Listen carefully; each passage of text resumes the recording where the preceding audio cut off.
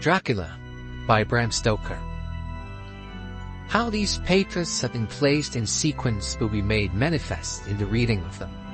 All needless matters have been eliminated, so that a history almost at variance with the possibilities of later-day belief may stand forth as simple fact.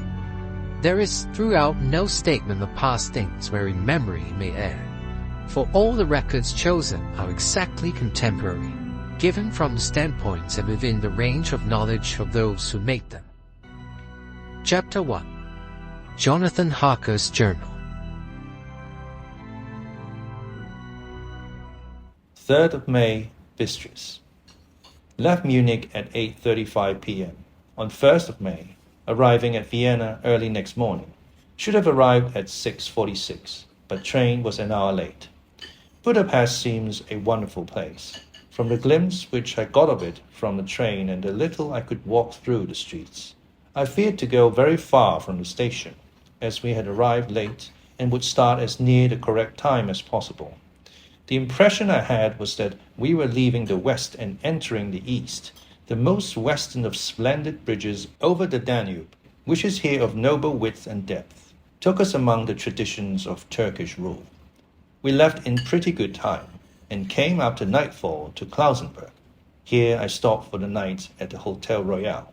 I had for dinner, or rather supper, a chicken done up some way with red pepper, which was very good but thirsty. I asked the waiter, and he said it was called paprika Händel, and that, as it was a national dish, I should be able to get it anywhere along the Carpathians. I found my smattering of German very useful here. Indeed, I don't know how I should be able to get on without it. Having had some time at my disposal when in London, I had visited the British Museum and made search among the books and maps in the library regarding Transylvania. It had struck me that some foreknowledge of the country could hardly fail to have some importance in dealing with a nobleman of that country. I find that the district he named is in the extreme east of the country, just on the borders of 3 states, Transylvania, Moldavia, and Bukovina. In the midst of the Carpathian Mountains, one of the wildest and least known portions of Europe, I was not able to light on any map or work giving the exact locality of the castle Dracula, as there are no maps of this country as yet to compare with our own Ordnance Survey maps. But I found that Bistris, the post town named by Count Dracula, is a fairly well-known place. I shall enter here some of my notes, as they may refresh my memory when I talk over my travels with Mina. In the population of Transylvania, there are 4 distinct nationalities, Saxons in the south, and mixed with them the Wallachs, who are the descendants of the Dacians, Magyars in the west, and Sikhes in the east and north. I am going among the latter, who claim to be descended from Attila and the Huns. This may be so, for when the Magyars conquered the country in the 11th century, they found the Huns settled in it. I read that every known superstition in the world is scattered into the horseshoe of the Carpathians, as if it were the center of some sort of imaginative whirlpool. If so, my stay may be very interesting. I did not sleep well, though my bed was comfortable enough, for I had all sorts of queer dreams. There was a dog howling all night under my window, which may have had something to do with it, or it may have been the paprika, for I had to drink up all the water in my carafe, and was still thirsty. Towards morning I slept and was wakened by the continuous knocking at my door, so I guess I must have been sleeping soundly then. I had for breakfast more paprika, and a sort of porridge of maize flour, which they said was mamaliga, and eggplant stuffed with force meat, a very excellent dish, which they call impultata. I had to hurry breakfast, for the train started a little before 8, or rather it ought to have done so. For after rushing to the station at 7:30, I had to sit in the carriage for more than an hour before we began to move. It seems to me that the further east you go, the more unpunctual are the trains. What ought they to be in China? All day long we seemed to dawdle through a country which was full of beauty of every kind. Sometimes we saw little towns or castles on the top of steep hills, such as we see in old missals. Sometimes we ran by rivers and streams which seemed from the wide, stony margin on each side of them to be subject to great floods. It takes a lot of water, and running strong, to sweep the outside edge of a river clear. At every station there were groups of people, sometimes crowds, and in all sorts of attire. Some of them were just like the peasants at home, or those I saw coming through France and Germany, with short jackets and round hats and homemade trousers. But others were very picturesque. The women looked pretty, except when you got near them, but they were very clumsy about the waist. They had all full white sleeves of some kind or other, and most of them had big belts with a lot of strips of something fluttering from them like the dresses in a ballet. But of course, there were petticoats under them. The strangest figures we saw were the Slovaks, who were more barbarian than the rest, with their big cowboy hats, great baggy dirty white trousers, white linen shirts, and enormous heavy leather belts, nearly a foot wide, all studded over with brass nails. They wore high boots, with their trousers tucked into them, and had long black hair and heavy black moustaches. They are very picturesque, but do not look prepossessing. On the stage they would be set down at once as some old oriental band of brigands. They are, however, I am told, very harmless and rather wanting in natural self-assertion. It was on the dark side of twilight when we got to Bistris, which is a very interesting old place, being practically on the frontier, for the Borgo Pass leads from it into Bukovina. It has had a very stormy existence, and it certainly shows marks of it. 50 years ago, a series of great fires took place, which made terrible havoc on 5 separate occasions. At the very beginning of the 17th century, it underwent a siege of 3 weeks and lost 13,000 people, the casualties of war proper being assisted by famine and disease. Count Dracula had directed me to go to the Golden Throne Hotel, which I found, to my great delight, to be thoroughly old-fashioned, for of course I wanted to see all I could of the ways of the country.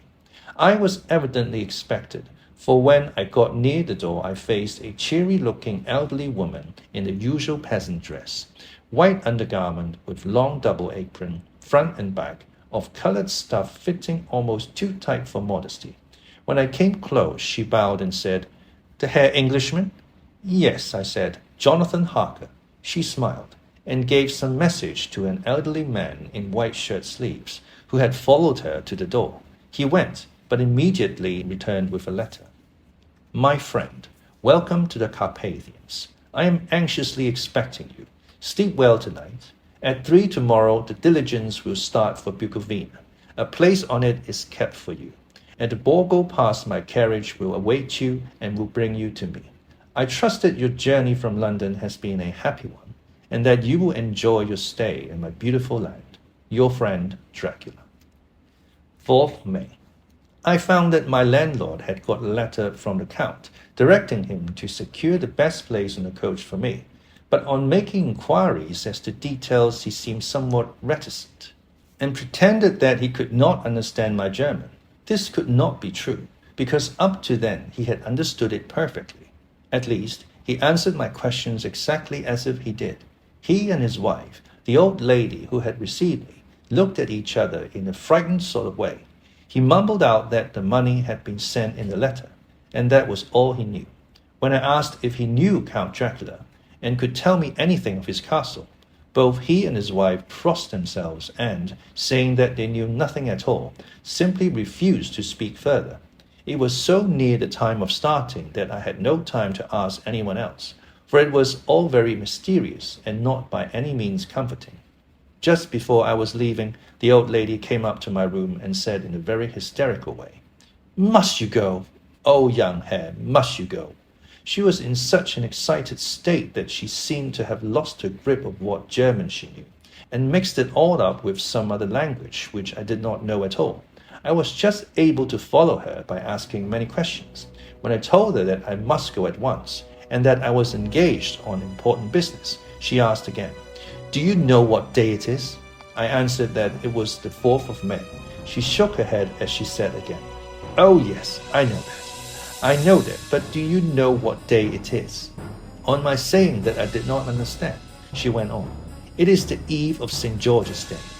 Do you not know that tonight, when the clock strikes midnight, all the evil things in the world will have full sway? Do you know where you are going and what you are going to?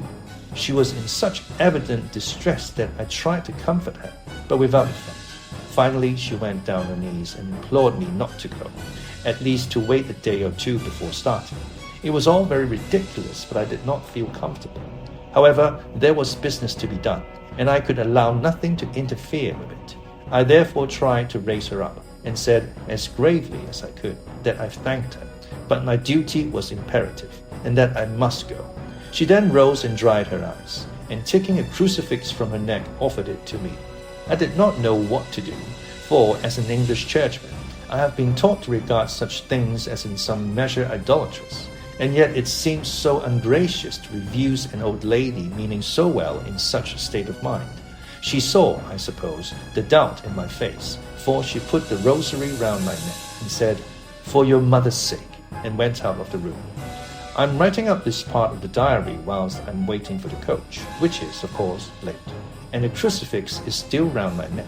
Whether it is the old lady's fear, or the many ghostly traditions of this place, or the crucifix itself, I do not know. But I am not feeling nearly as easy in my mind as usual. If this book should ever reach Mina before I do, let it bring my goodbye. Here comes the coach. 5th May, the castle. The grey of the morning has passed, and the sun is high over the distant horizon, which seems jagged, whether with trees or hills I know not, for it is so far off that big things and little are mixed. I am not sleepy, and, as I am not to be called till I awake, naturally I write till sleep comes.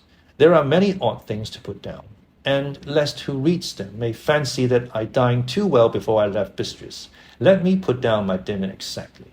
I dined on what they called robber steak, bits of bacon, onion and beef, seasoned with red pepper, and strung on sticks and roasted over the fire, in the simple style of the London cat's meat. The wine was golden Mariage, which produces a queer sting on the tongue, which is, however, not disagreeable. I had only a couple of glasses of this, and nothing else. When I got on the coach, the driver had not taken his seat, and I saw him talking with the landlady. They were evidently talking of me, for every now and then they looked at me, and some of the people who were sitting on the bench outside the door, which they called by a name meaning word-bearer, came and listened, and then looked at me, most of them pityingly. I could hear a lot of words often repeated, queer words, for there were many nationalities in the crowd. So I quietly got my polyglot dictionary from my bag and looked them out. I must say they were not cheering to me, for amongst them were Odog, Satan, Poko, Hell, Stragoika, Witch, Vrolok, and Vukoslak, both of which mean the same thing, one being Slovak and the other Servian or something that is either werewolf or vampire. When we started, the crowd round the inn door, which had by this time swelled to a considerable size, all made the sign of the cross and pointed 2 fingers towards me. With some difficulty, I got a fellow passenger to tell me what they meant. He would not answer at first, but on learning that I was English, he explained that it was a charm or guard against the evil eye. This was not very pleasant for me, just starting for an unknown place to meet an unknown man. But everyone seemed so kind-hearted and so sorrowful and so sympathetic that I could not but be touched. I shall never forget the last glimpse which I had of the inn-yard and its crowd of picturesque figures, all crossing themselves as they stood round the wide archway, with its background of rich foliage of oleander and orange trees in green tubs clustered in the centre of the yard. Then our driver, whose wide linen drawers covered the whole front of the box seat, Gotza, they call them, cracked his big whip over his 4 small horses, which ran abreast, and we set off on our journey. I soon lost sight and recollection of ghostly fears and the beauty of the scene as we drove along. Although had I known the language, or rather languages, which my fellow passengers were speaking, I might not have been able to throw them off so easily. Before us lay a green sloping land full of forests and woods, with here and there steep hills, crowned with clumps of trees or with farmhouses. The blank gable ended the road. There was everywhere a bewildering mass of fruit blossom, apple, plum, pear, cherry, and as we drove by, I could see the green grass under the trees spangled with the fallen petals. In and out amongst these green hills of what they call here the Middle Land ran the road, losing itself as it swept round the grassy curve, or was shut out by the straggling ends of pine woods, which here and there ran down the hillsides like tongues of flame. The road was rugged, but still we seemed to fly over it with a feverish haste. I could not understand then what the haste meant, but the driver was evidently bent on losing no time in reaching Borgoprund. I was told that this road is in summertime excellent, but that it had not yet been put in order after the winter snows. In this respect, it is different from the general run of roads in the Carpathians, for it is an old tradition that they are not to be kept in too good order. Of old, the hospodars would not repair them, lest the Turk should think that they were preparing to bring in foreign troops, and so hasten the war which was already really at loading point. Beyond the green swelling hills of the Middle Land rose mighty slopes of forest up to the lofty steeps of the Carpathians themselves. Right and left of us they towered, with the afternoon sun falling full upon them and bringing out all the glorious colors of this beautiful range, deep blue and purple in the shadows of the peaks, green and brown where grass and rock mingled, and an endless perspective of jagged rock and pointed cracks, till these were themselves lost in the distance, where the snowy peaks rose grandly. Here and there seemed mighty rifts in the mountains, through which, as the sun began to sink, we saw now and again the white gleam of falling water. One of my companions touched my arm as we swept round the base of the hill and opened up the lofty, snow-covered peak of a mountain which seemed, as we wound on our serpentine way, to be right before us. "Look, east and seek! God's seat!" And he crossed himself reverently. As he wound on our endless way, and the sun sank lower and lower behind us, the shadows of the evening began to creep round us. This was emphasized by the fact that the snowy mountain tops still held the sunset and seemed to glow out with a delicate cool pink. Here and there we passed Czechs and Slovaks, all in picturesque attire, but I noticed that goiter was painfully prevalent. By the roadside were many crosses, and as we swept by, my companions all crossed themselves. Here and there was a peasant man or woman kneeling before a shrine, who did not even turn round as we approached, but seemed in the self-surrender of devotion to have neither eyes nor ears for the outer world. There were many things new to me. For instance, hayricks in the trees, and here and there very beautiful masses of weeping birch, their white stems shining like silver through the delicate green of the leaves. Now and again we passed a lighter wagon, the ordinary peasant's cart, with its long snake-like vertebra, calculated to suit the inequities of the road. On this was sure to be seated quite a group of homecoming peasants, the Czechs with their white, and the Slovaks with their colored sheepskins, the latter carrying lance-fashion their long staffs with axe at end. As the evening fell, it began to get very cold, and the growing twilight seemed to merge into one dark mistiness the gloom of the trees, oak, beech, and pine, though in the valleys which ran deep between the spurs of the hills. As we ascended through the pass, the dark fir stood out here and there against the background of late-lying snow.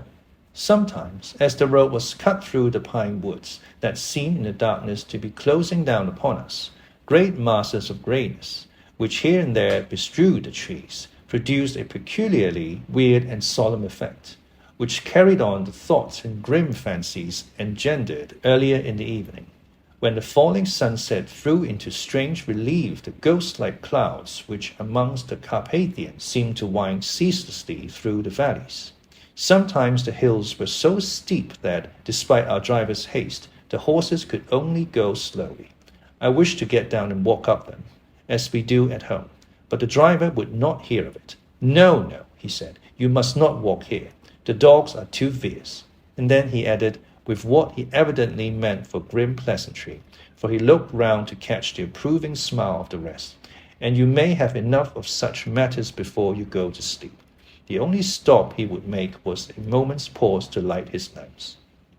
When it grew dark, there seemed to be some excitement amongst the passengers, and they kept speaking to him, one after the other, as though urging him to further speed. He lashed the horses unmercifully with his long whip, and with wild cries of encouragement urged them on to further exertions. Then through the darkness I could see a sort of patch of grey light ahead of us, as though there were a cleft in the hills. The excitement of the passengers grew greater. The crazy coach rocked on its great leather springs, and swayed like a boat tossed on a stormy sea. I had to hold on. The road grew more level, and we appeared to fly along. Then the mountains seemed to come nearer to us on each side and to frown down upon us. We were entering on the Borgo Pass. One by one, several of the passengers offered me gifts, which they passed upon me with an earnestness which would take no denial. These were certainly of an odd and varied kind, but each was given in simple good faith, with a kindly word and a blessing, and that strange mixture of fear-meaning movements which I had seen outside the hotel at Bistris, the sign of the cross and the guard against the evil eye. Then, as we flew along, the driver leaned forward, and on each side the passengers, craning over the edge of the coach, peered eagerly into the darkness. It was evident that something very exciting was either happening or expected, but though I asked each passenger, no one would give me the slightest explanation. This state of excitement kept on for some little time, and at last we saw before us the pass opening out on the eastern side. There were dark, rolling clouds overhead, and in the air the heavy, oppressive sense of thunder. It seemed as though the mountain range had separated two hemispheres, and that now we had got into the thunderous one. I was now myself looking out for the conveyance which was to take me to the Count. Each moment I expected to see the glare of lamps through the blackness, but all was dark. The only light was the flickering rays of our own lamps, in which the steam from our hard-driven horses rose in a white cloud. We could see now the sandy road lying white before us, but there was on it no sign of a vehicle. The passengers drew back with a sigh of gladness, which seemed to mock my own disappointment. I was already thinking what I had best do, when the driver, looking at his watch, said to the others something which I could hardly hear. It was spoken so quietly and in so low a tone, I thought it was an hour less than the time. Then turning to me, he said in German worse than my own, "There is no carriage here. The Herr is not expected after all. He will now come on to Bukovina, and return tomorrow or the next day. Better the next day." Whilst he was speaking, the horses began to neigh and snort and plunge wildly, so that the driver had to hold them up. Then, amongst a chorus of screams from the peasants and a universal crossing of themselves, a calash with 4 horses drove up behind us, overtook us, and drew up beside the coach. I could see from the flash of our lamps, as the rays fell on them, that the horses were coal-black and splendid animals. They were driven by a tall man, with a long brown beard and a great black hat, which seemed to hide his face from us. I could only see the gleam of a pair of very bright eyes, which seemed red in the lamplight. As he turned to us, he said to the driver, "You are early tonight, my friend." The man stammered in reply. The English Herr was in a hurry, to which the stranger replied, "That is why, I suppose, you wished him to go on to Bukovina. You cannot deceive me, my friend. I know too much, and my horses are swift." As he spoke, he smiled, and the lamplight fell on a hard-looking mouth, with very red lips and sharp-looking teeth, as white as ivory. One of my companions whispered to another the line from Burger's Lenore, "For the dead travel fast." The strange driver evidently heard the words, for he looked up with a gleaming smile. The passenger turned his face away, at the same time putting out his 2 fingers and crossing himself. "Give me the Herr's luggage," said the driver, and with exceeding alacrity my bags were handed out and put in the calash.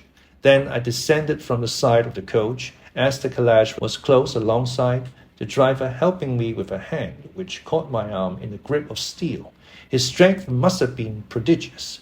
Without a word, he shook his reins. The horses turned, and we swept into the darkness of the pass. As I looked back, I saw the steam from the horses of the coach by the light of the lamps, and projected against it the figures of my late companions crossing themselves. Then the driver cracked his whip and called to his horses, and off they swept on their way to Bukovina. As they sank into the darkness, I felt a strange chill, and a lonely feeling came over me. But a cloak was thrown over my shoulders, and a rug across my knees, and the driver said in excellent German, "The night is chill, my Herr, and my master the Count bade me take all care of you. There is a flask of Slivovitz underneath the seat, if you should require it." I did not take any, but it was a comfort to know it was there all the same. I felt a little strangely, and not a little frightened. I think had there been any alternative, I should have taken it, instead of prosecuting the unknown night journey. The carriage went at a hard pace straight along, then we made a complete turn and went along another straight road. It seemed to me that we were simply going over and over the same ground again, and so I took note of some salient point, and found that this was so. I would have liked to have asked the driver what this all meant, but I really feared to do so, for I thought that, placed as I was, any protest would have had no effect in case there had been an intention to delay. By and by, however, as I was curious to know how time was passing, I struck a match, and by its flame looked at my watch. It was within a few minutes of midnight. This gave me a sort of shock, for I suppose the general superstition about midnight was increased by my recent experiences.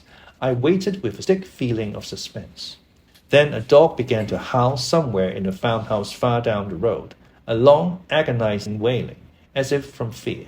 The sound was taken up by another dog, and then another and another, till, borne on the wind which now sighed softly through the pass, a wild howling began, which seemed to come from all over the country, as far as the imagination could grasp it through the gloom of the night.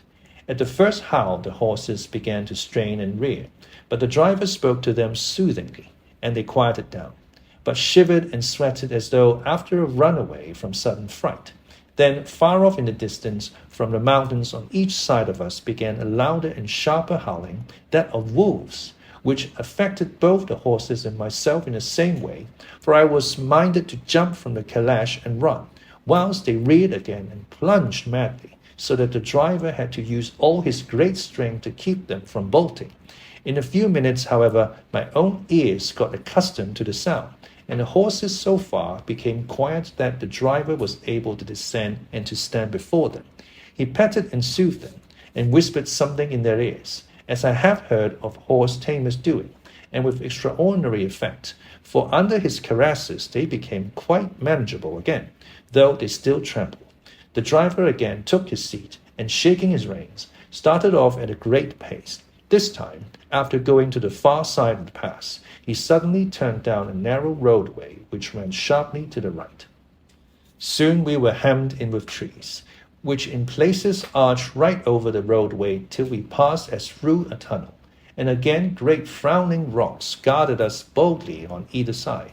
Though we were in shelter, we could hear the rising wind, for it moaned and whistled through the rocks, and the branches of the trees crashed together as we swept along. It grew colder and colder still, and fine powdery snow began to fall, so that soon we and all around us were covered with a white blanket. The keen wind still carried the howling of the dogs, though this grew fainter as we went on our way. The baying of the wolves sounded nearer and nearer, as though they were closing round on us from every side. I grew dreadfully afraid, and the horses shared my fear. The driver, however, was not in the least disturbed. He kept turning his head to left and right, but I could not see anything through the darkness. Suddenly, away on our left, I saw a faint flickering blue flame. The driver saw it at the same moment. He at once checked the horses, and jumping to the ground, disappeared into the darkness. I did not know what to do, the less as the howling of the wolves grew closer. But while I wondered, the driver suddenly appeared again, and without a word took his seat, and we resumed our journey. I think I must have fallen asleep and kept dreaming of the incident, for it seemed to be repeated endlessly, and now looking back, it is like a sort of awful nightmare. Once the flame appeared so near the road that even in the darkness around us I could watch the driver's motions. He went rapidly to where the blue flame rose.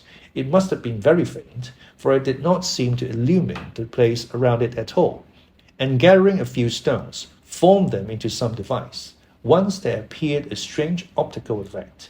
When he stood between me and the flame, he did not obstruct it, for I could see its ghostly flicker all the same. This startled me, but as the effect was only momentary, I took it that my eyes deceived me straining through the darkness. Then for a time there were no blue flames, and we sped onwards through the gloom, with the howling of the wolves around us, as though they were following in a moving circle. At last there came a time when the driver went further afield than he had yet gone, and during his absence the horses began to tremble worse than ever and to snort and scream with fright. I could not see any cause of it, for the howling of the wolves had ceased altogether.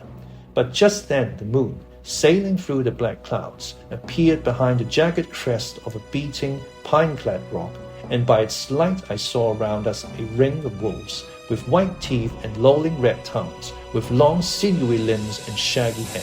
They were 100 times more terrible in the grim silence which held them than even when they howled. For myself, I felt a sort of paralysis of fear.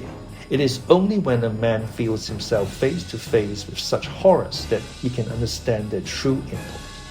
All at once the wolves began to howl as though the moonlight had had some peculiar effect on them. The horses jumped about and reared, and looked helplessly round with eyes that rolled in a way painful to see.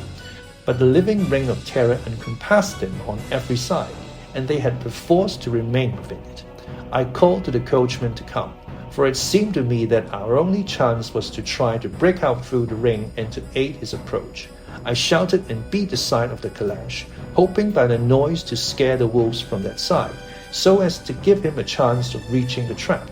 How he came there, I know not. But I heard his voice raised in a tone of imperious command, and looking towards the sound, saw him stand in the roadway. As he swept his long arms, as though brushing aside some impalpable obstacle, the wolves fell back and back further still. Just then a heavy cloud passed across the face of the moon, so that we were again in darkness. When I could see again, the driver was climbing into the calash, and the wolves had disappeared. This was all so strange and uncanny that a dreadful fear came upon me, and I was afraid to speak or move. The time seemed interminable as we swept on our way, now in almost complete darkness, for the rolling clouds obscured the moon. We kept on ascending, with occasional periods of quick descent, but in the main always ascending. Suddenly, I became conscious of the fact that the driver was in the act of pulling up the horses in the courtyard of a fast-ruined castle, from whose tall black windows came no ray of light, and whose broken battlements showed a jagged line against the moonlit sky.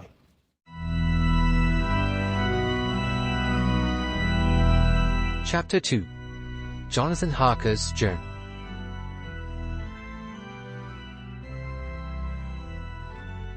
"5th May. I must have been asleep, for certainly if I had been fully awake, I must have noticed the approach of such a remarkable place. In the gloom the courtyard looked of considerable size, and as several dark ways led from it under great round arches, it perhaps seemed bigger than it really is. I have not yet been able to see it by daylight. When the calash stopped, the driver jumped down and held out his hand to assist me to alight. Again I could not but notice his prodigious strength. His hand actually seemed like a steel vice that could have crushed mine if he had chosen. Then he took out my traps, and placed them on the ground beside me as I stood close to a great door, old and studded with large iron nails, and set in a projecting doorway of massive stone. I could see even in the dim light that the stone was massively carved, but that the carving had been much worn by time and weather. As I stood, the driver jumped again into his seat and shook the reins. The horses started forward, and trap and all disappeared down one of the dark openings. I stood in silence where I was, for I did not know what to do. Of bell or knocker there was no sign. Through these frowning walls and dark window openings, it was not likely that my voice could penetrate. The time I waited seemed endless, and I felt doubts and fears crowding upon me. What sort of place had I come to, and among what kind of people? What sort of grim adventure was it on which I had embarked? Was this a customary incident in the life of a solicitor's clerk sent out to explain the purchase of a London estate to a foreigner? Solicitor's clerk. Mina would not like that. Solicitor. for just before leaving London I got word that my examination was successful, and I am now a full-blown solicitor. I began to rub my eyes and pinch myself to see if I were awake. It all seemed like a horrible nightmare to me, and I expected that I should suddenly awake and find myself at home, with the dawn struggling in through the windows, as I had now and again felt in the morning after a day of overwork. But my flesh answered the pinching test, and my eyes were not to be deceived. I was indeed awake and among the Carpathians. All I could do now was to be patient and to wait the coming of the morning. Just as I had come to this conclusion, I heard a heavy step approaching behind the great door, and saw through the chinks the gleam of a coming light. Then there was the sound of rattling chains and the clanking of massive bolts drawn back. A key was turned with the loud grating noise of long disuse, and the great door swung back. Within stood a tall old man, clean-shaven save for a long white moustache, and clad in black from head to foot, without a single speck of color about him anywhere. He held in his hand an antique silver lamp, in which the flame burned without chimney or globe or any kind, throwing long quivering shadows as it flickered in the draught of the open door. The old man motioned me in with his right hand with a courtly gesture, saying in excellent English, but with a strange intonation, "Welcome to my house. Enter freely and of your own will." He made no motion of stepping to meet me, but stood like a statue, as though his gesture of welcome had fixed him into stone. The instant, however, that I had stepped over the threshold, he moved impulsively forward, and holding out his hand grasped mine with a strength which made me wince, an effect which was not lessened by the fact that it seemed as cold as ice, more like the hand of a dead than a living man. Again he said, "Welcome to my house. Come freely, go safely, and leave something of the happiness you bring." The strength of the handshake was so much akin to that which I had noticed in the driver, whose face I had not seen, that for a moment I doubted if it were not the same person to whom I was speaking. So, to make sure, I said interrogatively, "Count Dracula?" He bowed in a courtly way as he replied, "I am Dracula, and I bid you welcome, Mr. Harker, to my house. Come in. The night air is chill, and you must need to eat and rest." As he was speaking, he put the lamp on the bracket on the wall, and stepping out, took my luggage. He had carried it in before I could forestall him. I protested, but he insisted. "Nay, sir, you are my guest. It is late, and my people are not available. Let me see to your comfort myself." He insisted on carrying my traps along the passage, and then up a great winding stair, and along another great passage, on whose stone floor our steps rang heavily. At the end of this he threw open a heavy door, and I rejoiced to see within a well-lit room in which a table was spread for supper, and on whose mighty hearth a great fire of logs, freshly replenished, flamed and flared. The Count halted, putting down my bags, closed the door, and crossing the room opened another door which led into a small octagonal room lit by a single lamp, and seemingly without a window of any sort. Passing through this, he opened another door and motioned me to enter. It was a welcome sight, for here was a great bedroom well lighted and warmed with another log fire, also added to but lately, for the top logs were fresh, which sent a hollow roar up the wild chimney. The Count himself left my luggage inside and withdrew, saying before he closed the door, "You will need, after your journey, to refresh yourself by making your toilet. I trust you will find all you wish. When you are ready, come into the other room, where you will find your supper prepared."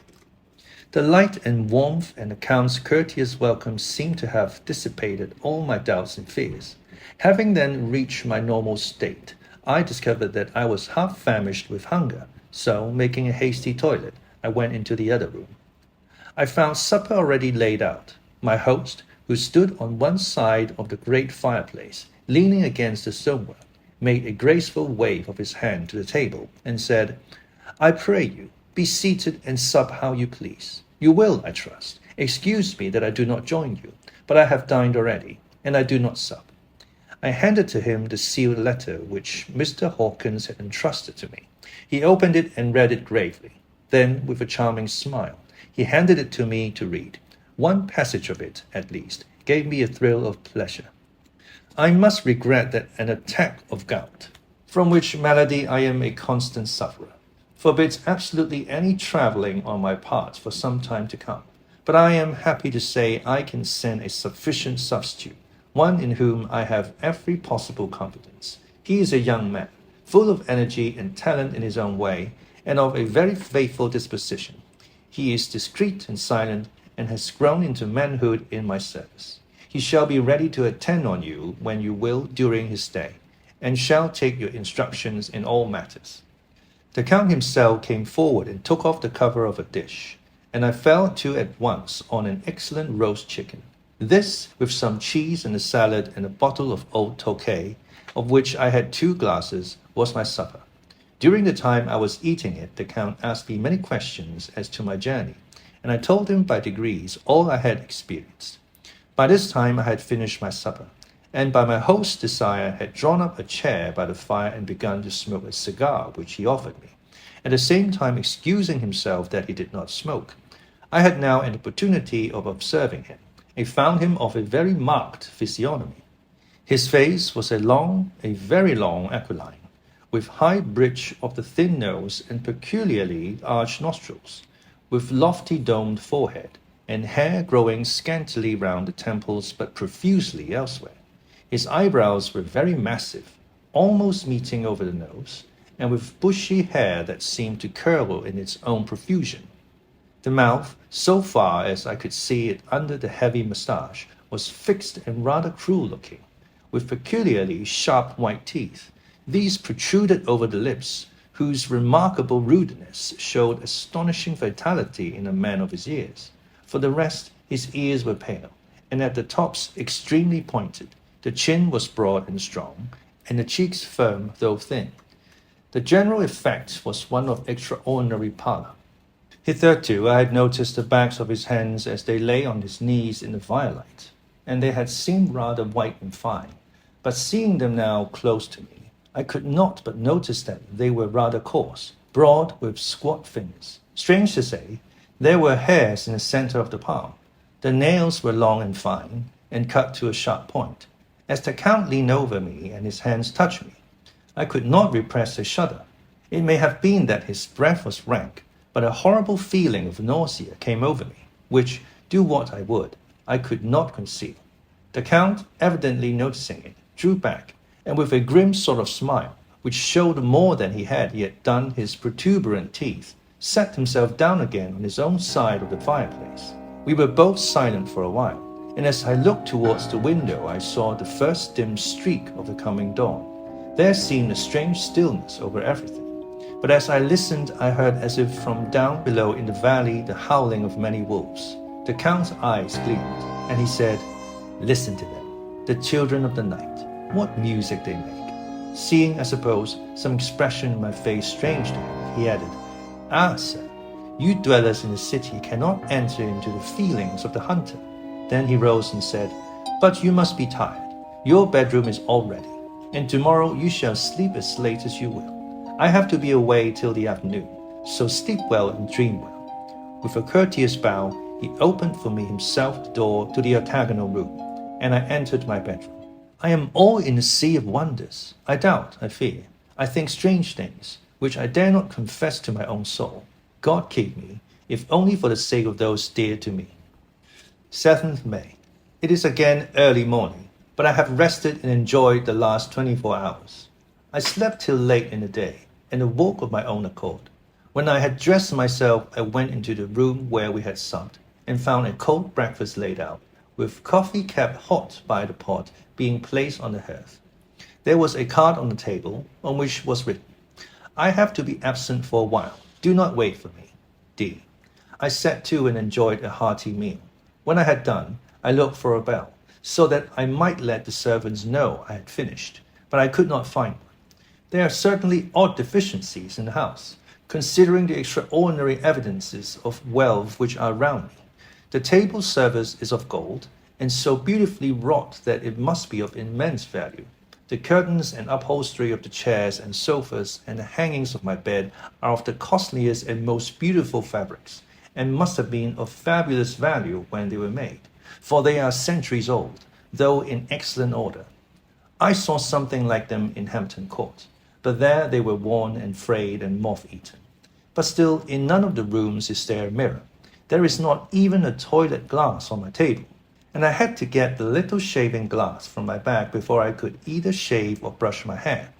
I have not yet seen a servant anywhere, or heard a sound near the castle except the howling of wolves. Some time after I had finished my meal, I do not know whether to call it breakfast or dinner, for it was between 5 and 6 o'clock when I had it. I looked about for something to read, for I did not like to go about the castle until I had asked the Count's permission. There was absolutely nothing in the room, book, newspaper, or even writing materials. So I opened another door in the room and found a sort of library. The door opposite mine I tried, but found it locked. In the library I found, to my great delight, a vast number of English books, whole shelves full of them, and bound volumes of magazines and newspapers. A table in the center was littered with English magazines and newspapers, though none of them were of very recent date. The books were of the most varied kind: history, geography, politics, political economy, botany, geology, law, all relating to England and English life and customs and manners. There were even such books of reference as the London Directory, the Red and Blue Books, Whittaker's Almanac, the Army and Navy lists, and it somehow gladdened my heart to see it, the Law List. Whilst I was looking at the books, the door opened, and the Count entered. He saluted me in a hearty way, and hoped that I had had a good night's rest. Then he went on. "I'm glad you found your way in here, for I am sure there is much that will interest you. These companions," and he laid his hand on some of the books, "have been good friends to me, and for some years past, ever since I had the idea of going to London, have given me many, many hours of pleasure. Through them I have come to know your great England, and to know her is to love her. I long to go through the crowded streets of your mighty London, to be in the midst of the whirl and rush of humanity, to share its life, its change, its death, and all that makes it what it is. But alas, as yet I only know your tongue through books. To you, my friend, I look that I know it to speak." "But Count," I said, "you know and speak English thoroughly." He bowed gravely. "I thank you, my friend, for your all too flattering estimate. But yet I fear that I am but a little way on the road I would travel. True, I know the grammar and the words, but yet I know not how to speak them." "Indeed," I said, "you speak excellently." "Not so," he answered. "Well, I know that. Did I move and speak in your London, none there are who would not know me for a stranger. That is not enough for me. Here I am noble. I am boyar. The common people know me, and I am master. But a stranger in a strange land, he is no one. Men know him not. And to know not is to care not for. I am content if I am like the rest, so that no man stops if he see me, or pause in his speaking if he hear my words. Aha, a stranger. I have been so long master that I would be master still, or at least that none other should be master of me. You come to me not alone as agent of my friend Peter Hawkins, or Exeter, to tell me all about my new estate in London. You shall, I trust, rest here with me a while, so that by our talking I may learn the English notation, and I would that you tell me when I make error, even of the smallest, in my speaking. I am sorry that I had to be away so long today, but you will, I know, forgive one who has so many important affairs in hand." Of course, I said all I could about being willing, and asked if I might come into that room when I chose. He answered, "Yes, certainly," and added, "You may go anywhere you wish in the castle, except where the doors are locked, where of course you will not wish to go. There is reason that all things are as they are, and did you see with my eyes and know with my knowledge, you would perhaps better understand." I said I was sure of this, and then he went on. "We are in Transylvania, and Transylvania is not England. Our ways are not your ways, and there shall be to you many strange things. Nay, from what you have told me of your experiences already, you know something of what strange things there may be." This led to much conversation, and as it was evident that he wanted to talk, if only for talking's sake, I asked him many questions regarding things that had already happened to me or come within my notice. Some things he sheered off the subject or turned the conversation by pretending not to understand, but generally he answered all I asked most frankly. Then as time went on, and I had got somewhat bolder, I asked him of some of the strange things of the preceding night, as, for instance, why the coachman went to the places where he had seen the blue flames. He then explained to me that it was commonly believed that on a certain night of the year, last night in fact, when all evil spirits are supposed to have unchecked sway, a blue flame is seen over any place where treasure has been concealed. That treasure has been hidden, he went on, in the region through which you came last night. There can be but little doubt, for it was the ground fought over for centuries by the Wallachian, the Saxon, and the Turk. Why, there is hardly a foot of soil in all this region that has not been enriched by the blood of men, patriots or invaders. In old days there were stirring times, when the Austrian and the Hungarian came up in hordes, and the patriots went out to meet them, men and women, the aged and the children too, and waited their coming on the rocks above the passes, that they might sweep destruction on them with the artificial avalanches. When the invader was triumphant, he found but little, for whatever there was had been sheltered in the friendly soil. But how, said I, can it have remained so long undiscovered, when there is a sure index to it if men will but take the trouble to look?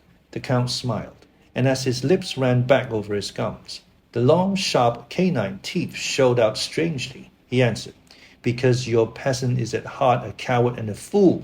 Those flames only appear on one night, and on that night no man of this land will, if he can help it, stir without his stores. And, dear sir, even if he did, he would not know what to do.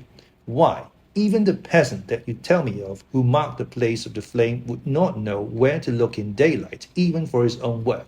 Even you would not, I dare be sworn, be able to find these places again. There you are right, I said. I know no more than the dead where even to look for them. Then we drifted into other matters. Come, he said at last, tell me of London and of the house which you have procured for me. With an apology for my remissness, I went into my own room to get the papers from my bag. Whilst I was placing them in order, I heard a rattling of china and silver in the next room, and as I passed through, noticed that the table had been cleared and the lamp lit, for it was by this time deep into the dark. The lamps were also lit in the study or library, and I found the Count lying on the sofa, reading, of all things in the world, an English Bradshaw's Guide. When I came in, he cleared the books and papers from my table, and with him I went into plans and deeds and figures of all sorts. He was interested in everything, and asked me a myriad questions about the place and its surroundings. He clearly had studied beforehand all he could get on the subject of the neighbourhood, for he evidently at the end knew very much more than I did. When I remarked this, he answered, Well, but, my friend, is it not needful that I should? When I go there, I shall be all alone, and my friend Harker Jonathan, nay, pardon me, I fall into my country's habit of putting your patronymic first. My friend Jonathan Harker will not be by my side to correct name me. He will be in Exeter, miles away, probably working at papers of the law with my other friend, Peter Hawkins. So, we went thoroughly into the business of the purchasing of the estate at Purfleet. When I had told him the facts and got his signature to the necessary papers, and had written a letter with them ready to post to Mr. Hawkins, he began to ask me how I had come across so suitable a place. I read to him the notes which I had made at the time, and which I'd inscribe here. At Purfleet, on the by-road, I came across just such a place as seemed to be required, and where was displayed a dilapidated notice that the place was for sale. It is surrounded by a high wall, of ancient structure, built of heavy stones, and has not been repaired for a large number of years. The closed gates are of heavy old oak and iron, all eaten with rust. The estate is called Carfax, no doubt a corruption of the old Carterface, as the house is four-sided, agreeing with the cardinal points of the compass. It contains in all some 20 acres, quite surrounded by the solid stone wall above mentioned. There are many trees on it, which make it in places gloomy, and there is a deep dark-looking pond or small lake, evidently fed by some springs, as the water is clear and flows away in fair-sized stream. The house is very large and of all periods back, I should say to medieval times, for one part is of stone immensely thick, with only a few windows high up and heavily barred with iron. It looks like part of a keep, and is close to an old chapel or church. I could not enter it, as I had not the key of the door leading to it from the house, but I have taken with my Kodak views of it from various points. The house has been added to, but in a very straggling way, and I can only guess at the amount of ground it covers, which must be very great. There are but a few houses close at hand, one being a very large house only recently added to and formed into a private lunatic asylum. It is not, however, visible from the grounds. When I had finished, he said, "I am glad that it is old and big. I myself am of old family, and to live in a new house would kill me. A house cannot be made habitable in a day, and after all, how few days go to make up a century. I rejoice also that there is a chapel of old times. We Transylvanian nobles love not to think that our bones may lie amongst the common dead. I seek not gaiety nor mirth, not the bright voluptuousness of much sunshine and sparkling waters which please the young and gay. I am no longer young, and my heart, through weary years of mourning over the dead, is not attuned to mirth. Moreover, the walls of my castle are broken, the shadows are many, and the wind breathes cold through the broken battlements and casements. I love the shade and the shadow, and would be alone with my thoughts when I may. Somehow his words and his look did not seem to accord, or else it was that his cast of face made his smile look malignant and saturnine. Presently, with an excuse, he left me, asking me to put all my papers together. He was some little time away, and I began to look at some of the books around me. One was an atlas, which I found open naturally at England, as if that map had been much used. On looking at it, I found in certain places little rings marked, and on examining these I noticed that one was near London, on the east side, manifestly where his new estate was situated. The other two were Exeter, and Whitby, and on the Yorkshire coast. It was the better part of an hour when the Count returned. "Aha," he said, "still at your books? Good, but you must not work always. Come, I am informed that your supper is ready." He took my arm, and we went into the next room, where I found an excellent supper ready on the table. The Count again excused himself, as he had dined out on his being away from home. But he sat as on the previous night, and chatted whilst I ate. After supper I smoked, as on the last evening, and the Count stayed with me, chatting and asking questions on every conceivable subject, hour after hour. I felt that it was getting very late indeed, but I did not say anything, for I felt under obligation to meet my host's wishes in every way. I was not sleepy, as the long sleep yesterday had fortified me, but I could not help experiencing that chill which comes over me at the coming of the dawn, which is like, in its way, the turn of the tide. They say that people who are near death die generally at the change of the dawn, or at the turn of the tide. Anyone who has, when tired, and tied as it were to his post, experienced this change in the atmosphere can well believe it. All at once we heard the crow of a cock coming up with preternatural shrillness through the clear morning air. Count Dracula, jumping to his feet, said, "Why, there is the morning again. How remiss I am to let you stay up so long. You must make your conversation regarding my dear new country of England less interesting, so that I may not forget how time flies by us." And with a courtly bow, he quickly left me. I went into my own room and drew the curtains, but there was little to notice. My window opened into the courtyard. All I could see was the warm grey of quickening sky. So I pulled the curtains again, and have written of this day. 8th of May. I began to fear as I wrote in this book that I was getting too diffuse, but now I'm glad that I went into detail from the first, for there is something so strange about this place and all in it that I cannot but feel uneasy. I wish I were safe out of it, or that I had never come. It may be that this strange night existence is telling on me, but would that were all. If there were anyone to talk to, I could bear it, but there is no one. I have only the Count to speak with, and he, I fear, I am myself the only living soul within the place. Let me be prosaic so far as facts can be. It will help me to bear up, and imagination must not run riot with me. If it does, I am lost. Let me say at once how I stand, or seem to. I only slept a few hours when I went to bed, and feeling that I could not sleep any more, got up. I had hung my shaving glass by the window, and was just beginning to shave. Suddenly I felt a hand on my shoulder, and heard the Count's voice saying to me, "Good morning." I started, for it amazed me that I had not seen him, since the reflection of the glass covered the whole room behind me. In starting I had cut myself slightly, but did not notice it at the moment. Having answered the Count's salutation, I turned to the glass again to see how I had been mistaken. This time there could be no error, for the man was close to me, and I could see him over my shoulder, but there was no reflection of him in the mirror. The whole room behind me was displayed, but there was no sign of a man in it, except myself. This was startling, and, coming on the top of so many strange things, was beginning to increase that vague feeling of uneasiness which I always have when the Count is near. But at the instant I saw that the cut had bled a little, and the blood was trickling over my chin, I laid down the razor, turning as I did so half round to look for some sticking plaster. When the Count saw my face, his eyes blazed with a sort of demonic fury, and he suddenly made a grab at my throat.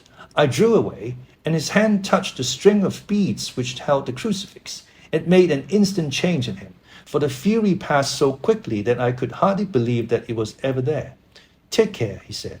"Take care how you cut yourself. It is more dangerous than you think in this country." Then, seizing the shaving glass, he went on.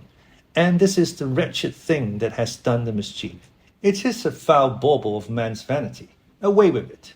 And opening the heavy window with one wrench of his terrible hand, he flung out the glass, which was shattered into 1,000 pieces on the stones of the courtyard far below. Then he withdrew without a word. It is very annoying, for I do not see how I am to shave, unless in my watch case or the bottom of the shaving pot, which is fortunately of metal. When I went into the dining room, breakfast was prepared, but I could not find the Count anywhere, so I breakfasted alone. It is strange that as yet I have not seen the Count eat or drink. He must be a very peculiar man. After breakfast, I did a little exploring in the castle. I went out on the stairs and found a room looking towards the south. The view was magnificent, and from where I stood there was every opportunity of seeing it. The castle is on the very edge of a terrible precipice. A stone falling from the window would fall 1,000 feet without touching anything. As far as the eye can reach is the sea of green treetops, with occasionally a deep rift where there is a chasm. Here and there are silver threads where the rivers wind in deep gorges through the forests. But I am not in heart to describe beauty, for when I had seen the view I explored further, doors, doors, doors everywhere, and all locked and bolted. In no place save from the windows in the castle walls is there an available exit. The castle is a veritable prison, and I am a prisoner.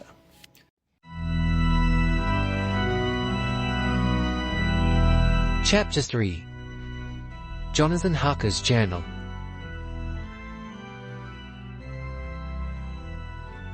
When I found that I was a prisoner, a sort of wild feeling came over me. I rushed up and down the stairs, trying every door and peering out of every window I could find. But after a little, the conviction of my helplessness overpowered all other feelings. When I look back after a few hours, I think I must have been mad for the time, for I behaved much as a rat does in a trap. When, however, the conviction had come to me that I was helpless, I sat down quietly, as quietly as I have ever done anything in my life, and began to think over what was best to be done. I'm thinking still, and as yet have to come to no definite conclusion. Of one thing only am I certain, that it is no use making my ideas known to the Count.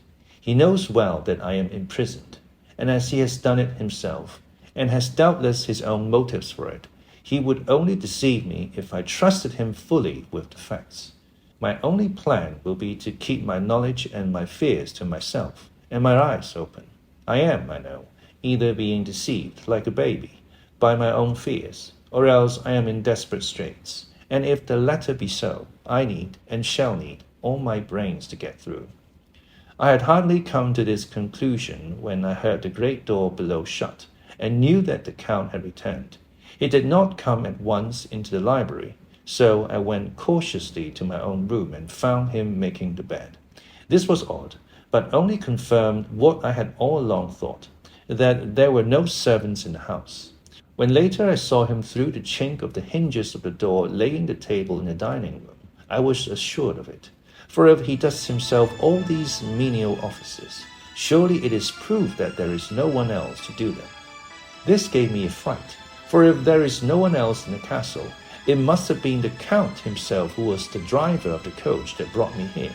This is a terrible thought, for if so, What does it mean that he could control the wolves as he did by only holding up his hand in silence? How was it that all the people at Bistris and on the coach had some terrible fear for me? What meant the giving of the crucifix, of the garlic, of the wild rose, of the mountain ash? Bless that good, good woman who hung the crucifix round my neck, for it is a comfort and a strength to me whenever I touch it.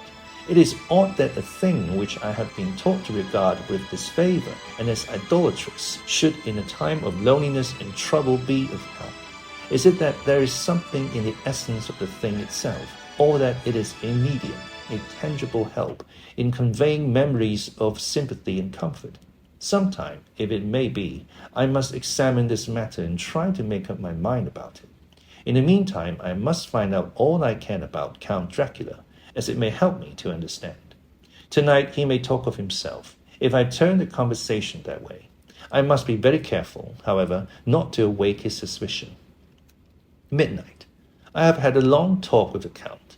I asked him a few questions on Transylvania history, and he warmed up to the subject wonderfully. In his speaking of things and people, and especially of battles, he spoke as if he had been present at them all.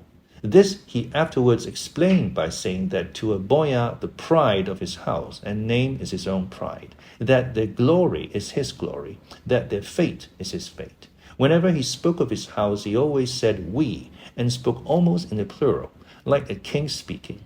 I wish I could put down all he said exactly as he said it, for to me it was most fascinating. It seemed to have in it a whole history of the country. He grew excited as he spoke, and walked about the room, pulling his great white moustache and grasping anything on which he laid his hands as though he would crush it by main strength. One thing he said which I shall put down as nearly as I can, for it tells in its way the story of his race. We Sikhes have a right to be proud, for in our vein flows the blood of many brave races who fought as the lion fights, for lordship. Here in the whirlpool of European races, the Ugric tribe bore down from Iceland the fighting spirit which Thor and Woden gave them, which their berserkers displayed to such fell intent on the seaboards of Europe, aye, and of Asia and Africa too, till the peoples thought that the werewolves themselves had come. Here too, when they came, they found the Huns, whose warlike fury had swept the earth like a living flame, till the dying peoples held that in their veins reigned the blood of those old witches, who, expelled from Scythia, had mated with the devils in the desert. Fools, fools! What devil or what witch was ever so great as Attila, whose blood is in these veins? He held up his arms. Is it a wonder that we were a conquering race, that we were proud, that when the Magyar, the Lombard, the Avar, the Bulgar, or the Turk poured his thousands on our frontiers, we drove them back? Is it strange that when Arpad and his legions swept through the Hungarian fatherland, he found us here when he reached the frontier, that the Honvéglás was completed there? And when the Hungarian flood swept eastward, the Sikhes were claimed as kindred by the victorious Magyars, and to us for centuries was trusted the guarding of the frontier of Turkey land, aye, and more than that, endless duty of the frontier guard. For, as the Turks say, water sleeps and enemy is sleepless. Who more gladly than we throughout the four nations received the bloody sword, or at its warlike call flock quicker to the standard of the king? When was redeemed that great shame of my nation, the shame of Kosovo, when the flags of the Wallach and the Magyar went down beneath the crescent? Who was it but one of my own race who as voivode crossed the Danube and beat the Turk on his own ground? This was a Dracula indeed. Woe was it that his own unworthy brother, when he had fallen, sold his people to the Turk and brought the shame of slavery on them. Was it not this Dracula indeed who inspired the other of his race, who in later age again and again brought his forces over the great river into Turkey land, who, when he was beaten back, came again and again and again, though he had to come alone from the bloody field where his troops were being slaughtered, since he knew that he alone could ultimately triumph. He said that he thought only of himself. Bah! What good are peasants without a leader? Where ends the war without a brain and heart to conduct it? Again, when after the Battle of Mohacs we threw off the Hungarian yoke, We of the Dracula blood were amongst the leaders, for our spirit would not brook that we were not free. Ah, young sir, the Sikhes, and the Dracula as their heart's blood, their brains, and their swords, can boast a record that mushroom groves like the Habsburgs and the Romanovs can never reach. The warlike days are over. Blood is too precious a thing in these days of dishonorable peace, and the glories of the great races are as a tale that is told. It was by this time close on morning, and we went to bed. 12th May. Let me begin with facts, bare meager facts, verified by books and figures, and of which there can be no doubt. I must not confuse them with experiences which will have to rest on my own observation, or my memory of them. Last evening, when the Count came from his room, he began by asking me questions on legal matters and on the doing of certain kinds of business. I had spent the day wearily over books, and simply to keep my mind occupied, went over some of the matters I had been examining at Lincoln's Inn. There was a certain method in the Count's inquiries, so I shall try to put them down in sequence. The knowledge may somehow or sometime be useful to me. First, he asked if a man in England might have 2 solicitors or more. I told him he might have a dozen if he wished, but that it would not be wise to have more than 1 solicitor engaged in one transaction, as only one could act at a time, and that to change would be certain to militate against his interest. He seemed thoroughly to understand, and went on to ask if there would be any practical difficulty in having one man to attend, say, to banking, and another to look after shipping, in case local help were needed in a place far from the home of the banking solicitor. I asked him to explain more fully, so that I might not by any chance mislead him. So he said, I shall illustrate. Your friend and mine, Mr. Peter Hawkins, from under the shadow of your beautiful cathedral at Exeter, which is far from London, buys for me through your good self my place at London. Good.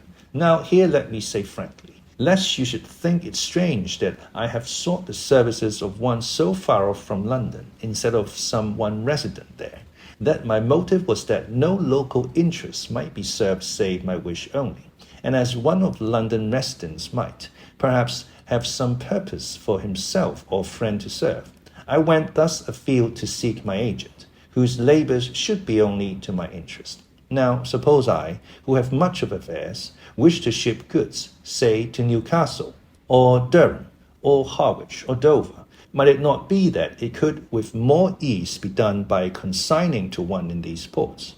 I answered that certainly it would be most easy, but that we solicitors had a system of agency one for the other, so that local work could be done locally on instruction from any solicitor, so that the client, simply placing himself in the hands of one man, could have his wishes carried out by him without further trouble.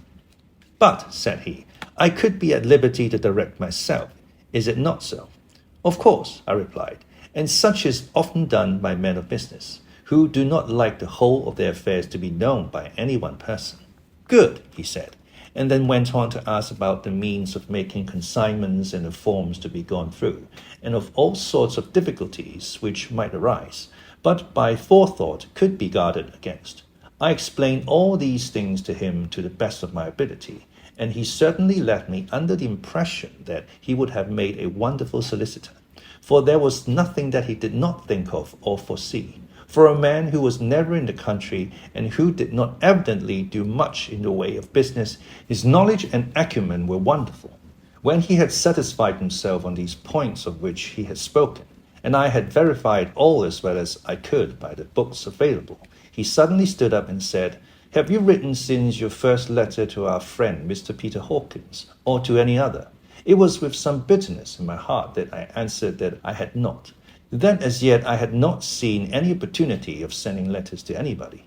Then right now, my young friend, he said, laying a heavy hand on my shoulder, write to our friend and to any other, and say, if it will please you, that you shall stay with me until a month from now. Do you wish me to stay so long? I asked, for my heart grew cold at the thought. I desire it much. Nay, I will take no refusal. When your master, employer, what you will, engaged that someone should come on his behalf, it was understood that my needs only were to be consulted. I have not stinted, is it not so? What could I do but bow acceptance? It was Mr. Hawkins' interest, not mine, and I had to think of him. not myself. And besides, while Count Dracula was speaking, there was that in his eyes and in his bearing which made me remember that I was a prisoner, and that if I wished it, I could have no choice. The Count saw his victory in my bow, and his mastery in the trouble of my face, for he began at once to use them, but in his own smooth, resistless way. I pray you, my good young friend, that you will not discourse of things other than business in your letters. It will doubtless please your friends to know that you are well, and that you look forward to getting home to them. Is it not so? As he spoke, he handed me 3 sheets of notepaper and 3 envelopes. They were all of the thinnest foreign post, and looking at them, then at him, and noticing his quiet smile, with the sharp canine teeth lying over the red underlip, I understood as well as if he had spoken that I should be careful what I wrote, for he would be able to read it. So I determined to write only formal notes now, but to write fully to Mr. Hawkins in secret, and also to Mina, for to her I could write in shorthand, which would puzzle the Count if he did see it. When I had written my 2 letters, I sat quiet, reading a book whilst the Count wrote several notes, referring as he wrote them to some books on his table. Then he took up my 2 and placed them with his own, and put by his writing materials, after which, the instant the door had closed behind him, I leaned over and looked at the letters, which were face down on the table. I felt no compunction in doing so, for under the circumstances I felt that I should protect myself in every way I could. One of the letters was directed to Samuel F. Billington, No. 7 The Crescent, Whitby, another to Herr Leuchter, Westenra. The third was to Coutts & Co., London, and the fourth to Herren Klopstock and Billiard, bankers, Budapest. The second and fourth were unsealed. I was just about to look at them when I saw the door handle move. I sank back in my seat, having just had time to replace the letters as they had been and to resume my book before the Count, holding still another letter in his hand, entered the room. He took up the letters on the table and stamped them carefully, and then turning to me, said, I trust you will forgive me, but I have much work to do in private this evening. You will, I hope, find all things as you wish. At the door he turned, and after a moment's pause said, Let me advise you, my dear young friend, nay, let me warn you with all seriousness, that should you leave these rooms, you will not by any chance go to sleep in any other part of the castle. It is old, and has many memories, and there are bad dreams for those who sleep unwisely. Be warned, should sleep now or ever overcome you, or be like to do, then haste to your own chamber or to these rooms, for your rest will then be safe. But if you be not careful in this respect, then, he finished his speech in a gruesome way, for he motioned with his hands as if he were washing them. I quite understood. My only doubt was as to whether any dream could be more terrible than the unnatural, horrible net of gloom and mystery which seemed closing round me. Later, I endorsed the last words written, but this time there is no doubt in question. I shall not fear to sleep in any place where he is not. I have placed a crucifix over the head of my bed. I imagine that my rest is thus freer from dreams, and there it shall remain. When he left me, I went to my room. After a little while, not hearing any sound, I came out and went up the stone stair to where I could look out towards the south.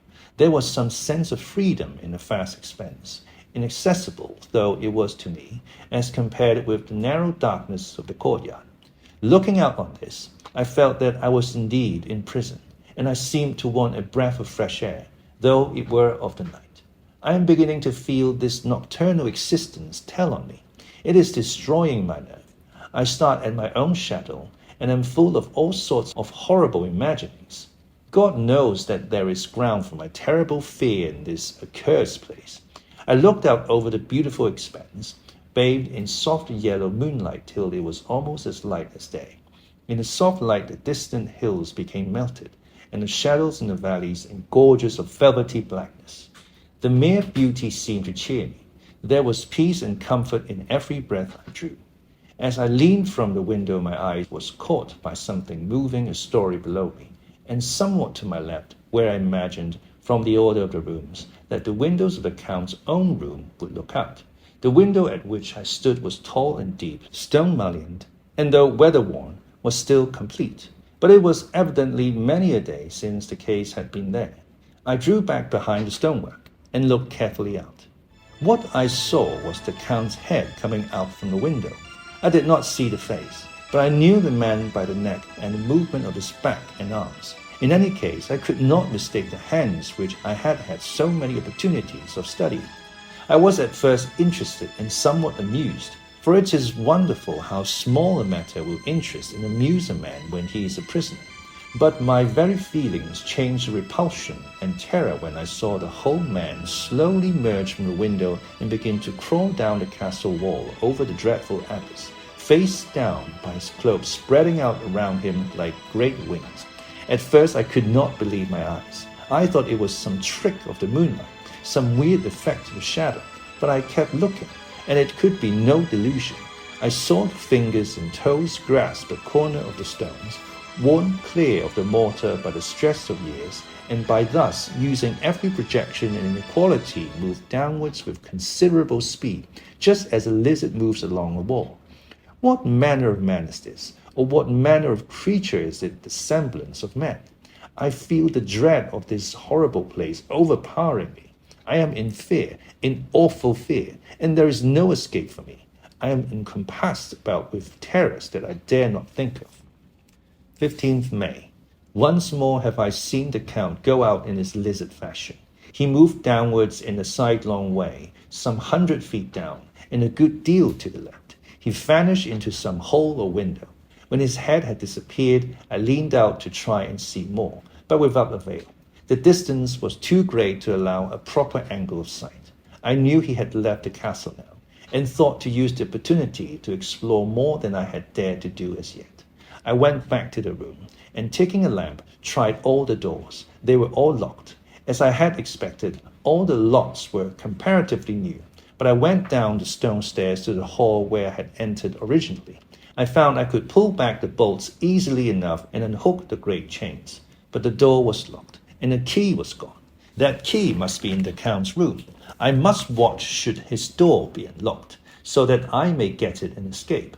I went on to make a thorough examination of the various stairs and passages, and to try the doors that opened from them.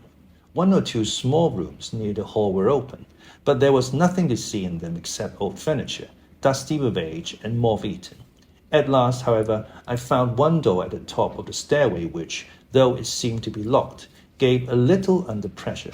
I tried it harder, and found that it was not really locked, but that the resistance came from the fact that the hinges had fallen somewhat, and the heavy door rested on the floor. Here was an opportunity which I might not have again, so I exerted myself, and with many efforts forced it back so that I could enter. I was now in the wing of the castle further to the right than the rooms I knew, and a story lower down. From the windows I could see that the suite of rooms lay along to the south of the castle, the windows of the end room looking out both west and south. On the latter side, as well as to the former, there was a great precipice. The castle was built on the corner of a great rock, so on the 3 sides it was quite impregnable, and great windows were placed here where sling or bow or culverin could not reach, and consequently light and comfort, impossible to a position which had to be guarded, were secured. To the west was a great valley, and then, rising far away, great jagged mountain fastnesses, rising peak on peak. The sheer rock studded with mountain ash and thorn, whose roots clung in cracks and crevices and crannies of the stone. This was evidently the portion of the castle occupied by the ladies in bygone days, for the furniture had more air of comfort than any I had seen. The windows were curtainless, and the yellow moonlight, flooding in through the diamond panes, enabled one to see even colours, whilst it softened the wealth of dust which lay over all and disguised in some measure the ravages of time and the moth. My lamp seemed to be of little effect in the brilliant moonlight, but I was glad to have it with me, for there was a dread loneliness in the place which chilled my heart and made my nerves tremble. Still, it was better than living alone in the rooms which I had come to hate from the presence of the Count, and after trying a little to school my nerves, I found a soft quietude come over me. Here I am, sitting at the little oak table where in old times possibly some fair lady sat to pen, with much thought and many blushes, her ill-spelled love letter, and writing in my diary in shorthand all that has happened since I closed it last. It is 19th century up to date with a vengeance. And yet, unless my senses deceive me, the old centuries had, and have, powers of their own which mere modernity cannot kill.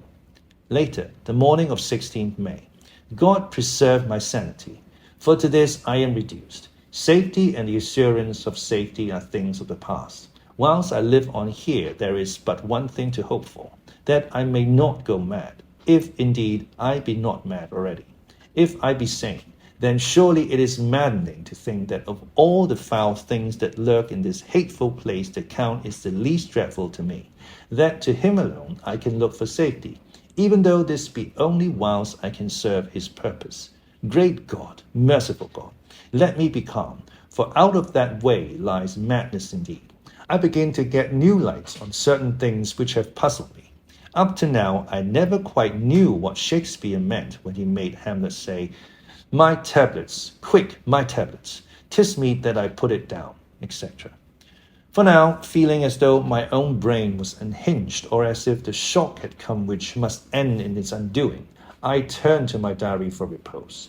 The habit of entering accurately must help to soothe me. The Count's mysterious warning frightened me at the time. It frightens me more now when I think of it, for in future he has a fearful hold upon me. I shall fear no doubt what he may say. When I had written in my diary and had fortunately replaced the book and pen in my pocket, I felt sleepy. The Count's warning came into my mind, but I took a pleasure in disobeying it. The sense of sleep was upon me, and with it the obstinacy which sleep brings as outrider.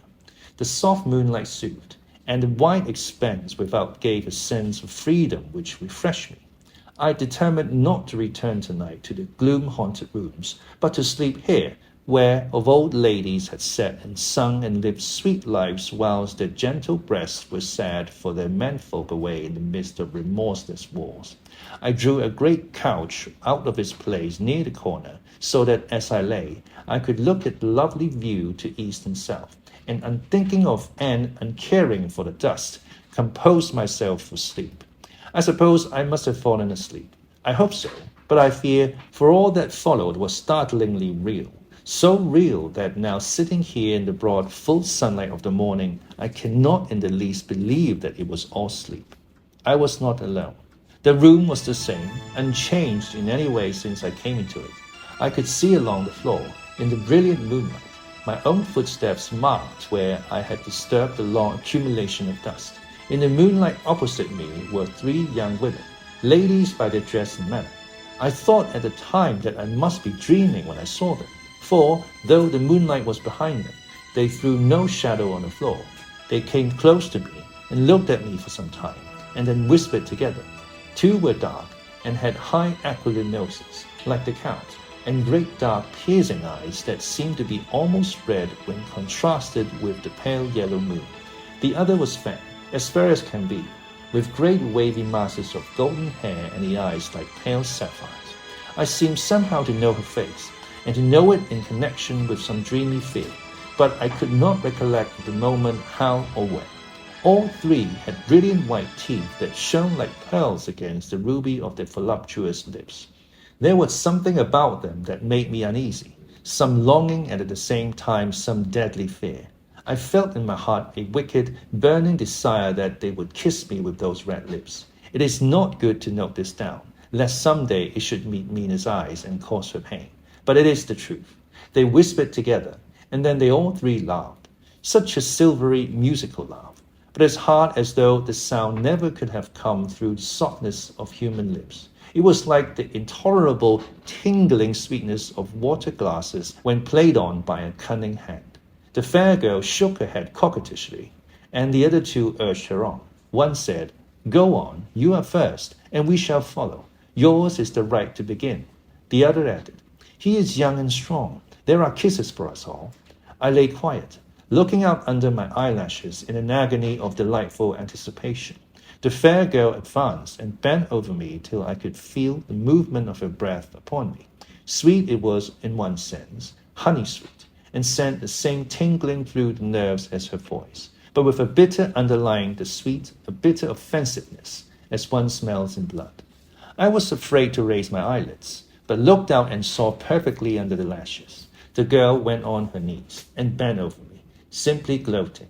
There was a deliberate voluptuousness which was both thrilling and repulsive, and as she arched her neck, she actually licked her lips like an animal, till I could see in the moonlight the moisture shining on the scarlet lips and on the red tongue as it lapped the white sharp teeth. Lower and lower went her head as the lips went below the range of my mouth and chin and seemed about to fasten on my throat.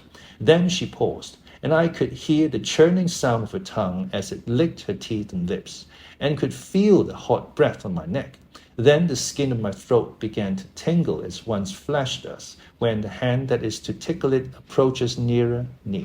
I could feel the soft, shivering touch of the lips on the super-sensitive skin of my throat, and the hard dents of two sharp teeth just touching and pausing there. I closed my eyes in a languorous ecstasy and waited with beating heart. But at that instant, another sensation swept through me as quickly as lightning. I was conscious of the presence of the Count, and of his being as if lapped in a storm of fury. As my eyes opened involuntarily, I saw his strong hand grasp the slender neck of the fair woman, and with giant's power draw it back, the blue eyes transformed with fury, the white teeth champing with rage, and the fair cheeks blazing red with passion. But the Count, never did I imagine such wrath and fury, even to the demons of the pit. His eyes were positively blazing. The red light in them was lurid, as if the flames of hellfire blazed behind them. His face was deathly pale, and the lines of it were hard like drawn wires. The thick eyebrows that met over the nose now seemed like a heaving bar of white-hot metal. With a fierce sweep of his arm, he hurled the woman from him, and then motioned to the others as though he were beating them back. It was the same imperious gesture that I had seen used to the wolves. In a voice which, though low and almost in a whisper, seemed to cut through the air and then ring round the room, he said, "How dare you touch him, any of you? How dare you cast eyes on him when I had forbidden it? Back, I tell you all, this man belongs to me. Beware how you meddle with him, or you'll have to deal with me." The fair girl, with a laugh of ribald coquetry, turned to answer him. "You yourself never loved. You never love." On this the other women joined, and such a mirthless, hard, soulless laughter rang through the room that it almost made me faint to hear. It seemed like the pleasure of fiends. Then the Count turned, after looking at my face attentively, and said in a soft whisper, "Yes, I too can love. You yourselves can tell it from the past. Is it not so? Well, now I promise you that when I am done with him, you shall kiss him at your will. Now go, go! I must awaken him, for there is work to be done."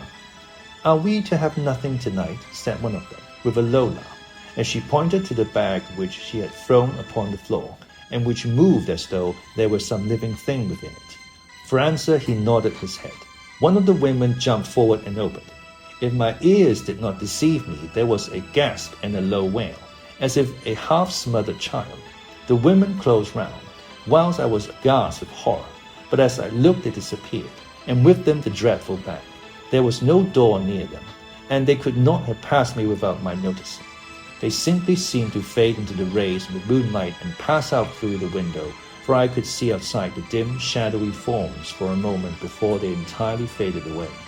Then the horror overcame me, and I sank down unconscious.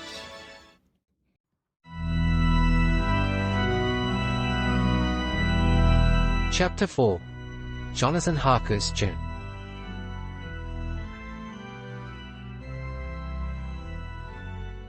I awoke in my own bed. If it be that I had not dreamt, the Count must have carried me here. I tried to satisfy myself on the subject, but could not arrive at any unquestionable result. To be sure, there were certain small evidences, such as that my clothes were folded and laid by in a manner which was not my habit. My watch was still unwound, and I am rigorously accustomed to wind it the last thing before going to bed, and many such details. But these things are no proof, for they may have been evidences that my mind was not as usual, and, from some cause or another, I had certainly been much upset. I must watch for proof. Of one thing I am glad. If it was that the Count carried me here and undressed me, he must have been hurried in his task, for my pockets are intact. I'm sure this diary would have been a mystery to him which he would not have broke. He would have taken or destroyed it. As I look round this room, although it has been to me so full of fear, it is now a sort of sanctuary, for nothing can be more dreadful than those awful women who are, waiting to suck my blood. 18th May. I have been down to look at that room again in daylight, for I must know the truth. When I got to the doorway at the top of the stairs, I found it closed. It had been so forcibly driven against the jamb that part of the woodwork was splintered. I could see that the bolt of the lock had not been shot, but the door is fastened from the inside. I fear it was no dream, and must act on this surmise. 19th May. I am surely in the toils.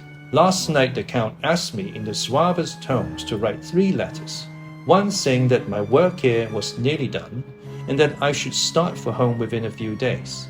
Another that I was starting on the next morning from the time of the letter, and a third that I had left the castle and arrived at Bistris. I would fain have rebelled, but felt that in the present state of things it would be madness to quarrel openly with the Count whilst I am so absolutely in his power, and to refuse would be to excite his suspicion and to arouse his anger. He knows that I know too much, and that I must not live, lest I be dangerous to him. My only chance is to prolong my opportunities.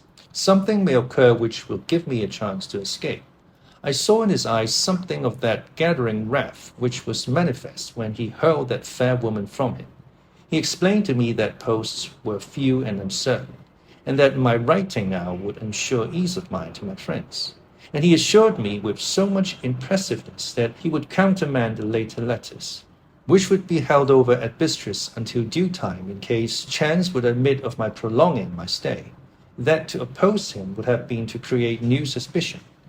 I therefore pretended to fall in with his views, and asked him what dates I should put on the letters.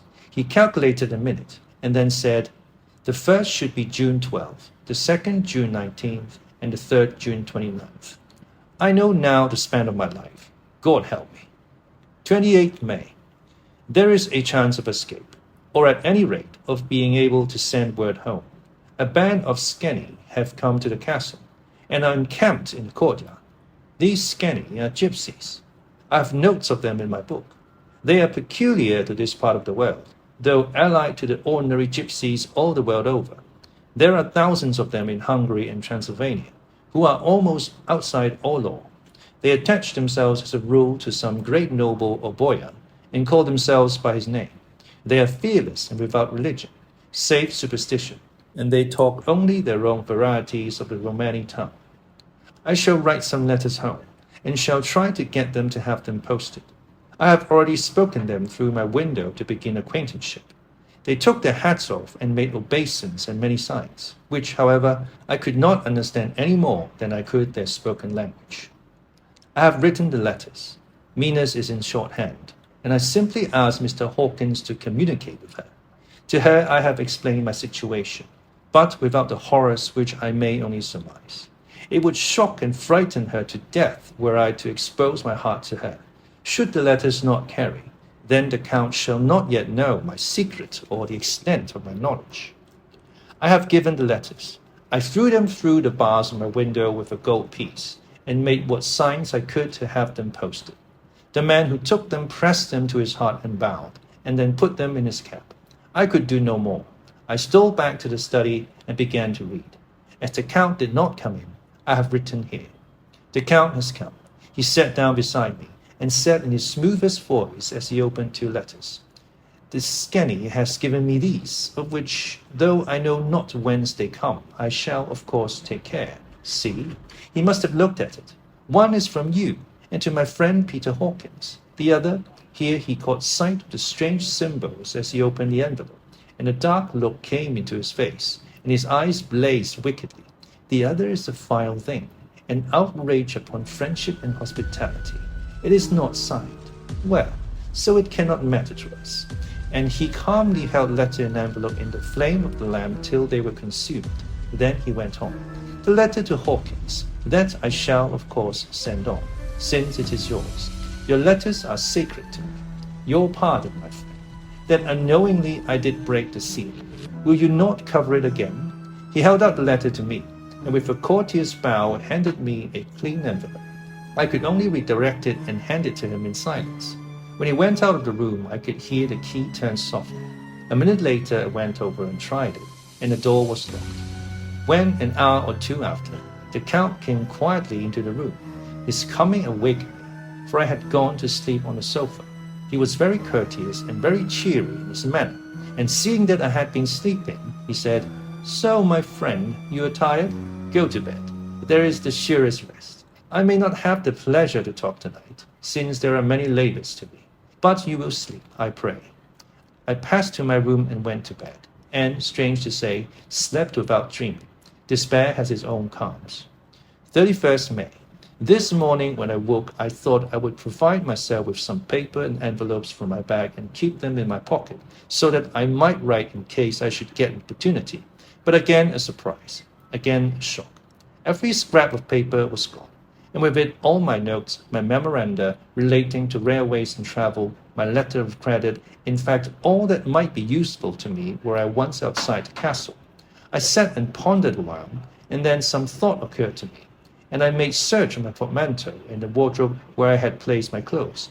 The suit in which I had travelled was gone, and also my overcoat and rug. I could find no trace of them anywhere. This looked like some new scheme of villainy. 17th June. This morning, as I was sitting on the edge of my bed cudgelling my brains, I heard without a cracking of whips and pounding and scraping of horses' feet up the rocky path beyond the courtyard. With joy I hurried to the window, and saw drive into the yard 2 great later wagons, each drawn by 8 sturdy horses, and at the head of each pair a Slovak, with his white hat, great nail-studded belt, dirty sheepskin, and high boots. They had also their long staffs in hand. I ran to the door, intending to descend and try to join them through the main hall, as I thought that way might be open for them. Again a shock. My door was fastened on the outside. Then I ran to the window and cried to them. They looked up at me stupidly and pointed, but just then the headman of the skenny came out, and seeing them pointing to my window, said something, at which they laughed. Henceforth no effort of mine, no piteous cry or agonized entreaty, would make them even look at me. They resolutely turned away. The later wagons contained great square boxes, with handles of thick rope.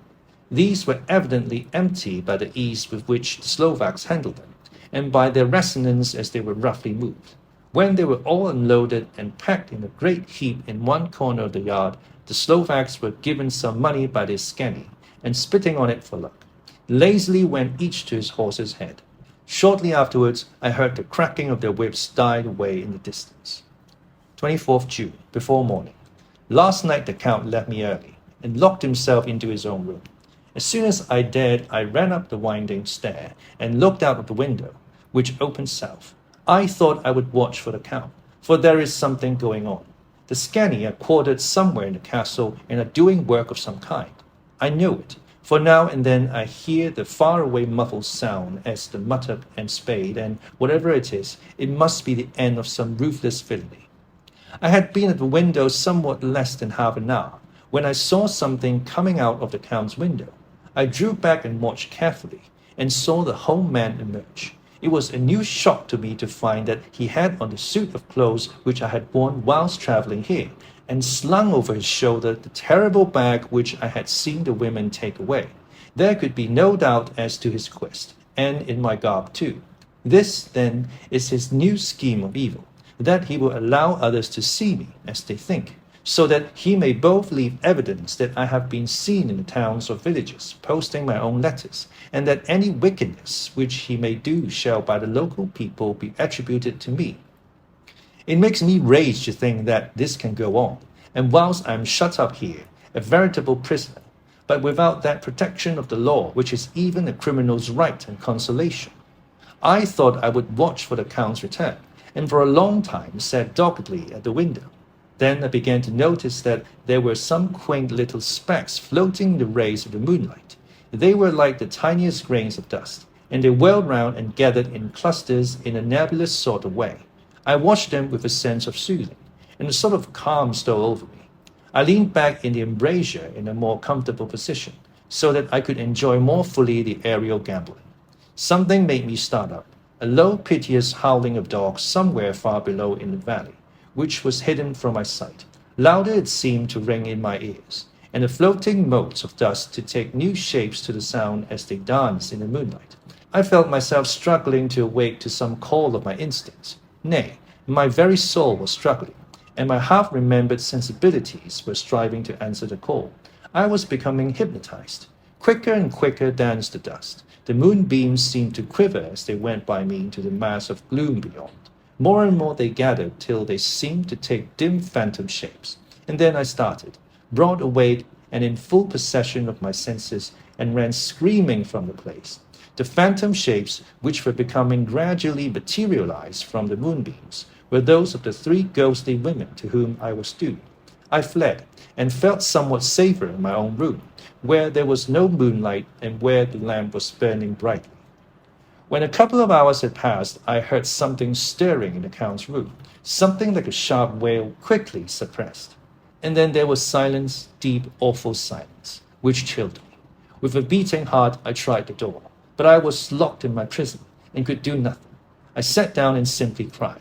As I said, I heard a sound in the courtyard without, the agonized cry of a woman. I rushed to the window, and throwing it up, peered out between the bars. There, indeed, was a woman with disheveled hair, holding her hands over her heart as one distressed with running. She was leaning against the corner of the gateway. When she saw my face at the window, she threw herself forward and shouted in a voice laden with menace, "Monster, give me my child!" She threw herself on her knees, and raising up her hands, cried the same words in tones which wrung my heart. Then she tore her hair and beat her breast, and abandoned herself to all the violences of extravagant emotion. Finally, she threw herself forward, and, though I could not see her, I could hear the beating of her naked hands against the door. Somewhere high overhead, probably on the tower, I heard the voice of the Count calling in his harsh, metallic whisper. His call seemed to be answered from far and wide by the howling of wolves. Before many minutes had passed, a pack of them poured, like a pent-up dam when liberated, through the wide entrance into the courtyard. There was no cry from the woman, and the howling of the wolves was but short. Before long, they streamed away singly, licking their lips. I could not pity her, for I knew now what had become of a child, and she was better dead. What shall I do? What can I do? How can I escape from this dreadful thing of night and gloom and fear? 25th June, morning. No man knows till he has suffered from the night how sweet and how dear to his heart and eye the morning can be. When the sun grew so high this morning that it struck the top of the great gateway opposite my window, the high spot which it touched seemed to me as if the dove from the ark had lighted here. My fear fell from me as if it had been a vaporous garment which dissolved in the warmth. I must take action of some sort whilst the courage of the day is upon me. Last night, one of my post-dated letters went to post, the first of that fatal series which is to blot out the very traces of my existence from the earth. Let me not think of it. Action. It has always been at night time that I have been molested or threatened, or in some way in danger or in fear. I have not yet seen the Count in the daylight. Can it be that he sleeps when others wake, that he may be awake whilst they sleep? If I could only get into his room! But there is no possible way. The door is always locked. No way for me. Yes, there is a way, if one dares to take it. Where his body has gone, why may not another body go? I have seen him myself crawl from his window. Why should not I imitate him and go in by his window? The chances are desperate, but my need is more desperate still. I shall risk it. At the worst, it can only be death, and a man's death is not a calf's, and the dreaded hereafter may still be open to me. God help me in my task. Goodbye, Mina, if I fail. Goodbye, my faithful friend and second father. Goodbye, all, and last of all, Mina. Same day later. I have made the effort, and God helping me, have come safely back to this room. I must put down every detail in order. I went whilst my courage was fresh straight to the window on the south side, and at once got outside on the narrow ledge of stone which runs around the building on this side. The stones are big and roughly cut, and the mortar has by process of time been washed away between them. I took off my boots and ventured out on a desperate way. I looked down once, so as to make sure that a sudden glimpse of the awful depth would not overcome me. but after that kept my eyes away from it. I knew pretty well the direction and distance of the Count's window, and made for it as well as I could, having regard to the opportunities available. I did not feel dizzy. I suppose I was too excited, and the time seemed ridiculously short till I found myself standing on the windowsill and trying to raise up the sash. I was filled with agitation, however, when I bent down and slid feet foremost in through the window. Then I looked round for the Count, but, with surprise and gladness, made a discovery. The room was empty. It was barely furnished with odd things, which seemed to have never been used. The furniture was something the same style as that in the south rooms, and was covered with dust. I looked for the key, but it was not in the lock, and I could not find it anywhere.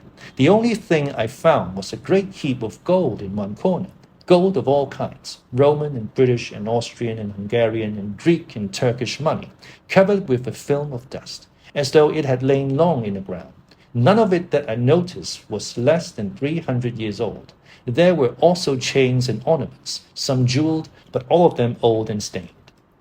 At one corner of the room was a heavy door. I tried it, for, since I could not find the key of the room or the key of the outer door, which was the main object of my search, I must make further examination, or all my efforts would be in vain. It was open, and led through a stone passage to a circular stairway, which went steeply down. I descended, minding carefully where I went, for the stairs were dark, being only lit by loopholes in the heavy masonry. At the bottom there was a dark tunnel-like passage, through which came a deathly, sickly odor, the odor of old earth newly turned. As I went through the passage, the smell grew closer and heavier. At last I pulled open a heavy door which stood ajar, and found myself in an old ruined chapel, which had evidently been used as a graveyard. The roof was broken, and in two places were steps leading to vaults, but the ground had recently been dug over, and the earth placed in great wooden boxes, manifestly those which had been brought by the Slovaks. There was nobody about, and I made search for any further outlet, but there was none. Then I went over every inch of the ground, so as not to lose the chance. I went down even into the vaults, where the dim light struggled, although to do so was a dread to my very soul. Into two of these I went, but saw nothing except fragments of old coffins and piles of dust. In the third, however, I made a discovery. There, in one of the great boxes, of which there were 50 in all, on a pile of newly dug earth, lay the Count. He was either dead or asleep. I could not say which, for the eyes were open and stony, but without the glassiness of death, and the cheeks had the warmth of life through all their pallor. The lips were as red as ever, but there was no sign of movement, no pulse, no breath, no beating of the heart. I bent over him and tried to find any sign of life, but in vain. He could not have lain there long, for the earthly smell would have passed away in a few hours. By the side of the box was its cover, pierced with holes here and there. I thought he might have the keys on him, but when I went to search, I saw the dead eyes, and in them, dead though they were, such a look of hate, though unconscious of me or my presence, that I fled from the place, and leaving the Count's room by the window, crawled again up the castle wall. Regaining my room, I threw myself panting upon the bed and tried to think. 29th June. Today is the date of my last letter, and the Count has taken steps to prove that it was genuine.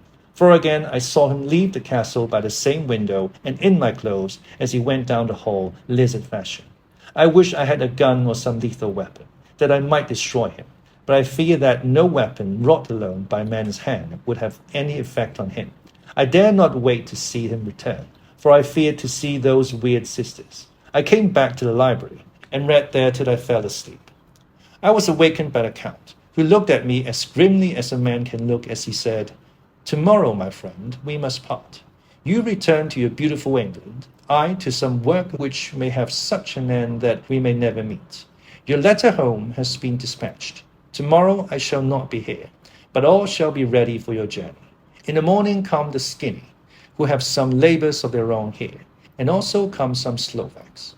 When they have gone, my carriage shall come for you, and shall bear you to the Borgo Pass to meet the diligence from Bukovina to Bistris. But I am in hopes that I shall see more of you at Castle Dracula." I suspected him, and determined to test his sincerity. Sincerity! It seems like a profanation of the word to write it in connection with such a monster, so asked him point blank, "Why may I not go tonight?" "Because, dear sir, my coachman and horses are away on a mission. But I would walk with pleasure. I want to get away at once." He smiled, with a soft, smooth, diabolical smile that I knew there was some trick behind his smoothness. He said, "And your baggage?" "I do not care about it. I can send for it some other time." The Count stood up and said with a sweet courtesy which made me rub my eyes, it seemed so real, "You English have a saying which is close to my heart, for a spirit is that which rules our boys. Welcome the coming, speed the parting guest. Come with me, my dear young friend. Not an hour shall you wait in my house against your will, though sad am I at your going, and that you so suddenly desire it. Come." With a stately gravity, he, with the lamp, preceded me down the stairs and along the hall. Suddenly he stopped.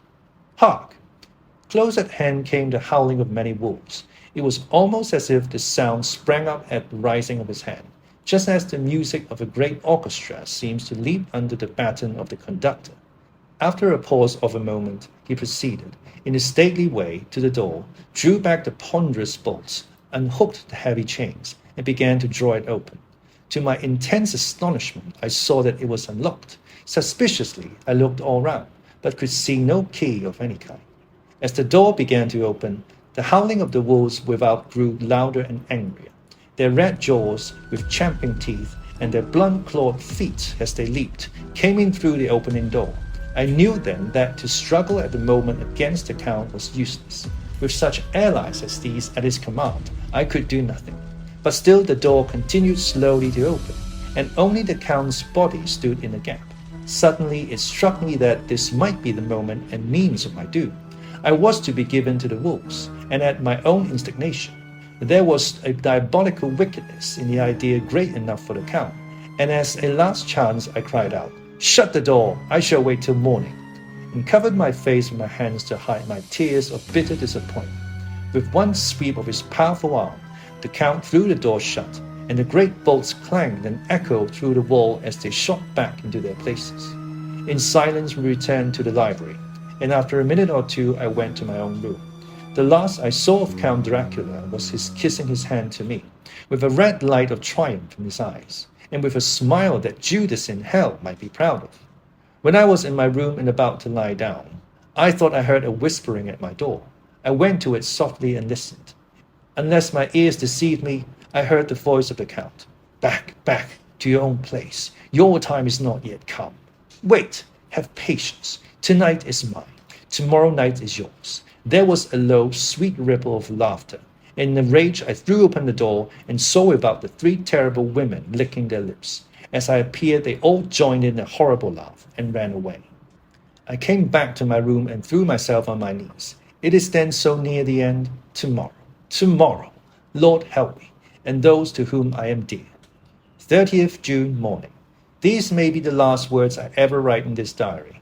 I slept till just before the dawn, and when I woke threw myself on my knees, for I determined that if death came, he should find me ready.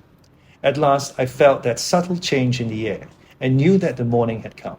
Then came the welcome cockcrow, and I felt that I was safe. With a glad heart, I opened my door and ran down to the hall. I had seen that the door was unlocked, and now escape was before me. With hands that trembled with eagerness, I unhooked the chains and drew back the massive bolts. But the door would not move. Despair seized me. I pulled and pulled at the door, and shook it still, massive as it was. It rattled in its casement. I could see the bolt shot. It had been locked after I left the Count. Then a wild desire took me to obtain that key at any risk, and I determined then and there to scale the wall again and gain the Count's room. He might kill me, but death now seemed the happier choice of evils.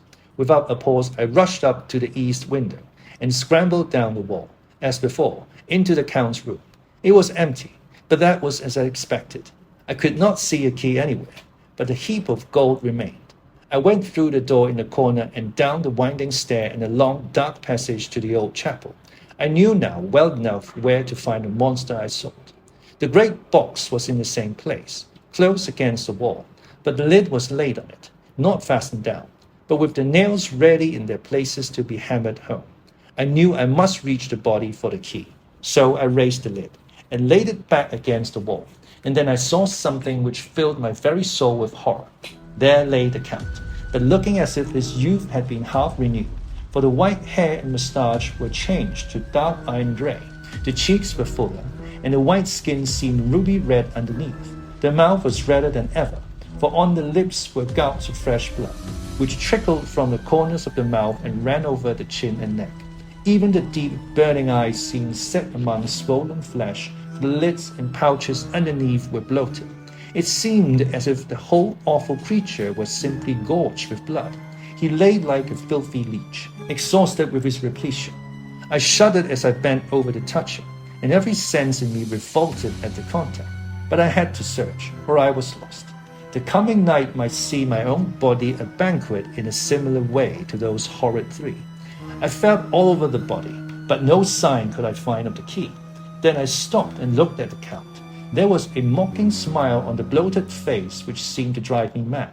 This was the being I was helping to transfer to London, where perhaps for centuries to come he might, amongst its teeming millions, satiate his lust for blood, and create a new and ever-widening circle of semi-demons to batten on the helpless. The very thought drove me mad. A terrible desire came upon me to rid the world of such a monster. There was no lethal weapon at hand, but I seized a shovel which the workmen had been using to fill the cases, and lifting it high, struck with the edge downward at the hateful face. But as I did so, the head turned, and the eyes fell full upon me, with all their blaze of basilisk horror. The sight seemed to paralyze me, and the shovel turned in my hand and glanced from the face, merely making a deep gash above the forehead. The shovel fell from my hand across the box, and as I pulled it away, the flange of the blade caught the edge of the lid, which fell over again, and hid the horrid thing from my sight. The last glimpse I had was of the bloated face, blood-stained and fixed with a grin of malice which would have held its own in the nethermost hell. I thought and thought what should be my next move, but my brain seemed on fire, and I waited with a despairing feeling growing over me. As I waited, I heard in the distance a gypsy song sung by merry voices coming closer, and through their song the rolling of heavy wheels and the cracking of whips. The Scani and the Slovaks of whom the Count had spoken were coming. With a last look round and at the box which contained the vile body, I ran from the place and gained the Count's room, determined to rush out at the moment the door should be opened. With strained ears I listened, and heard downstairs the grinding of the key in the great lock and the falling back of the heavy door.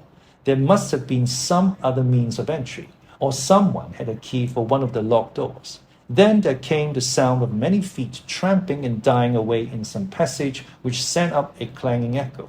I turned to run down again towards the vault, where I might find a new entrance. But at the moment there seemed to come a violent puff of wind, and the door to the winding stair blew to with a shock that set the dust from the lintels flying. When I ran to push it open, I found that it was hopelessly fast. I was again a prisoner, and the net of doom was closing round me more closely. As I write, there is in the passage below a sound of many tramping feet and the crash of weights being set down heavily, doubtless the boxes with their freight of earth. There is a sound of hammering. It is the box being nailed down. Now I can hear the heavy feet tramping again along the hall, with many other idle feet coming behind them. The door is shut, and the chains rattle. There is a grinding of the key in the lock. I can hear the key withdraw. Then another door opens and shuts. I hear the creaking of lock and bolt. Hark! In the courtyard and down the rocky way the roll of heavy wheels, the crack of whips, and the chorus of the Scani as they pass into the distance. I am alone in the castle with those awful women. Oh, Mina is a woman, and there is naught in common. They are devils of the pit. I shall not remain alone with them. I shall try to scale the castle wall farther than I have yet attempted. I shall take some of the gold with me, lest I want it later. I may find a way from this dreadful place. And then away for home, away to the quickest and nearest train, away from this cursed spot, from this cursed land, where the devil and his children still walk with earthly feet. At least God's mercy is better than that of these monsters, and the precipice is steep and high. At its foot a man may sleep, as a man. Goodbye all, Mina.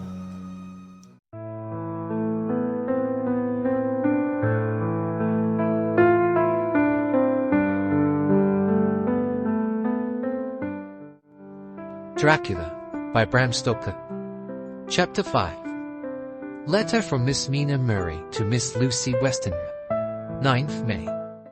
My dearest Lucy, forgive my long delay in writing, but I have been simply overwhelmed with work. The life of an assistant schoolmistress is sometimes trying. I am longing to be with you and by the sea, where we can talk together freely and build our castles in the air. I have been working very hard lately, because I want to keep up with Jonathan's studies, and I have been practicing shorthand very assiduously. When we are married, I shall be able to be useful to Jonathan, and if I can stenograph well enough, I can take down what he wants to say in this way and write it out for him on a typewriter, at which also I am practicing very hard. He and I sometimes write letters in shorthand, and he is keeping a stenographic journal of his travels abroad. When I am with you, I shall keep a diary in the same way. I don't mean one of those 2 pages to the week with Sunday squeezed in the corner diaries, but a sort of journal which I can write in whenever I feel inclined to. I do not suppose there will be much of interest to other people, but it is not intended for them. I may show it to Jonathan some day if there is in it anything worth sharing, but it is really an exercise book. I shall try to do what I see lady journalists do, interviewing and writing descriptions and trying to remember conversations. I am told that, with a little practice, one can remember all that goes on or that one hears said during a day. However, we shall see. I will tell you of my little plans when we meet. I have just had a few hurried lines from Jonathan from Transylvania. He is well, and will be returning in about a week. I am longing to hear all his news. It must be so nice to see strange countries. I wonder if Jonathan and I, shall ever see them together. There is the 10 o'clock bell ringing. Goodbye. Your loving Mina. Tell me all the news when you write. You have not told me anything for a long time. I hear rumors, and especially of a tall, handsome, curly-haired man. Letter. Lucy Westenra to Mina Mary, 17 Chatham Street, Wednesday. My dearest Mina, I must say you tax me very unfairly with being a bad correspondent. I wrote to you twice since we parted, and your last letter was only your second. Besides, I have nothing to tell you. There is really nothing to interest you. Town is very pleasant just now, and we go a good deal to picture galleries and for walks and rides in the park. As to the tall, curly-haired man, I suppose it was the one who was with me at the last pop. Someone was evidently been telling tales. That was Mr. Holmwood. He often comes to see us, and he and Mama get on very well together.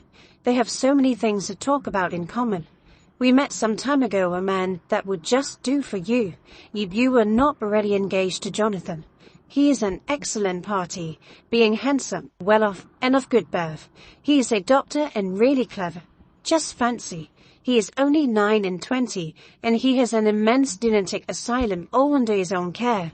Mr. Holmwood introduced him to me, and he called here to see us, and often comes now. I think he is one of the most resolute men I ever saw, and yet the most calm.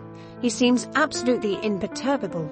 I can fancy what a wonderful power he must have over his patients. He has a curious habit of looking one straight in the face, as if trying to read one's thoughts. He tries this on very much with me, but I flatter myself he has what a tough nut to crack. I know that from my glass. Do you ever try to read your own face? I do, and I can tell you it is not a bad study, and gives you more trouble than you can well fancy if you have never tried it. He says that I afford him a curious psychological study, and I humbly think I do. I do not, as you know, take sufficient interest in dress to be able to describe the new fashions. Dress is a bore. That is slang again, but never mind. Arthur says that every day. There, it is all out. Mina, we have told all our secrets to each other since we were children. We have slept together and eaten together, and laughed and cried together. And now, though I have spoken, I would like to speak more. Oh, Mina, couldn't you guess? I love him. I'm blushing as I write, for although I think he loves me, he has not told me so in words. But oh, Mina, I love him, I love him, I love him. There, that does me good. I wish I were with you, dear, sitting by the fire and dressing, as we used to sit. And I would try to tell you what I feel. I do not know how I'm writing this even to you. I'm afraid to stop. Or I should tear up the letter, and I don't want to stop. for I do so want to tell you all. Let me hear from you at once, and tell me all that you think about it. Mina, I must up. Good night. Bless me in your prayers, and Mina, pray for my happiness. Lucy. P.S. I need not tell you this is a secret. Good night again. L. Letter, Lucy Westenra to Mina Mary, 24th May. My dearest Mina, thanks again for your sweet letter. It was so nice to be able to tell you and to have your sympathy. My dear, it never rains but it pours. How true the old proverbs are. Here am I, who shall be 20 in September. And yet I never had a proposal till today, not a real proposal, and today I have had 3. Just fancy, 3 proposals in one day. Isn't it awful? I feel sorry, really and truly sorry, for 2 of the poor fellows. Oh, Mina, I'm so happy that I don't know what to do with myself, and 3 proposals. But, for goodness sake, don't tell any of the girls, or they will be getting all sorts of extravagant ideas and imagining themselves injured and slighted if, in their very first day at home, they did not get 6 at least. Some girls are so vain. You and I, Mina dear, who are engaged and are going to settle down soon soberly into old married women, can despise vanity. Well, I must tell you about the 3, but you must keep it a secret, dear, from everyone. Except, of course, Jonathan. You will tell him, because I would. If I were in your place, certainly tell Arthur. A woman ought to tell her husband everything. Don't you think so, dear? And I must be fair. Men like women, certainly their wives, to be quite as fair as they are. And women, I'm afraid, are not always quite as fair as they should be. Well, my dear, number 1 came just before lunch. I told you of him, Dr. John Seward, the lunatic asylum man, with the strong jaw and a good forehead. He was very cool outwardly, but was nervous all the same. He had evidently been schooling himself as to all sorts of little things, and remembered them. But he almost managed to sit down on a silk hat, which men don't generally do when they are cool. And then when he wanted to appear at ease, he kept playing with a lancet in a way that made me nearly scream. He spoke to me, Mina, very straightforwardly. He told me how dear I was to him, though he had known me so little, and what his life would be with me to help and cheer him. He was going to tell me how unhappy he would be if I did not care for him. But when he saw me cry, he said that he was a brute and would not add to my present trouble. Then he broke off and asked if I could love him and Hyde. And when I shook my head, his hands trembled. And then with some hesitation he asked me if I cared already for anyone else. He put it very nicely, saying that he did not want to wring my confidence from me, but only to know, because if a woman's heart was free, a man might have hope. And then, Mina, I felt a sort of duty to tell him that there was summer. I only told him that much, and then he stood up, and he looked very strong and very grave as he took both my hands in his and said he hoped I would be happy, and that if I ever wanted a friend, I must count him one of my best. Oh, Mina dear, I can't help crying, and you must excuse this letter being all blotted. Being proposed to is all very nice and all that sort of thing, but it isn't at all a happy thing when you have to see a poor fellow, whom you know loves you honestly, going away and looking all broken-hearted, and to know that, no matter what he may say at the moment, you are passing quite up of his life. My dear, I must stop here at present. I feel so miserable, though I'm so happy. Evening. Arthur has just gone, and I feel in better spirits than when I left off, so I can go on telling you about the day. Well, my dear, number 2 came after lunch. He is such a nice fellow, an American from Texas. He looks so young and so fresh that it seems almost impossible that he has been to so many places and has had such adventures. I sympathize with poor Desdemona when she had such a dangerous stream poured in her ear, even by a black man. I suppose that we women are such cowards that we think a man would save us from fears, and we marry him. I know now what I would do if I were a man and wanted to make the girl love me. No, I don't, for there was Mr. Morris telling us his stories, and Arthur never told any. And yet, my dear, I'm somewhat previous. Mr. Quincy Morris found me alone. It seems that a man always does find a girl alone. No, he doesn't, for Arthur tried twice to make a chance, and I helping him all I could. I'm not ashamed to say it now. I must tell you beforehand that Mr. Morris doesn't always speak slang. That is to say, he never does so to strangers or before them, for he is really well educated and has exquisite manners. but he found out that it amused me to hear him talk American slang, and whenever I was present and there was no one to be shocked, he said such funny things. I'm afraid, my dear, he has to invent it all, for it fits exactly into whatever else he has to say. But this is a way slang house. I do not know myself if I shall ever speak slang. I do not know if Arthur likes it, as I have never heard him use any as yet. Well, Mr. Morris sat down beside me and looked as happy and jolly as he could, but I could see all the same that he was very nervous. He took my hand in his and said ever so sweetly, "Miss Lucy, I know I ain't good enough to regulate the fixings of your little shoes, but I guess if you wait till you find a man, that is, you will go join them 7 young women with the lambs when you quit. Won't you just hitch up alongside of me and let us go down the long road together, driving in double harness?" Well, he did look so good-humored and so jolly that it didn't seem half so hard to refuse him as it did poor Dr. Seward, so I said as slightly as I could that I did not know anything of hitching, and that I wasn't broken to harness at all yet. Then he said that he had spoken in a light manner, and he hoped that if he had made a mistake in doing so on so grave, so momentous an occasion for him, I would forgive him. He really did look serious when he was saying it, and I couldn't help feeling a bit serious too. I know, Mina, you will think me a horrid flirt, though I couldn't help feeling a sort of exultation that he was number 2 in one day. And then, my dear, before I could say a word, he began pouring out the perfect torrent of love-making, laying his very heart and soul at my feet. He looked so earnest over it that I shall never again think that a man must be playful always, and never earnest, because he is merry at times. I suppose he saw something in my face which checked him, for he suddenly stopped, and said with a sort of manly fervour that I could have loved him for if I had been free. "Lucy, you are an honest-hearted girl, I know. I should not be here speaking to you as I am now if I did not believe you clean grit, right through to the very depths of your soul. Tell me, like one good fellow to another, is there anyone else that you care for? And if there is, I'll never trouble you a hair's breadth again, but will be, if you will let me, very faithful friend." My dear Mina, why are men so noble when we women are so little worthy of them? Here was I almost making fun of this great-hearted true gentleman. I burst into tears. I'm afraid, my dear, you will think this a very sloppy letter in more ways than one, and I really felt very badly. Why can't they let the girl marry 3 men, or as many as want her, and save all this trouble? But this is heresy, and I must not say it. I'm glad to say that, though I was crying, I was able to look into Mr. Morris's brave eyes, and I told him out straight. Yes, there is someone I love, though he has not told me yet that he even loves me. I was right to speak to him so frankly, for quite a light came into his face, and he put out both his hands and took mine. I think I put them into his, and said in a hearty way, "That's my brave girl. It's better worth being late for a chance of winning you than being in time for any other girl in the world. Don't cry, my dear. If it's for me, I'm a hot nut to crack, and I take it standing up. If that other fellow doesn't know this happiness, well, he'd better look for it soon, or he'll have to deal with me.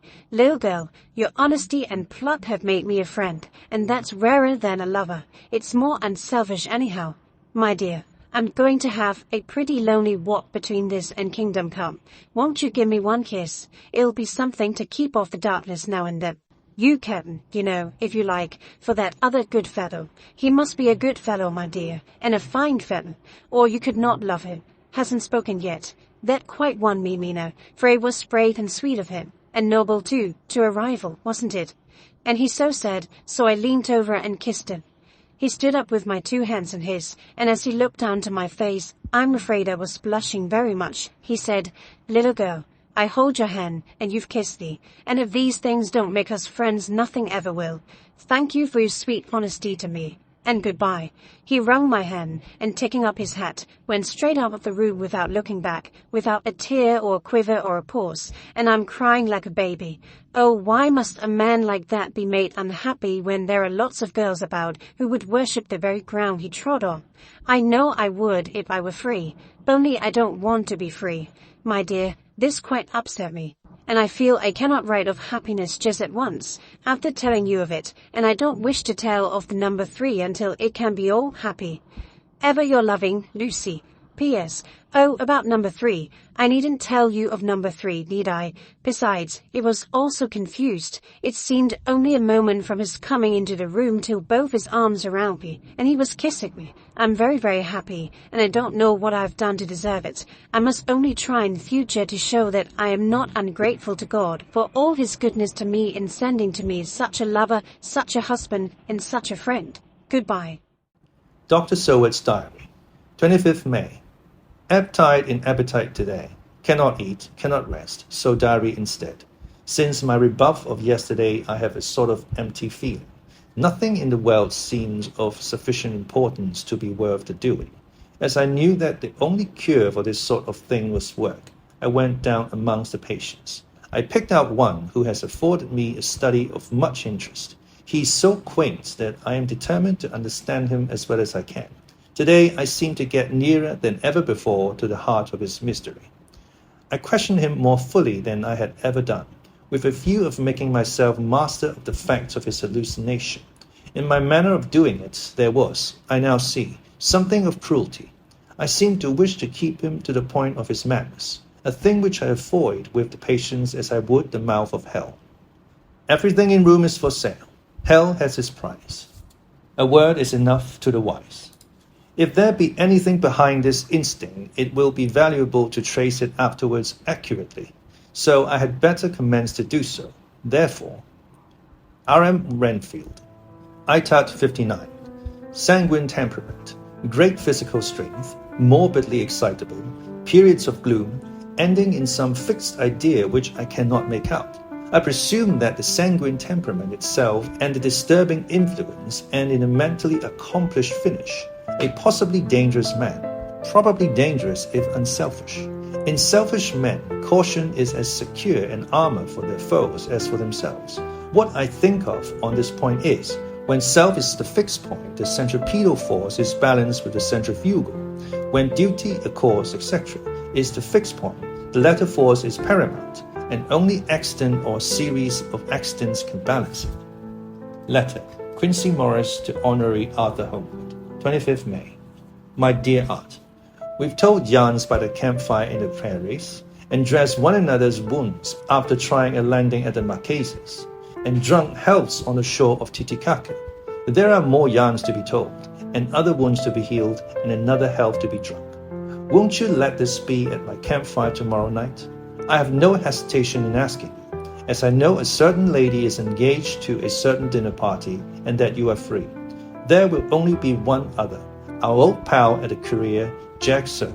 He's coming too, and we both want to mingle our weeps over the wine cup, and to drink a health with all our hearts to the happiest man in all the wide world, who has won the noblest heart that God has made and the best worth winning. We promise you a hearty welcome, and a loving greeting, and a health as true as your own right hand. We shall both swear to leave you at home if you drink too deep to a certain pair of eyes. Come, yours as ever and always, Quincy Morris. Telegram from Arthur Holmwood to Quincy Morris, 26th May. Count me in every time. I bear messages which will make both your ears tingle. Art.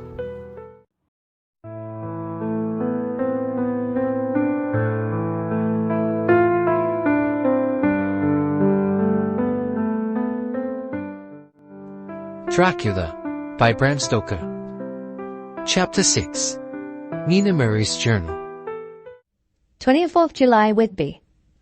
Lucy met me at the station, looking sweeter and lovelier than ever, and we drove up to the house at the crescent in which they have rooms. This is a lovely place. The little river, they ask, runs through a deep valley, which broadens out as it comes near the harbor.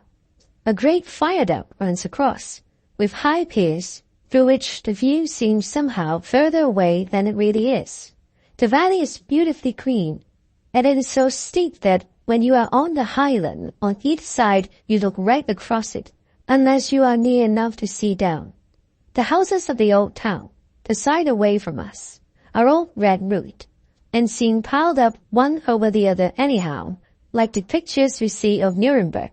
Right over the town is the ruin of Whitby Abbey, which was sacked by the Danes, and which is the scene of part of Marmion, where the girl was built up in the wall. It is a most noble ruin, of immense size, and full of beautiful and romantic bits. There is a legend that a white lady is seen in one of the windows. Between it and the town there is another church, the parish one, round which is a big graveyard, all full of tombstones. This is to my mind the nicest spot in Whitby, for it lies right over the town, and has a full view of the harbour and all up the bay to where the headland called Catullus stretches out into the sea. It descends so steeply over the harbour that part of the bank has fallen away, and some of the graves have been destroyed. In one place, part of the stonework of the graves stretches out over the sandy pathway far below. There are walks, with seats beside them, through the churchyard, and people go and sit there all day long looking at the beautiful view and enjoying the breeze.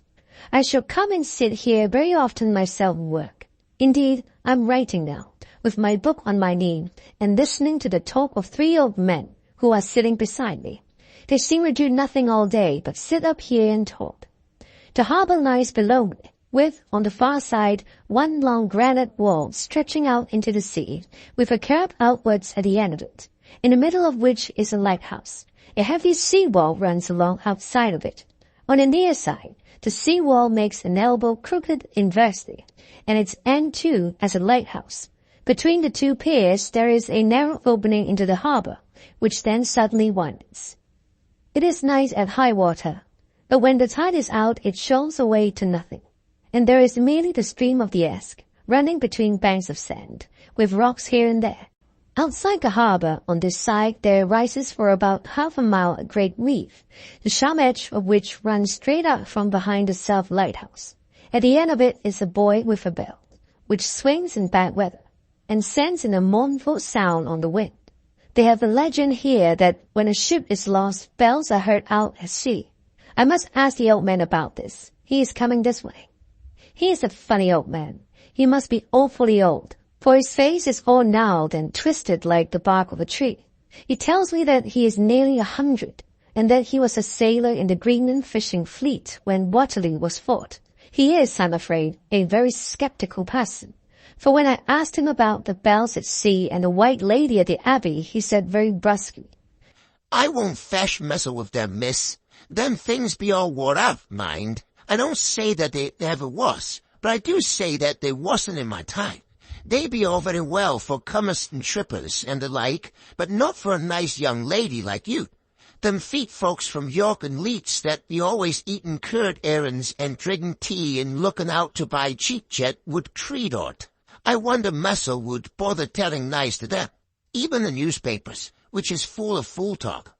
I thought he would be a good person to learn interesting things from, so I asked him if he would mind telling me something about the whale fishing in the old days. He was just settling himself to begin when the clock struck 6, whereupon he laboured to get up, and said, "I must gang on geewards home now, miss. My granddaughter doesn't like to be kept waiting when the tea is ready, for it takes me time to crammel aboon the grease, for there be a many of them. And, miss, I like bury timbers Saturday by the clock." He hobbled away, and I could see him hurry, as far as he could, down the steps. The steps are a great feature on the place. They lead from the town up to the church. There are hundreds of them. I do not know how many, and they wind up in a delicate curve. The slope is so gentle that a horse could easily walk up and down them. I think they must originally have had something to do with the Abbey. I shall go home too. Lucy went out visiting with her mother, and as they were only duty calls, I did not go. They will be home by this 1st August. I came up here an hour ago with Lucy, and we had the most interesting talk with my old friend, and the 2 others always come and join him. He is evidently the Sir Oracle of them, and I should think must have been in his time a most dictatorial person. He will not admit anything, and down-faces everybody. If he can't out-argue them, he bullies them, and then takes their silence for agreement with his views. Lucy was looking sweetly pretty in her white lawn frock. She has got a beautiful colour since she has been here. I noticed that the old men did not lose any time in coming up and sitting near her when we sat down. She's so sweet with old people. I think they all fell in love with her on the spot. Even my old man succumbed and did not contradict her, but gave me double share instead. I got him on the subject of the legends, and he went off at once into a sort of sermon. I must try and remember it and put it down. It be all full talk, lock, stock, and barrel. That's what it be, and not else. These bands and wolves and bogos and barkess and bogles and all anodon is only fit to set bonds and dizzy women a buildering. They be nowt but airclips. They and all brims and signs and warrants be all invented by parsons and ilsome birk bodies and railway totters to scare and scudder haffets, and to get folks to do something that they don't other incline to. It makes me earful to think of them. Why, it's them that, not content with Britain lies on paper and preaching them out of the pulpits, but smart to be cutting them on the tombstones. Look at all round you in what out you will. All them stinks, holding up their heads as well as they can out of their pride. It's a cat, simply tumbling down with the weight of lies wrote on them. Here lies the body, or secret to the memory wrote on all of them, and yet nigh half them there be no body at all, and the memories of them being cared a pinch of snuff about, much less secret. Lies all them, nothing but lies of one kind or another. My gog, but it will be square scoundrelmen at the day of judgment when they come tumbling up in the death-sides, all grouped together and trying to drag the tombstones of them to prove how good they was. Some of them trembling and dittering, with their hands that dozen and slippy with lying in the sea that they can't even keep their group opened. I could see from the old fellow's self-satisfied air and the way in which he looked round for the approval of his cronies that he was showing off. So I put in a word to keep him going. "Oh, Mr. Swales, you can't be serious. Surely these tombstones are not all wrong." Jablets, there may be a poorish few not wrong, certain where they make out the people to good. But there be folk that do think a bumble be like the sea, if only it be their own. The whole thing be only lies. Now look you here, you come here stranger, and you see this curtain off. I nodded, for I thought it better to assent, though I did not quite understand his dialect. I knew it had something to do with the church. He went on. And you can say that all these Stevens be a boon folk that been hap here, snot and snock. I assented again. Then that be just where the lie comes in. Why, there be scores of these lay beds that be tomb as old Doon's Beckerbox on Friday night. He nudged one of his companions, and they all laughed. And my gawk, how could they be otherwise? Look at that one. The first about the beard bank. Read it. I went over and read. Edward Spenceley, Master Mariner, murdered by pirates off the coast of Andres. April 1854 at 30. When I came back, Mr. Swales went on. Who brought him home, I wonder, to have him here? Murdered off the coast of Andres, and you considered his body lay under. Why, I could name thee a dozen whose bones lie in the Greenland seas above. He pointed northwards, or where the currents may have drifted. There be the steams around ye. You can, with your strong eyes, read the small prints of the lies from here. This brave Wade Logie, I knew his father, lost in the lightly of Freeland in 20, of Andrew Woodhouse, drowned in the same sea in 1777, or John Baxton, downed off Cape Farewell year later, or old John Voldens, whose grandfather sailed at be, drowned in the Gulf of Finland in 50. Do you think that all these men will have to make rush to Whitby when the trumpet sounds? I have my interims about it. I tell ye that when they got here, they'd be jumbling and jostling one another that way that it'll be like a fight up on the ice in the old days, when we'd be at one another from daylight to dark, and trying to title our cuts by the light of your aurora borealis. This was evidently local pleasantry, for the old man cackled over it, and his cronies joined in with gusto. But, I said, surely you are not quite correct, for you start on the assumption that all the poor people or their spirits will have to take their tombstones of them on the day of judgment. Do you think that will be really necessary? Well, what else be they tombstones for? Answer me that, miss. To please their relatives, I suppose. To please their relatives, you suppose. This he said with intense scorn. How will it pleasure their relatives to know that lies is wrote over them, and that everybody in the place knows that they be lies? He pointed to a stone at our feet, which had been laid down as a slab, on which the seat was rested, close to the edge of the cliff. Read the lies on that rough steep, He said. The letters were upside down to me from where I sat, but Lucy was more opposite to them, so she leant over and read, Sacred to the memory of George Kent, who died in the hope of glorious resurrection on July 29th, 1873, falling from the rocks of Catullus. This tomb was erected by a sorrowing mother to her dearly beloved son. He was the only son of his mother, and she was a widow. Really, Mr. Swales, I don't see anything very funny at that. She spoke her comment very gravely and somewhat severely. You don't see it funny. But that's because you don't Gom's sorrowing mother was a held cat that hated him because she was a croot. A regular lavater he was, and he hated her so that he committed suicide in order that she mightn't get an insurance she put on his life. He blue-eyed a top up his head off with an old musket that they had for scaring the crows with. Time for crows then, for it brought the clacks and the dopes to him. That's the way he fell off the rocks. And as to hopes of a glorious resurrection, I've often heard him say Massel that he hoped he'd go to hell, for his mother was so pious that she'd be sure to go to heaven, and he didn't want to addle where she was. Now, isn't that Steenet, any bait? He hammered it with his stick as he spoke. A pack of lies, and wouldn't it make Gabriel cackle when Geordie comes penning up the grease with the tombstone balance on his hope, and asks to be took as evidence? I did not know what to say, but Lucy turned the conversation as she said, rising up, Oh, why did you tell us of this? It is my favorite seat, and I cannot leave it. And now I find I must go on sitting over the grave of a suicide. That won't harm ye, my pretty.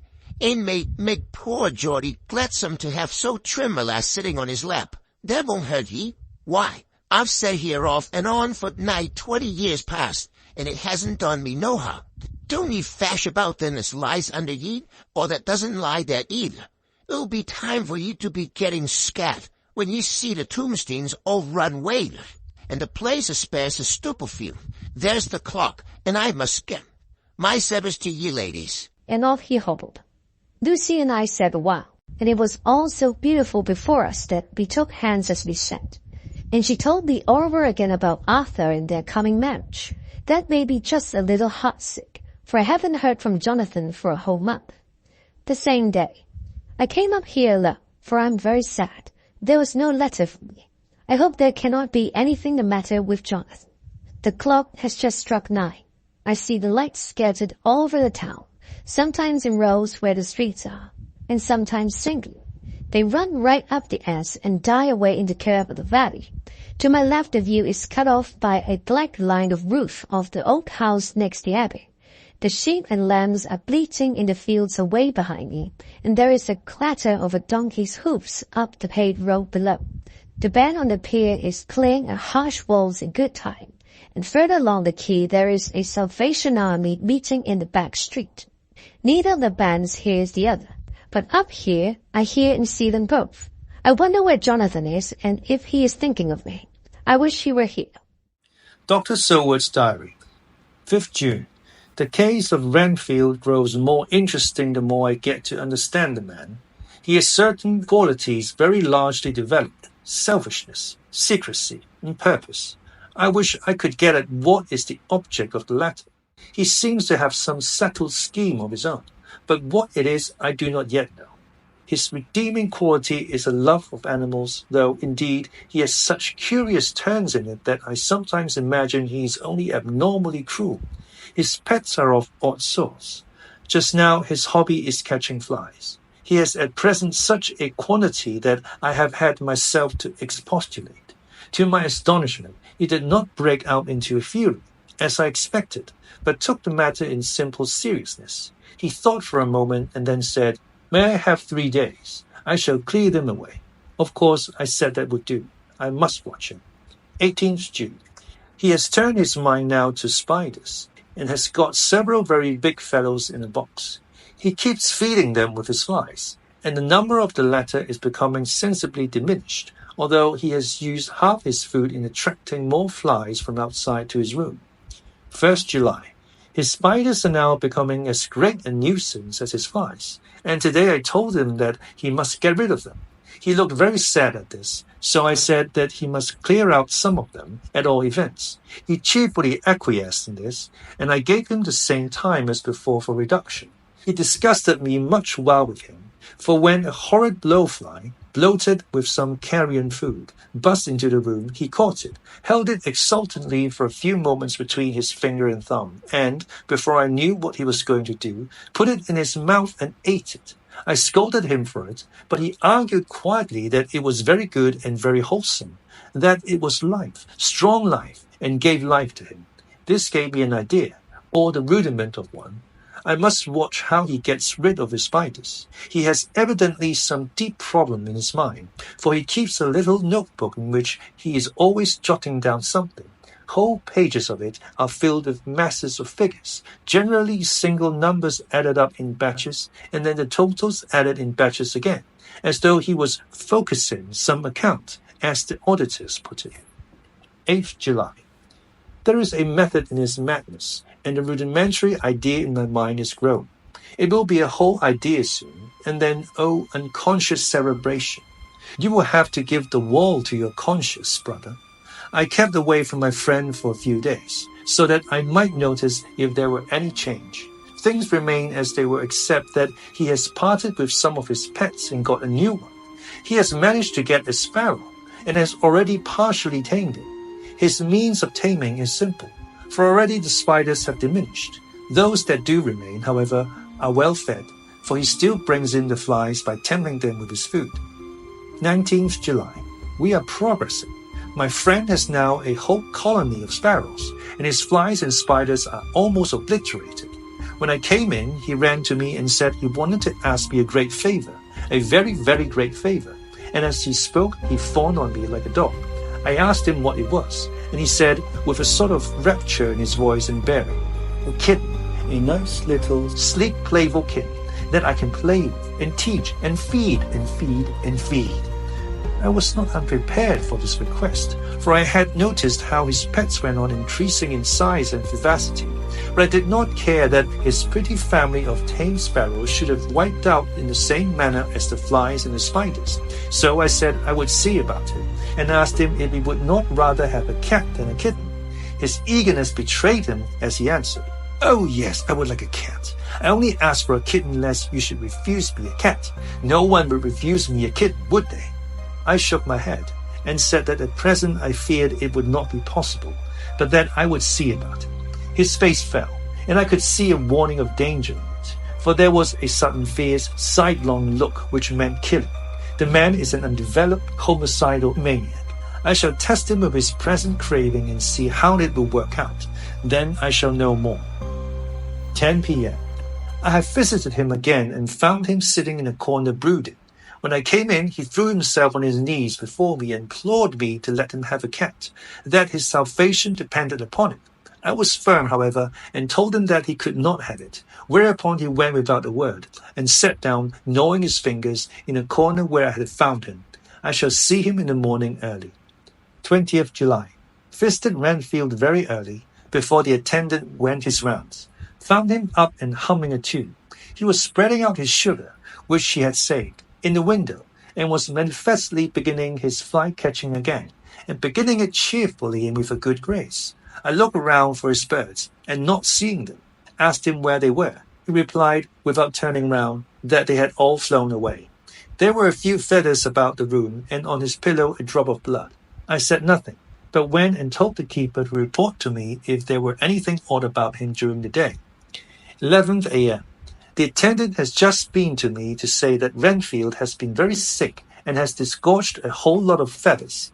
My belief is, doctor, he said, that he has eaten his birds, and that he just took and ate them raw. 11 p.m. I gave Renfield a strong opiate tonight, enough to make even him sleep, and took away his pocketbook to look at it. The thought that has been buzzing about my brain lately is complete, and the theory proved. My homicidal maniac is of a peculiar kind. I shall have to invent a new classification for him, and call him a zoophagous maniac. What he desires is to absorb as many lives as he can, and he has laid himself out to achieve it in a cumulative way. He gave many flies to one spider, and many spiders to one bird, and then wanted a cat to eat the many birds. What would have been his latter steps? It would almost be worthwhile to complete the experiment. It might be done if there were only a sufficient cause. Men sneered at vivisection, and yet look at its results today.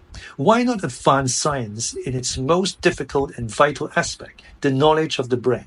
Had I even the secret of one such mind, did I hold the key to the fancy of even one lunatic, I might advance my own branch of science to a pitch compared with which Burton Sanderson's physiology or various brain knowledge would be as nothing, if only there were a sufficient cause. I must not think too much of this, or I may be tempted. A good cause might turn the scale with me, for may not I too be of an exceptional brain, congenitally? How well the man reason! Lunatics always do within their own scope. I wonder at how many lives he values a man, or if at only one. He has closed the account most accurately, and today begun a new record. How many of us begin a new record with each day of our lives?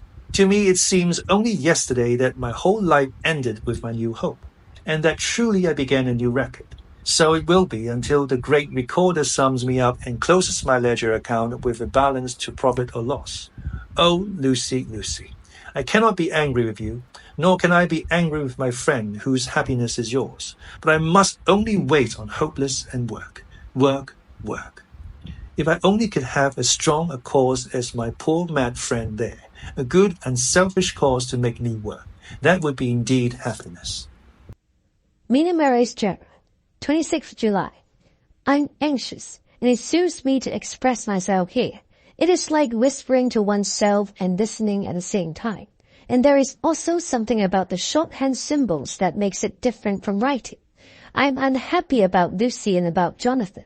I had not heard from Jonathan for some time, and was very concerned. But yesterday, dear Mr. Hawkins, who is always so kind, sent me a letter from him. I had written asking him if he had heard, and he said the enclosed had just been received.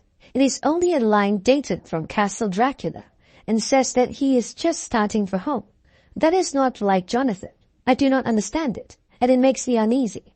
Then too, Lucy, although she is so well, has lately taken to her old habit of walking in her sleep. Her mother has spoken to me about it, and we have decided that I am to lock the door of our room every night. Mrs. Westenra has got an idea that sleepwalkers always go out on roofs of houses and along the edges of cliffs and then get suddenly wakened and fall over with a despairing cry that echoes all over the place. Poor dear, she is naturally anxious about Lucy, and she tells me that her husband, Lucy's father, had the same habit, that he would get up in the night and dress himself and go out if he were not stopped. Lucy is to be married in the autumn, and she is already planning out her dresses and how her house is to be arranged. I sympathize with her, for I do the same. Only Jonathan and I will start in life in a very simple way, and shall have to try to make both ends meet. Mr. Holmwood, he is the honorary Arthur Holmwood, only son of Lord Godalming, is coming up here very shortly, as soon as he can leave town, for his father is not very well. And I think dear Lucy is counting the moments till he comes. She wants to take him up to the seat on the churchyard cliff and show him the beauty of Whitby. I dare say it is the waiting which disturbs her. She will be all right when he arrives. 27th July. No news from Jonathan. I'm getting quite uneasy about him, though why I should I do not know. But I do wish that he would write, if it were only a single line. Lucy walks more than ever, and each night I am awakened by her moving about the room. Fortunately, the weather is so hot that she cannot get cold, but still the anxiety and the perpetually being wakened is beginning to tell on me, and I am getting nervous and wakeful myself. Thank God, Lucy's health keeps up. Mr. Holmwood has been suddenly called to ring to see his father, who has been taken seriously ill. Lucy frets at the postponement of seeing him, but it does not touch her looks. She is a trifle stouter, and her cheeks are a lovely rose pink. She has lost that anemic look which she had. I pray it will all last.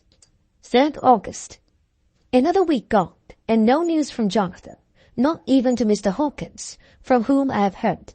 Oh, I do hope he is not ill. He surely would have written. I look at that last letter of his, but somehow it does not satisfy me. It does not read like him, and yet it is his writing. There is no mistake of that. Lucy has not walked much in her sleep the last week, but there is an odd concentration about her which I do not understand. Even in her sleep, she seems to be watching me. She tries the door, and finding it locked, goes about the room searching for the key. 6th August. Another 3 days, and no news. This suspense is getting dreadful. If I only knew where to write to or where to go to, I should feel easier. But no one has heard a word of Jonathan since that last letter. I must only pray to God for patience. Lucy is more excitable than ever, but is otherwise well. Last night was very threatening, and the fishermen say that we are in for a storm.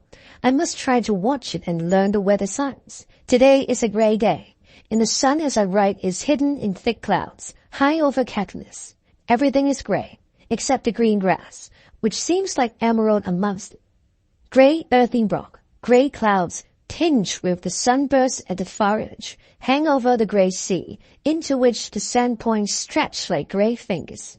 The sea is tumbling in over the shallows and the sandy flats of the roll, muffled in the sea mists drifting in. The horizon is lost in the grey mist. All is fastness. The clouds are piled up like giant rocks, and there is a brool over the sea that sounds like some presage of doom.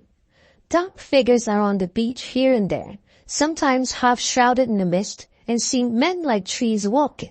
The fishing boats are racing for home, and rise and dip in the ground swell as they sweep into the harbor, bending to the scuppers. Here comes old Mr. Swains. He's making straight for me, and I can see by the way he lifts his hat that he wants to talk. I have been quite touched by the change in the poor old man. When he sat down beside me, he said in a very gentle way, "I want to say something to you, miss." I could see he was not at ease, so I took his poor old wrinkled hand in mine and asked him to speak fully. So he said, leaving his hand in mine, "I'm afraid, my dearie, that I must have shocked you by all the wicked things I've been saying about the dead, and such like for weeks past, but I didn't mean them, and I want ye to remember that when I'm gone, we old folks that be decked, and with one foot bad the crockhole, don't altogether like to think of it, and we don't want to feel scared of it. That's why I've talked to Mick and like of it, so that I cheer my own heart a bit. But Lord love me, miss, I ain't afraid of dying. Not a bit. Only I don't want to die if I could help it. My time must be nigh at hand now, for I be old, and 100 years is too much for any man to expect. And I'm so nigh it that the old man is already whetting his scythe. You see, I can't get out of the habit of coughing about it all at once. The chaffs will whack as they be used to. Some day soon the angel of death will sound his trumpet for me. But don't need all and greets, my dearie." for he saw that I was crying. "If he should come this very night, I'd not refuse to answer his call, for light be, after all, only waiting for something else than what we do. And that be all that we can rightly depend on. But I'm content, for it's coming to me, my dearie, and coming quick. It may be coming while we are looking and wondering. Maybe it's in that wind out over the sea that's bringing with it loss and wreck, and sore distress in sad hearts. Look, look." He cried suddenly. "There's something in that wind and the host beyond that sounds, and looks and tastes and smells like death. It's in the air, I feel it coming. Lord, make me answer cheerful when my call comes." He held up his arms devoutly and raised his hat. His mouth moved as though he were praying. After a few minutes of silence, he got up, shook hands with me, and blessed me, and said goodbye, and hobbled off. It all touched me, and upset me very much. I was glad when the Coast Guard came along, with his spyglass under his arm. He stopped to talk with me, as he always does, but all the time kept looking at the strange ship. "I can't make her out," he said. "She's a Russian, by the look of her. But she's knocking about in the queerest way. She doesn't know her mind a bit. She seems to see the storm coming, but can't decide whether to run up north in the open or to put it here.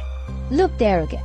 She's steered mighty strangely, for she doesn't mind a hand on the wheel, changes about every puff of wind.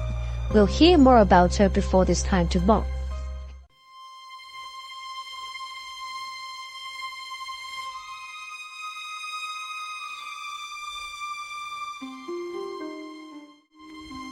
Dracula by Bram Stoker. Chapter 7.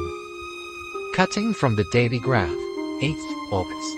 From a correspondent. One of the greatest and suddenest storms on record has just been experienced here, with results both strange and unique.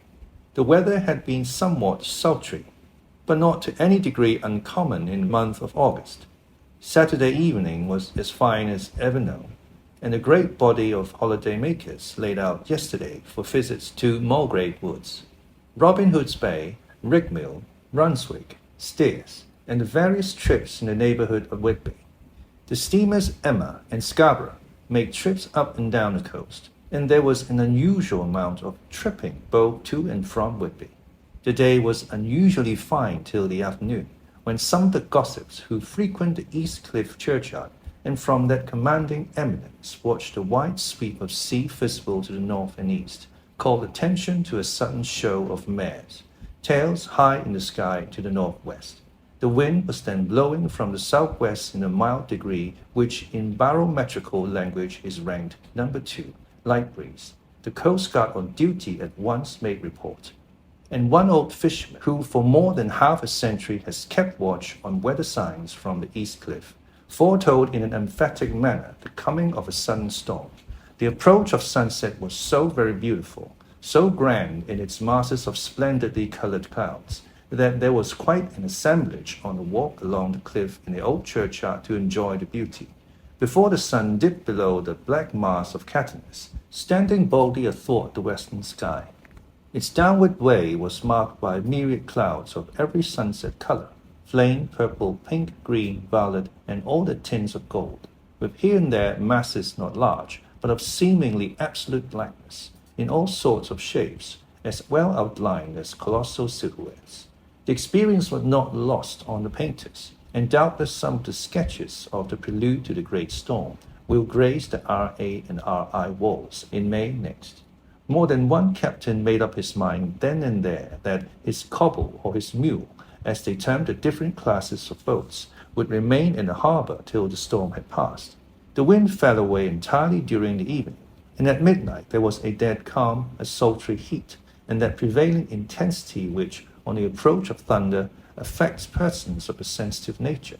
There were but few lights in sight at sea, for even the coasting steamers, which usually hug the shore so closely, kept well to seaward, and but few fishing boats were in sight.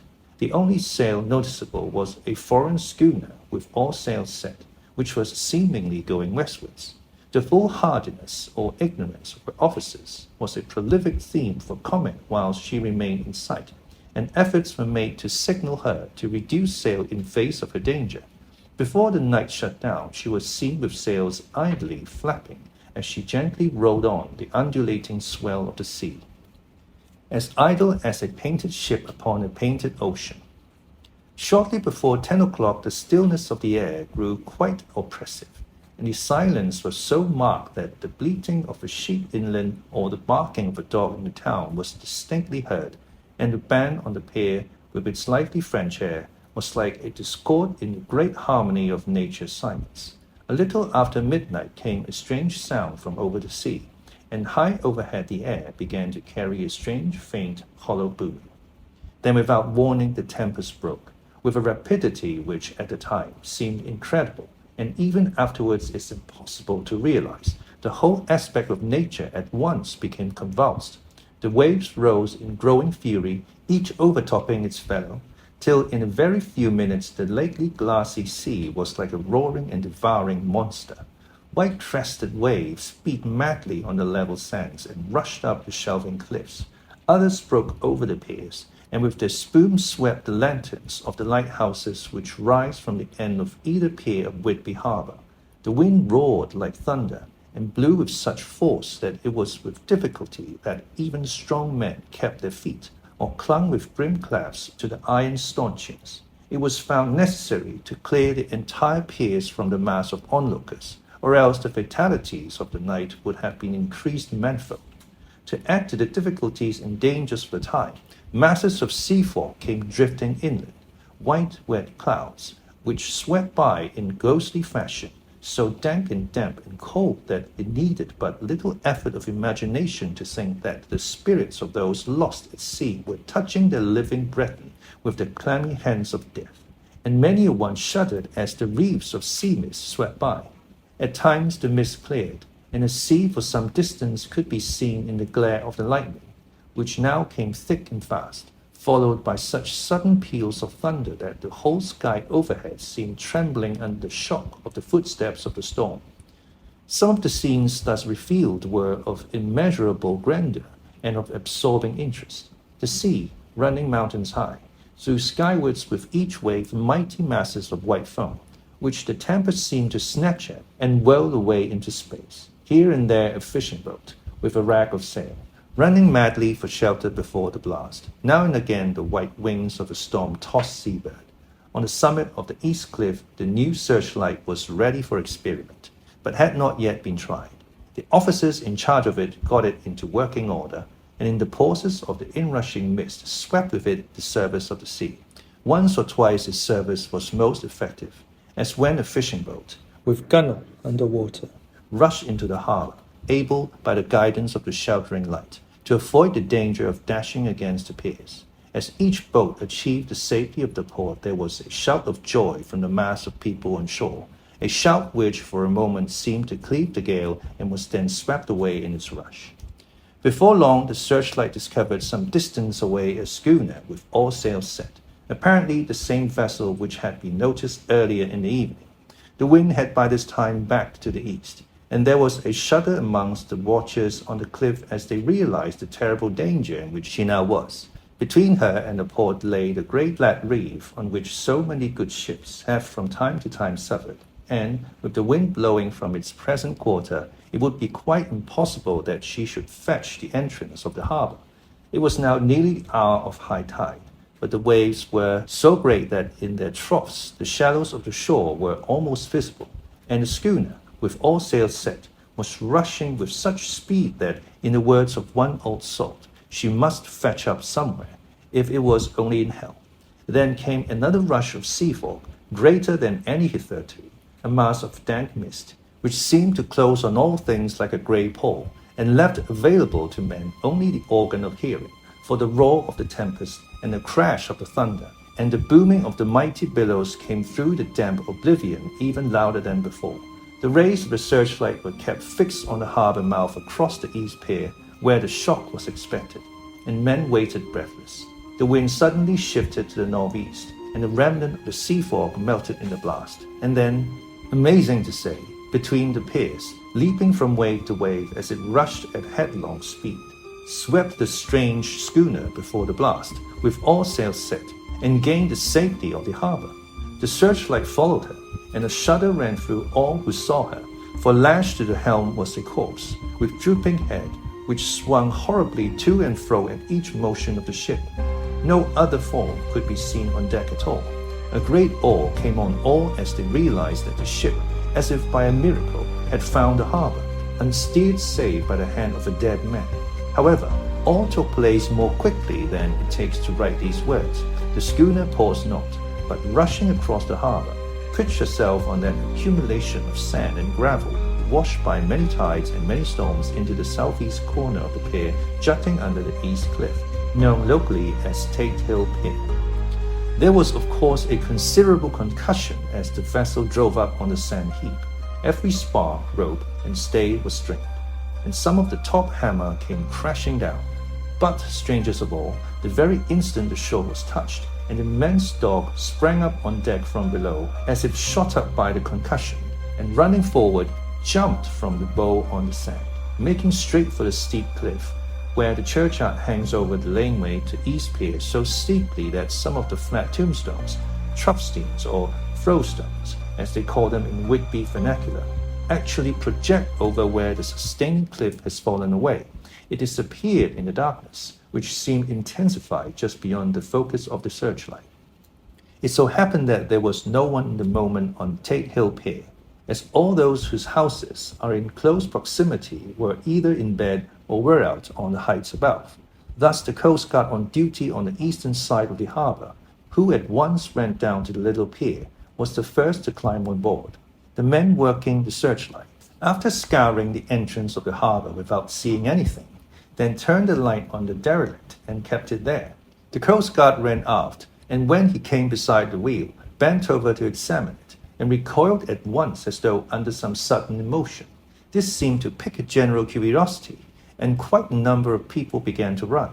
It is a good way round from the West Cliff by the drawbridge to Tate Hill Pier, but your correspondent is a very good runner and came well ahead of the crowd. When I arrived, however, I found already assembled on the pier a crowd, whom the Coast Guard and police refused to allow to come on board.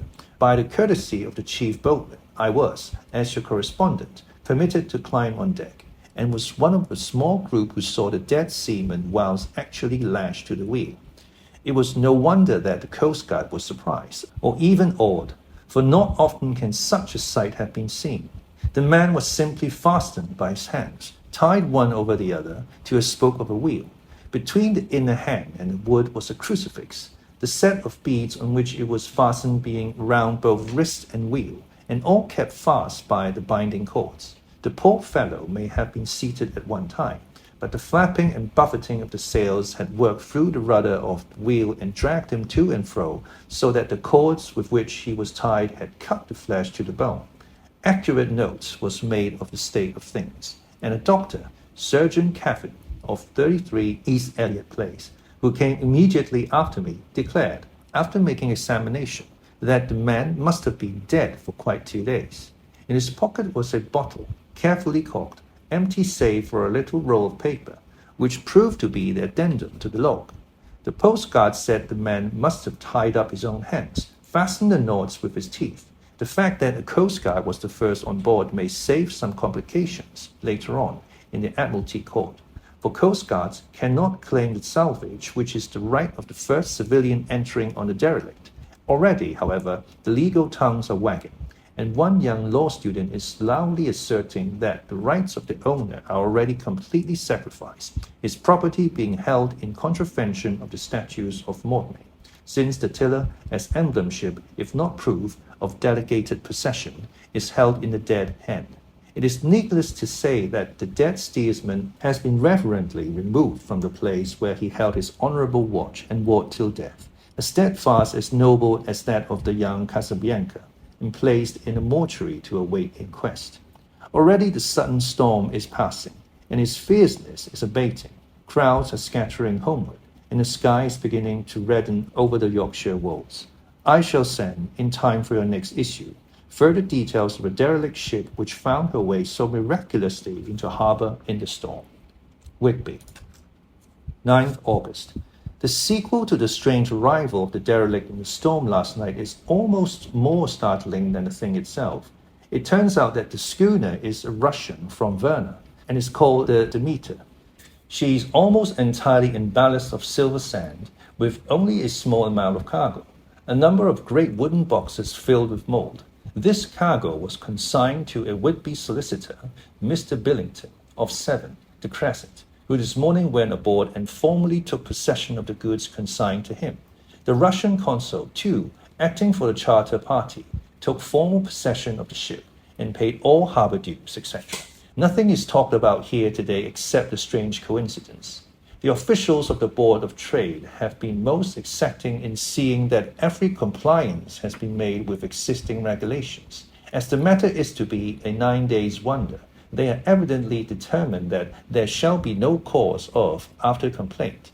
A good deal of interest was abroad concerning the dog which landed when the ship struck, and more than a few of the members of the SPCA, which is very strong in Whitby, have tried to befriend the animal. To the general disappointment, however, it was not to be found.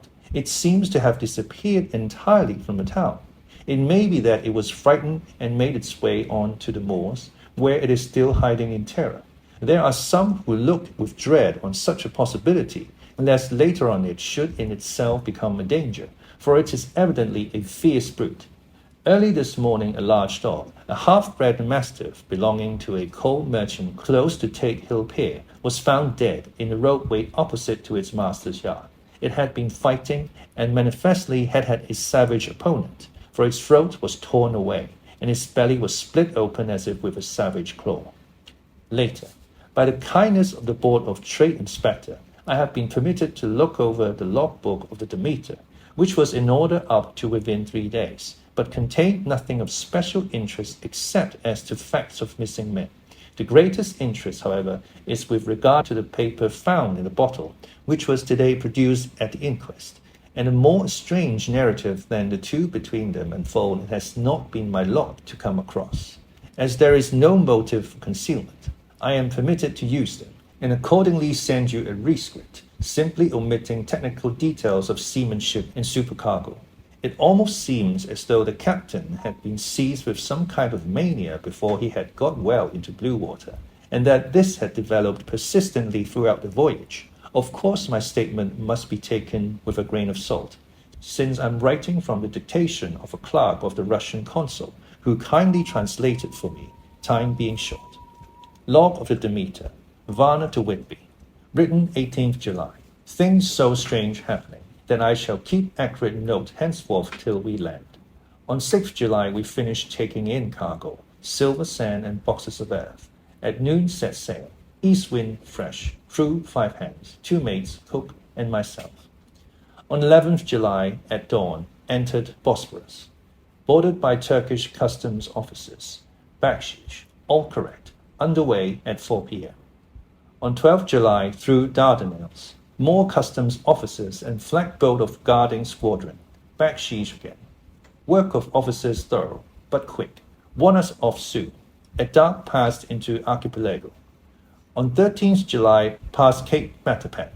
Crew dissatisfied about something, seemed scared, but would not speak out. On 14th July was somewhat anxious about crew, men all steady fellows, who sailed with me before. May could not make out what was wrong.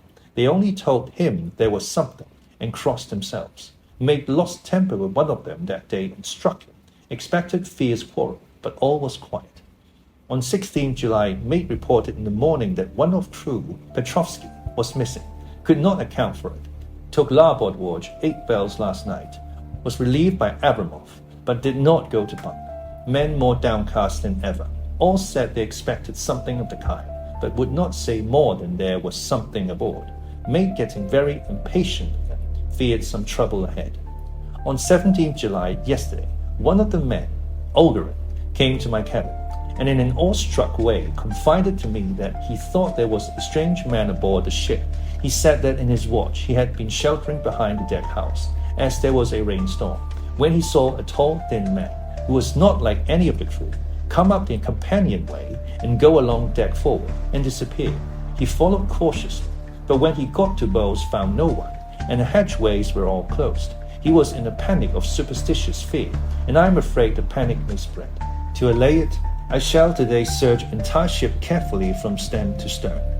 Later in the day I got together the whole crew and told them, as they evidently thought there was someone in the ship, we would search from stem to stern. First mate angry, said it was folly, and to yield to such foolish ideas would demoralize the men. Said he would engage to keep them out of trouble with a handspike. I let him take the helm, while the rest began thorough search, all keeping abreast, with lanterns. We left no corner unsearched. As there were only the big wooden boxes, there were no odd corners where a man could hide. Men much relieved when search over, and went back to work cheerfully. First mate scowled, but said nothing. 22nd July. Rough weather last 3 days, and all hands busy with sails. No time to be frightened. Men seem to have forgotten their dread. Made cheerful again, and on all good terms. Praised men for work in bad weather. Past Gibraltar and out through straits. All well. 24th July. There seems some doom over the ship. Already a hand short, and entering on the Bay of Biscay with wild weather ahead. And yet last night another man lost, disappeared. Like the first, he came off his watch and was not seen again. Men all in a panic of fear, sent around Robin, asking to have double watch, as they fear to be alone. Mate angry. Fear there will be some trouble, as either he or the men will do some violence. 28th July. 4 days in hell, knocking about in a sort of maelstrom, and the wind a tempest. No sleep for anyone. Men all worn out. Hardly know how to set a watch, since no one fit to go on.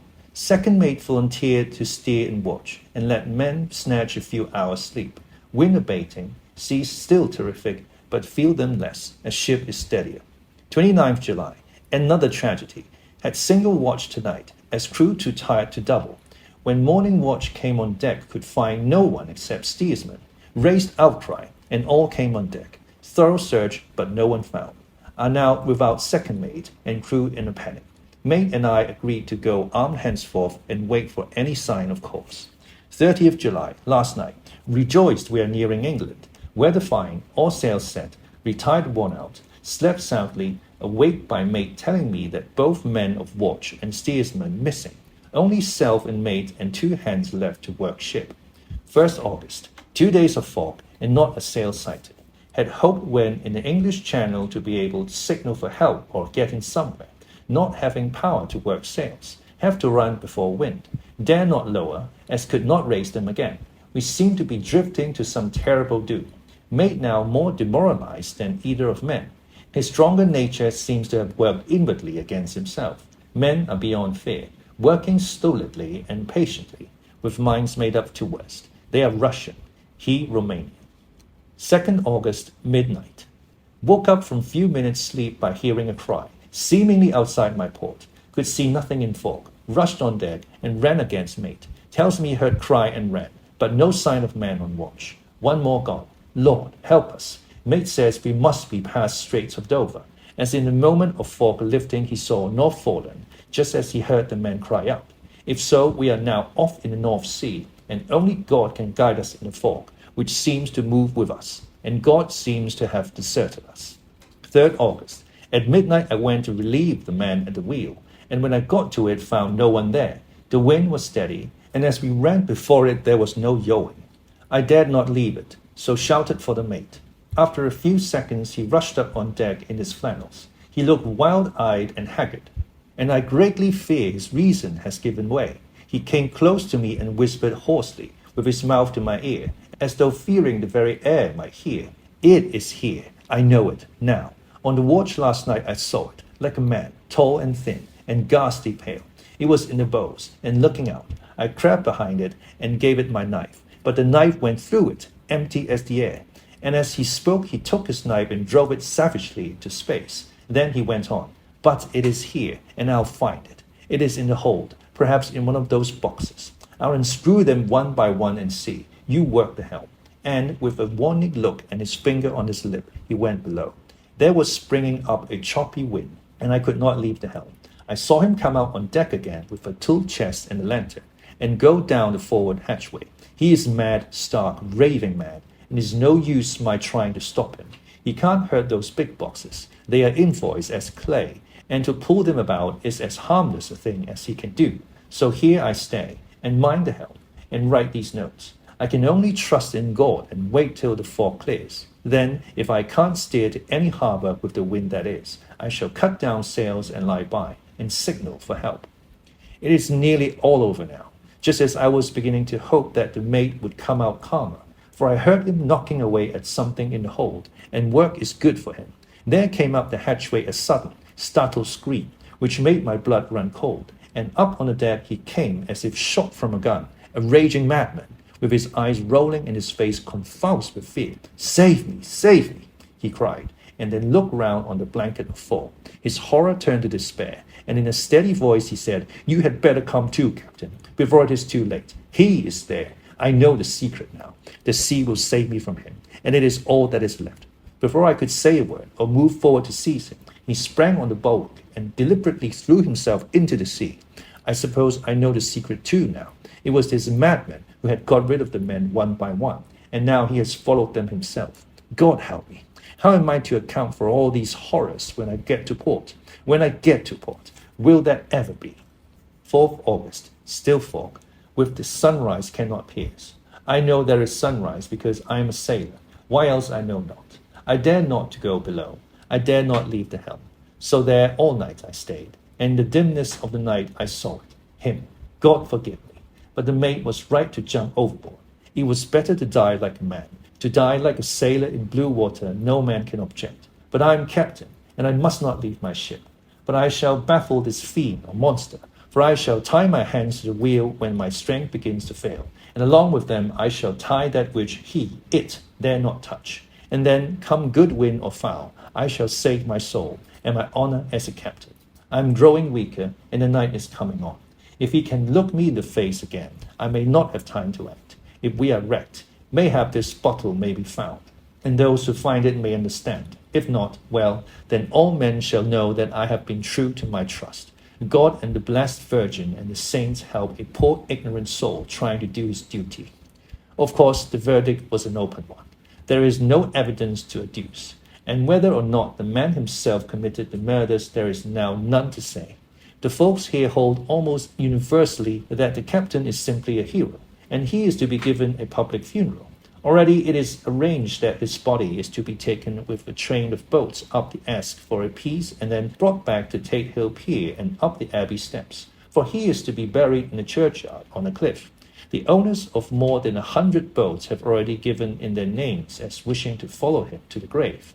No trace has ever been found of the great dog, at which there is much mourning, for, with public opinion in its present state, he would, I believe, be adopted by the town. Tomorrow will see the funeral, and so will end this one more mystery of the sea. Mina Murray's journal, 8th August. Lucy was very restless all night, and I too could not sleep.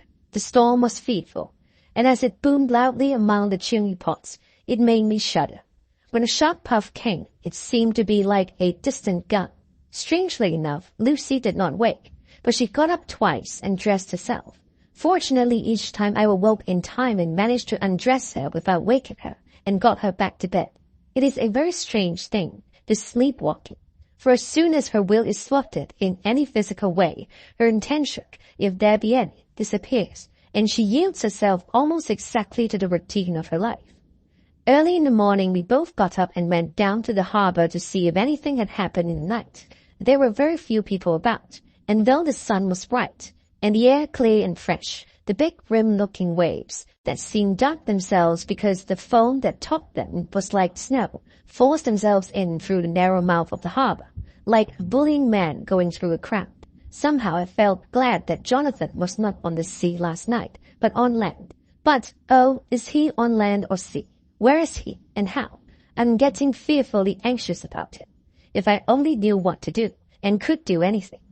10th August. The funeral of the poor sea captain today was most touching. Every boat in the harbor seemed to be there, and the coffin was carried by captains all the way from Tate Hill Pier up to the churchyard. Lucy came with me, and we went early to our old seat, whilst the cortege of boats went up the river to the viaduct and came down again. We had a lovely view, and saw the procession nearly all the way. The poor fellow was laid to rest quite near our seat so that we stood on it when the time came and saw everything. Poor Lucy seemed much upset. She was restless and uneasy all the time, and I cannot but think that her dreaming at night is telling on her. She is quite odd in one thing. She will not admit to me that there is any cause for restlessness, for if there be, she does not understand it herself. There is an additional cause in that poor old Mr. Swales was found dead this morning on our seat, his neck being broken. He had evidently, as the doctor said, fallen back in the seat in some sort of fright, for there was a look of fear and horror on his face that the man said made them shudder. Poor dear old man. Perhaps he had seen death with his dying eyes. Lucy is so sweet and sensitive that she feels influences more acutely than other people do. Just now she was quite upset by a little thing which I did not much heed, though I am myself very fond of animals. One of the men who came up here often to look for the boats was followed by his dog. The dog is always with him. They are both quiet persons, and I never saw the man angry, nor heard the dog bark. During the service, the dog would not come to its master, and was on the seat with us, but kept a few yards off, barking and howling. Its master spoke to it gently, and then harshly, and then angrily, but it would neither come nor cease to make a noise. It was in a sort of fury, with its eyes savage, and all its hairs bristling out like a cat's tail when puss is on the warpath. Finally, the man too got angry, and jumped out and kicked the dog, and then took it by the scruff of the neck and half dragged and half threw it on the tombstone on which the seat is fixed. The moment it touched the stone, the poor thing became quiet and fell all into a tremble. It did not try to get away, but crouched down, quivering and cowering, and was in such a pitiable state of terror that I tried, though without effect, to comfort it. Lucy was full of pity too, but she did not attempt to touch the dog, but looked at it in an agonized sort of way. I greatly fear that she is of too supersensitive a nature to go through the well without trouble. She will be dreaming of this tonight, I am sure. The whole agglomeration of things, the ship steered into port by a dead, his attitude, tied to the wheel with a crucifix and beads, the touching funeral, the dog, now furious and now in terror, will all afford material for her dreams. I think it will be best for her to go to bed tired out physically, so I shall take her for a long walk by the cliffs to Robin Hood's Bay and back. She ought not to have much inclination for sleepwalking then.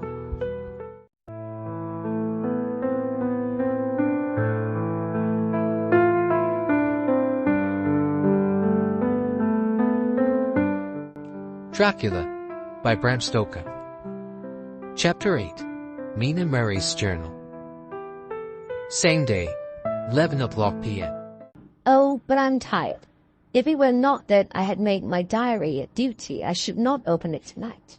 We had a lovely walk. Lucy, after a while, was in gay spirits, owing, I think, to some dear cows who came nosing towards us in a field close to the lighthouse, and frightened the wits out of us. I believe we forgot everything except, of course, personal fear, and it seemed to wipe the slate clean and give us a fresh start. We had a capital, severe tea at Robin Hood's Bay in a sweet little old-fashioned inn, with a bow window right over the seaweed-covered rocks of the Strand. I believe we should have shot the new woman with our appetites. Men are more tolerant, bless them. Then we walked home with some, or rather many, stoppages to rest, and with our hearts full of a constant dread of wild bulls. Lucy was really tired, and we intended to creep off to bed as soon as we could. The young curate came in, however, and Mrs. Westenra asked him to stay for supper. Lucy and I had both a fight for it with the dusty miller. I know it was a hard fight on my part, and I'm quite heroic. I think that some day the bishops must get together and see about breeding up a new class of curates who don't take supper, no matter how they may be pressed to, and who will know when girls are tired. Lucy is asleep and breathing softly. She has more color in her cheeks than usual, and looks, oh, so sweet. If Mr. Holmwood fell in love with her seeing her only in the drawing-room, I wonder what he would say if he saw her now. Some of the new women writers will someday start an idea that men and women should be allowed to see each other asleep before proposing or accepting. But I suppose the new woman won't condescend in future to accept. She will do the proposing herself, and a nice job she will make of it too. There's some consolation in that. I'm so happy tonight, because dear Lucy seems better. I really believe she has turned the corner, and that we are over our troubles with dreaming. I should be quite happy if I only knew if Jonathan, God bless and keep him. 11th August, 3 a.m. Diary again. No sleep now, so I may as well write. I'm too agitated to sleep. We have had such an adventure, such an agonizing experience. I fell asleep as soon as I had closed my diary. Suddenly I became broad awake and sat up, with a horrible sense of fear upon me, and of some feeling of emptiness around me. The room was dark, so I could not see Lucy's bed. I stole across and felt for her. The bed was empty. I lit a match and found that she was not in the room. The door was shut, but not locked, as I had left it. I feared to wake her mother, who has been more than usually ill lately, so threw on some clothes and got ready to look for her. As I was leaving the room, it struck me that the clothes she wore might give me some clue to her dreaming intention. Dressing gown would mean house, dress outside. Dressing gown and dress were both in their places. Thank God, I said to myself, she cannot be far, as she is only in her nightdress. I ran downstairs and looked in the sitting room. Not there. Then I looked in all the other open rooms of the house, with an ever-growing fear chilling in my heart. Finally I came to the hall door and found it open. It was not wide open, but the catch of the lock had not caught. The people of the house are careful to lock the door every night, so I feared that Lucy must have gone out as she was. There was no time to think of what might happen. A vague, overmastering fear obscured all details. I took a big, heavy shawl and ran out. The clock was striking 1 as I was in the present, and there was not a soul in sight. I ran along the north terrace, but could see no sign of the white figure which I expected. At the edge of the west cliff, above the pier, I looked across the harbour to the east cliff, in the hope or fear, I don't know which, of seeing Lucy in our favourite seat. There was a bright full moon, with heavy black driving clouds, which threw the whole scene into a fleeting diorama of light and shade as they sailed across. For a moment or two I could see nothing. as the shadow of a cloud obscured St. Mary's Church and all round it. Then, as the cloud passed, I could see the ruins of the abbey coming into view, and as the edge of a narrow band of light as sharp as sword-cut moved along, the church and the churchyard became gradually visible. Whatever my expectation was, it was not disappointed, for there, on our favorite seat, the silver light of the moon struck a half-reclining figure, snowy white. The coming of the cloud was too quick for me to see much, for shadow shut down with light almost immediately. But it seemed to me as though something dark stood behind the seat where the white figure shone and bent over it. What it was, whether man or beast, I could not tell. I did not wait to catch another glance, but flew down the steep steps to the pier and along by the fish market to the bridge, which was the only way to reach the east. The town seemed as dead, for not a soul did I see. I rejoiced that it was so, for I wanted no witness of poor Lucy's condition. The time and distance seemed endless, and my knees trembled and my breath came labored as I toiled up the endless steps to the abbey. I must have gone fast, and yet it seemed to me as if my feet were weighted with lead, and as though every joint in my body were rusted. When I got almost to the top, I could see the seat of the white figure, for I was now close enough to distinguish it even through the spells of shadow. There was undoubtedly something, long and black, bending over the half-reclining white figure. I called in fright, "Lucy, Lucy," and something raised the head, and from where I was I could see a white face and red, gleaming eyes. Lucy did not answer, and I ran on to the entrance to the churchyard. As I entered, the church was between me and the seat, and for a minute or so I lost sight of her. When I came in view again, the cloud had passed, and the moonlight struck so brilliantly that I could see Lucy half reclining with her head lying over the back of the seat. She was quite alone, and there was not a sign of any living thing about. When I bent over her, I could see that she was still asleep. Her lips were parted, and she was breathing, not softly as usual with her, but in long, heavy gasps, as though striving to get her lungs full at every breath. As I came close, she put up her hand in her sleeve and pulled the collar of her nightdress close round her throat.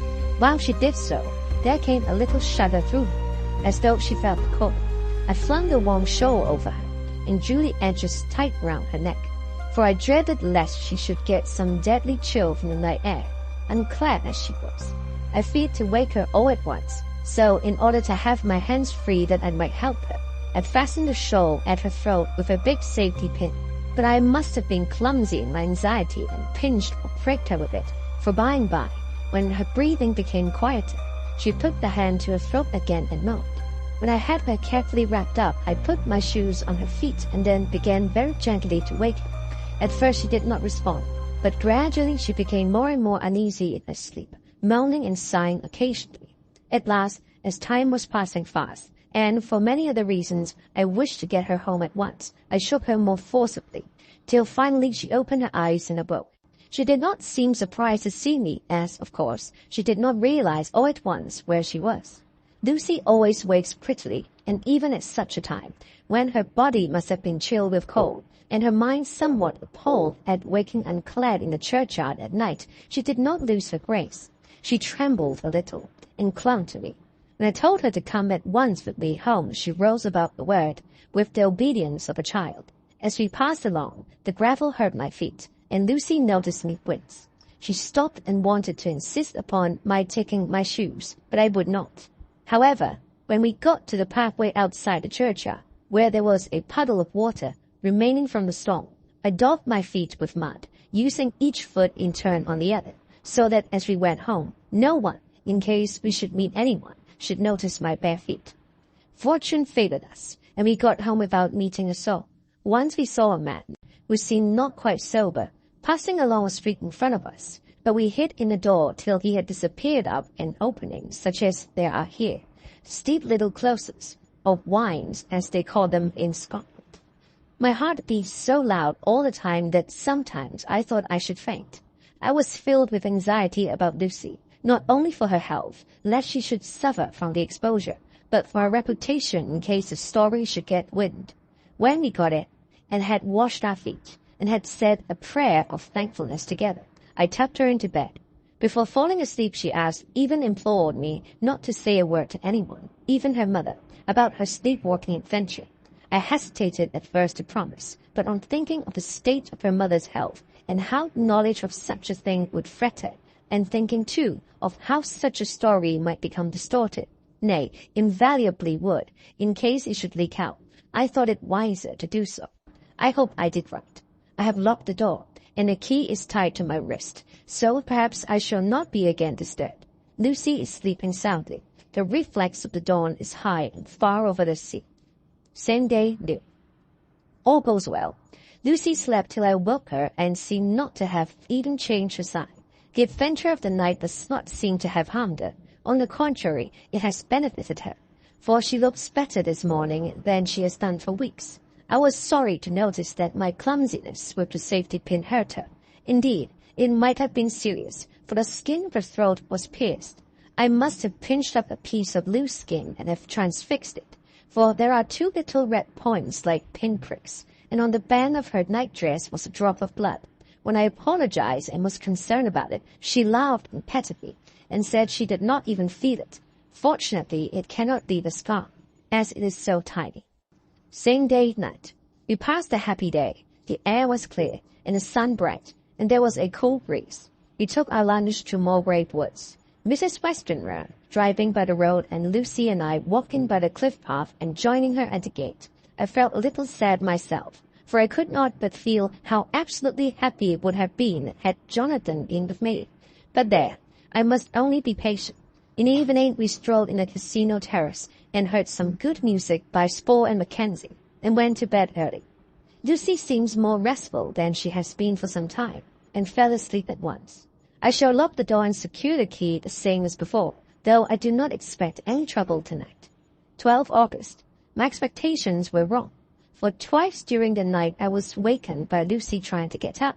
She seemed, even in her sleep, to be a little impatient at finding the door shut, and went back to bed under a sort of protest. I woke with the dawn, and heard the birds chirping outside the window. Lucy woke too, and I was glad to see, was even better than on the previous morning. All her old gaiety of manner seemed to have come back, and she came and snuggled in beside me and told me all about Arthur. I told her how anxious I was about Jonathan, and then she tried to comfort me. Well, she succeeded somewhat, for, though sympathy can't alter facts, it can help to make them more bearable. 13th August.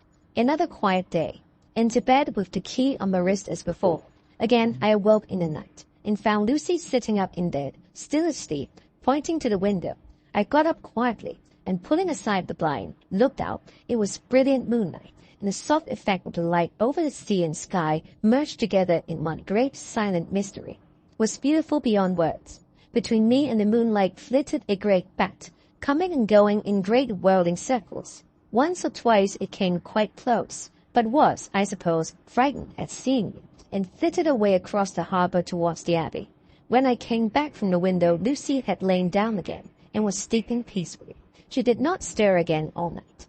14th August. On the east cliff, reading and writing all day.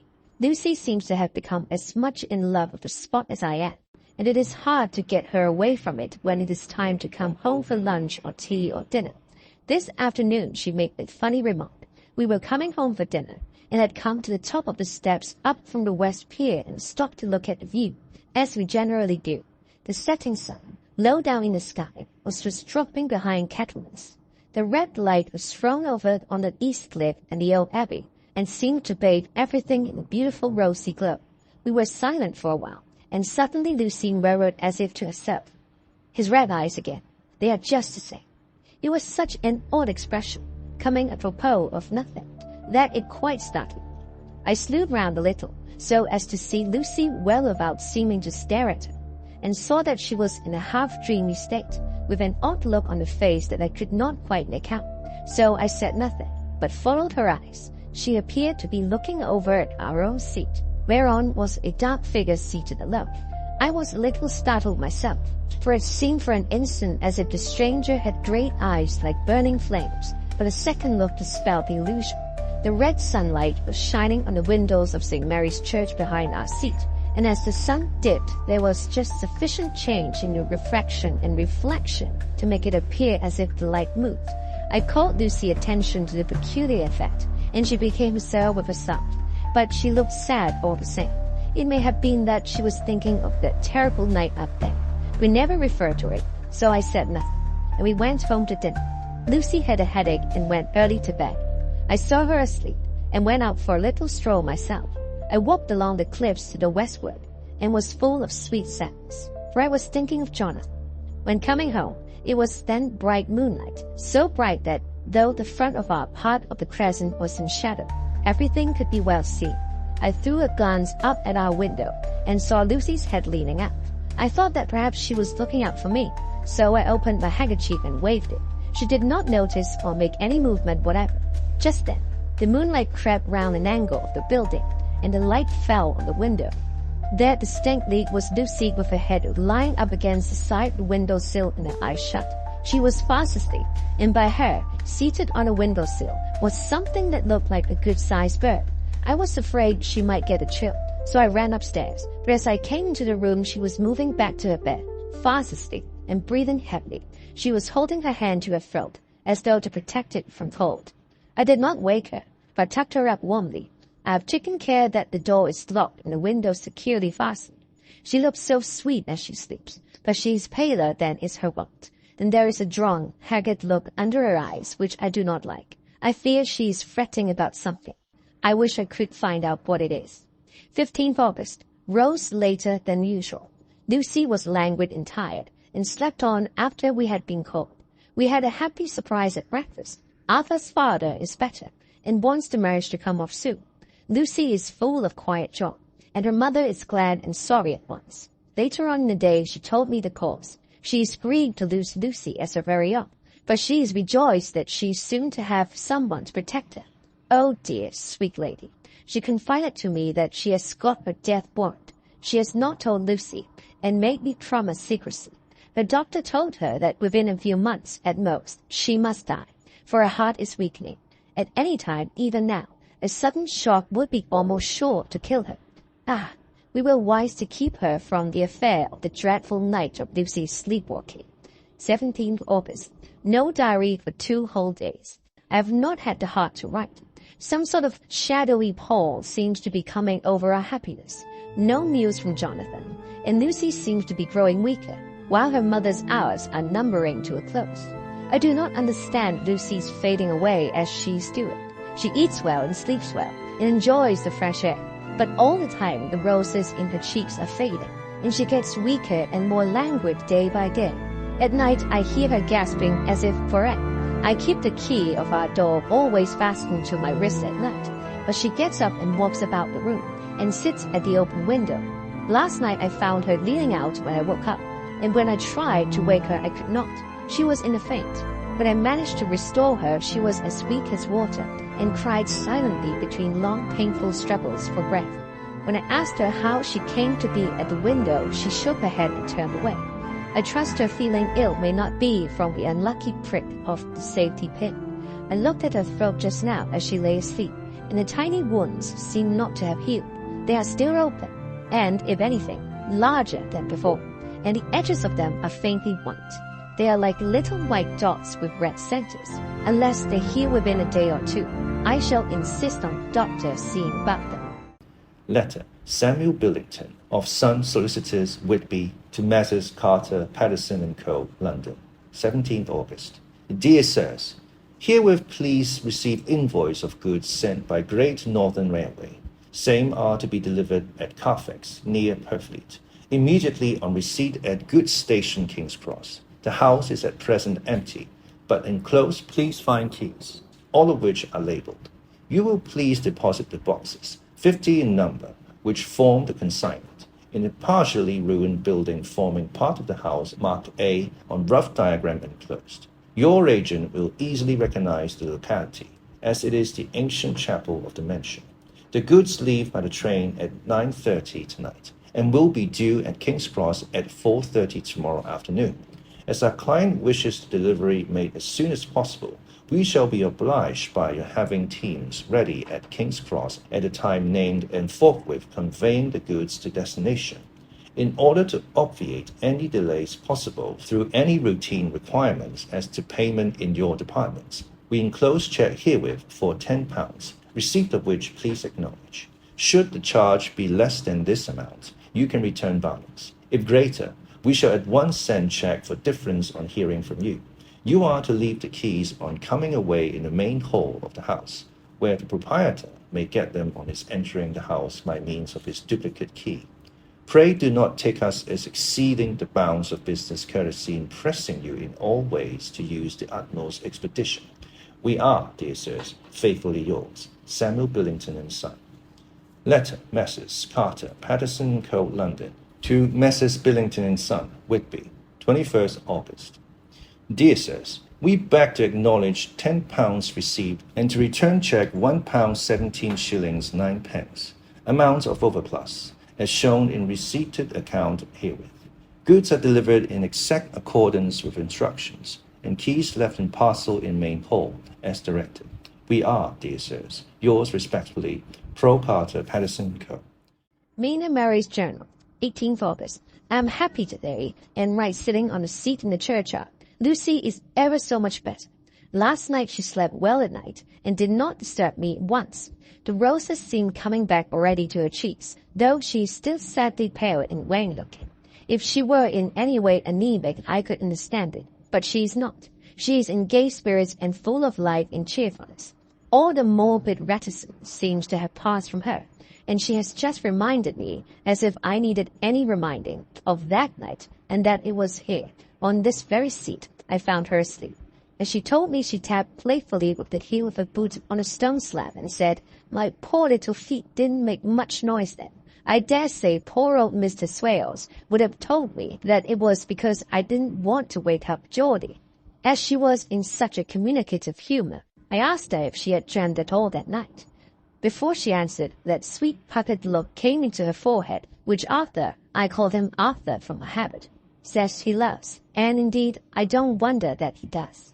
Then she went on in a half-dreaming kind of way, as if trying to recall it to herself. I didn't quite dream, but it all seemed to be real. I only wanted to be here in this spot. I don't know why, for I was afraid of something. I don't know what. I remember, though, I suppose I was asleep, passing through the streets and over the bridge. A fish leaped as I went by, and I leaned over to look at it, and I heard a lot of dogs howling. The whole town seemed as if it must be full of dogs all howling at once, as I went up the steps. Then I had a faint memory of something long and dark with red eyes, just as we saw in the sunset, and something very sweet and very bitter all around me at once. And then I seemed sinking into deep green water, and there was a singing in my ears, as I have heard there is to drowning men. And then everything seemed passing away from me. My soul seemed to go out from my body and float about the air. I seemed to remember that once the West Lighthouse was right under me, and then there was a sort of agonizing feeling, as if I were in an earthquake, and I came back and found you shaking my body. I saw you do it before I felt you. Then she began to laugh. It seemed a little uncanny to me, and I listened to her breathlessly. I did not quite like it, and thought it better not to keep her mind on the subject, so we drifted on to other subjects, and Lucy was like her old self again. When we got home, the fresh breeze had braced her up, and her pale cheeks were really more rosy. Her mother rejoiced when she saw her, and we all spent a very happy evening together. 19th August. Joy, joy, joy. Although not all joy. At last, news of Jonathan. The dear fellow has been ill. That is why he did not write. I am not afraid to think it or say it, now that I know. Mr. Hawkins sent me on the letter, and wrote himself oh so kindly. I am to leave in the morning and go over to Jonathan, and to help to nurse him if necessary, and to bring him home. Mr. Hawkins say it would not be a bad thing if he were to be married out there. I have cried over the good sister's letter till I can feel it wet against my bosom, where it lies. It is of Jonathan. It must be next my heart, for he is in my heart. My journey is all mapped out, and my luggage ready. I am only taking one change of dress. Lucy will bring my trunk to London and keep it till I send for it, for it may be that I must write no more. I must keep it to say to Jonathan, my husband. The letter that he has seen and touched must comfort me till we meet. Letter, Sister Agatha, Hospital of St. Joseph and St. Mary, Budapest, to Miss Wilhelmina Mary, 12 August. Dear Madam, I write by desire of Mr. Jonathan Harker, who is himself not strong enough to write, though progressing well, thanks to God and St. Joseph and St. Mary. He has been under our care for nearly 6 weeks, suffering from violent brain fever. He wishes me to convey his love, and to say that by this post I write for him to Mr. Peter Hawkins, Exeter, to say, with his dutiful respects, that he is sorry for his delay, and that all this work is completed. He will require some few weeks' rest in our sanatorium in the hills, but will then return. He wishes me to say that he has not sufficient money with him, and that he would like to pay for his staying here, so that others who need shall not be wanting for help. Believe me, yours with sympathy and all blessings, Sister Agatha. P.S. My patient being asleep, I opened this to let you know something more. He has told me all about you, and that you are shortly to be his wife. All blessings to you both. He has had some fearful shock, so says our doctor, and in his delirium his ravings have been dreadful, of wolves and poison and blood, of ghosts and demons, and I fear to say of what. Be careful with him always, that there may be nothing to excite him of this kind for a long time to come. The traces of such an illness as his do not likely die away. We should have written long ago, but we knew nothing of his friends, and there was on him nothing that anyone could understand. He came in the train from Klausenburg, and the guard was told by the station master there that he rushed into the station shouting for a ticket for home.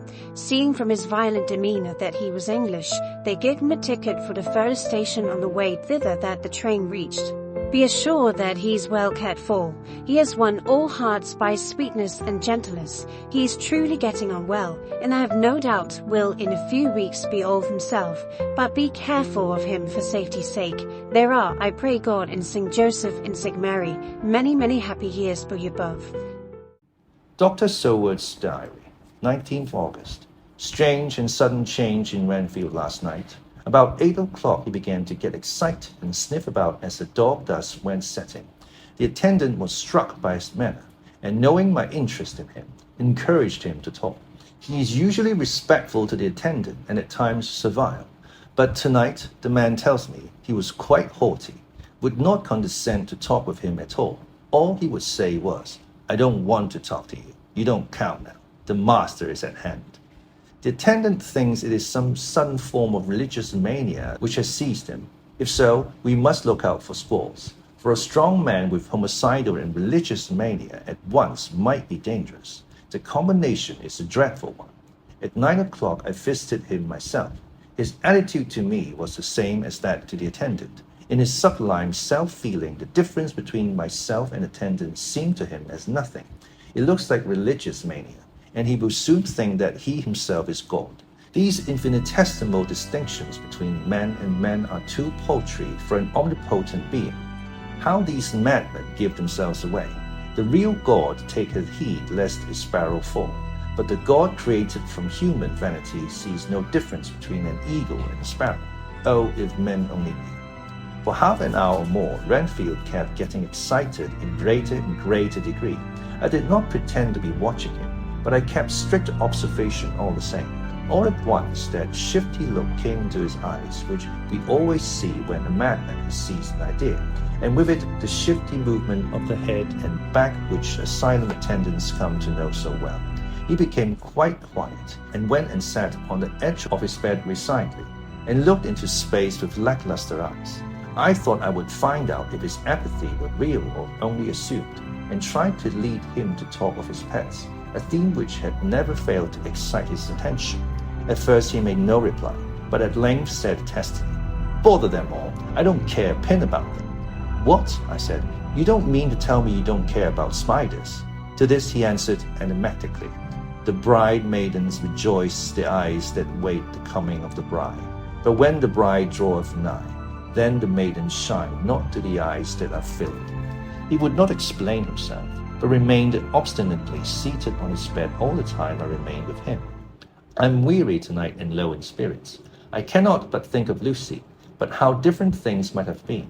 If I don't sleep at once, Coral, the modern Morpheus, C2HCl3O, H2O, I must be careful not to let it grow into a habit. No, I shall take none tonight. I have thought of Lucy, and I shall not dishonor her by mixing the two. If need be, tonight shall be sleepless. Later, glad I made the resolution, gladder that I kept to it.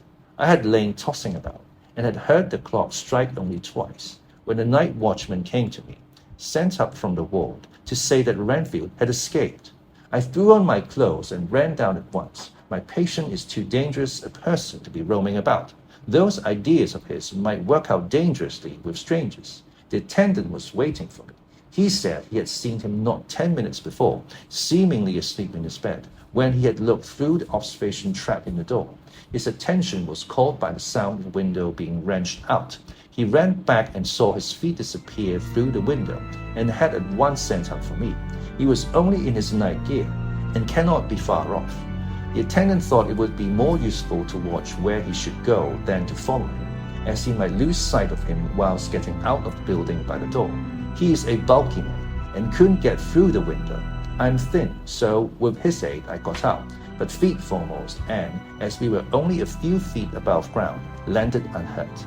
The attendant told me the patient had gone to the left, and had taken a straight line, so I ran as quickly as I could. As I got through the belt of trees, I saw a white figure scale the high wall which separates our grounds from those of the deserted house. I ran back at once, told the watchman to get 3 or 4 men immediately and follow me into the grounds of Carfax, in case our friend might be dangerous. I got a ladder myself, and crossing the wall, dropped down on the other side. I could see Renfield's figure just disappearing behind the angle of the house, so I ran after him. On the far side of the house, I found him pressed close against the old iron-bound oak door of the chapel. He was talking, apparently to someone, but I was afraid to go near enough to hear what he was saying, lest I might frighten him, and he should run off. Chasing an errant swarm of bees is nothing to following a naked lunatic, when the fit of escaping is upon him.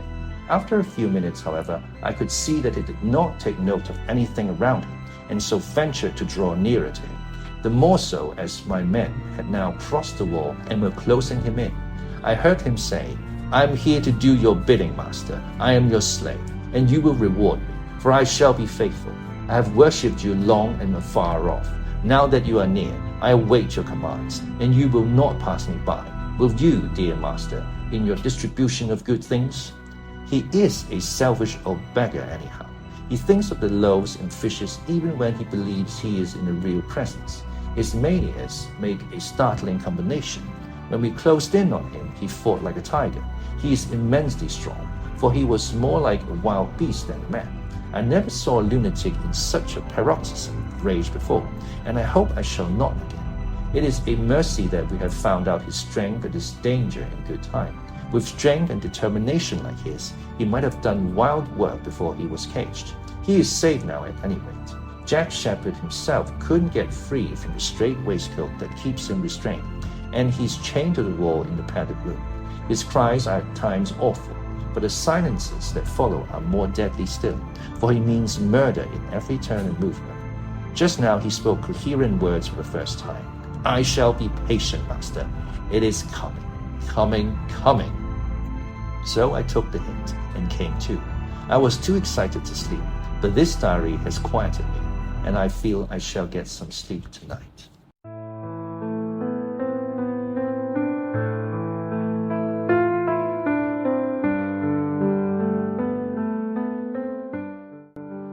Dracula by Bram Stoker. Chapter 9. Mina Mary's Journal. Letter. Mina Harker to Lucy Weston. Budapest, 24th August.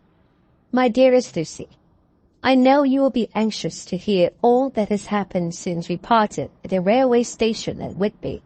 Well, my dear, I got to Hull all right, and caught the boat to Hamburg, and then the train on here. I feel that I can hardly recall anything of the journey, except that I knew I was coming to Jonathan, and that as I should have to do some nursing, I had better get all the sleep I could. I found my dear one, oh, so thin and pale and weak-looking. All the resolution has got up of his dear eyes, and the quiet dignity which I told you was in his face has vanished. He is only a wreck of himself, and he does not remember anything that has happened to him for a long time past. At least, he wants me to believe so, and I shall never ask.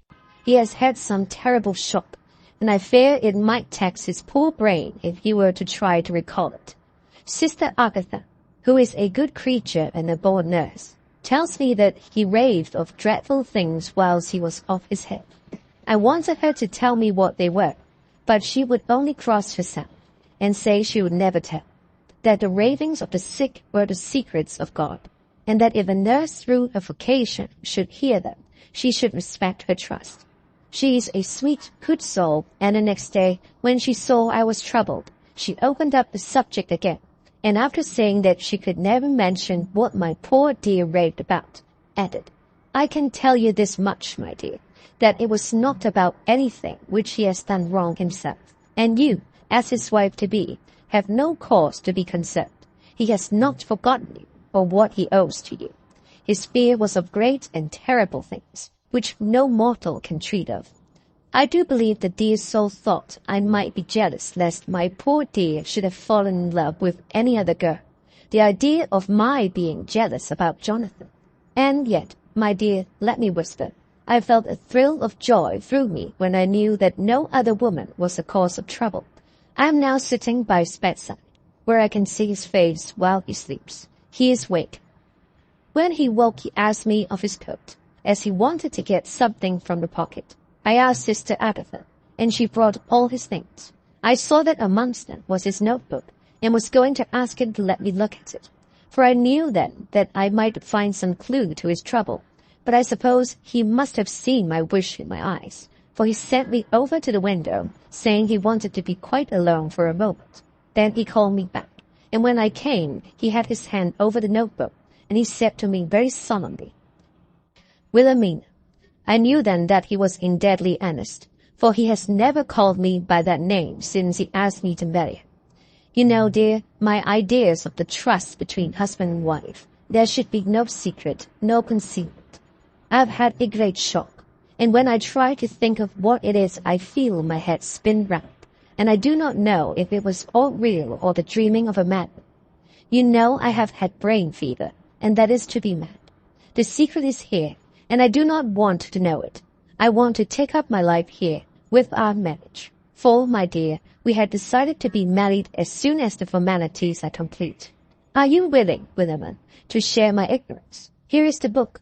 Take it and keep it. Read it if you will, but never let me know, unless, indeed, some solemn duty should come upon me to go back to the bitter hours, asleep or awake, sane or mad, recorded here. He fell back exhausted, and I put the book under his pillow and kissed it. I have asked Sister Agatha to beg the Superior to let our wedding be this afternoon, and am waiting her reply. She has come and told me that the chaplain of the English Mission Church has been sent for. We are to be married in an hour, or as soon after as Jonathan awakes. Lucy, the time has come and gone. I feel very solemn, but very, very happy. Jonathan woke a little after the hour, and all was ready, and he sat up in bed, propped up with pillows. He answered his I will firmly and strongly. I could hardly speak. My heart was so full that even those words seemed to choke me. The dear sisters were so kind. Please God, I shall never, never forget them, nor the grave and sweet responsibilities I have taken upon me. I must tell you of my wedding present. When the chaplain and his sisters had left me alone with my husband, oh, Lucy, it is the first time I have written the words, my husband. Left me alone with my husband.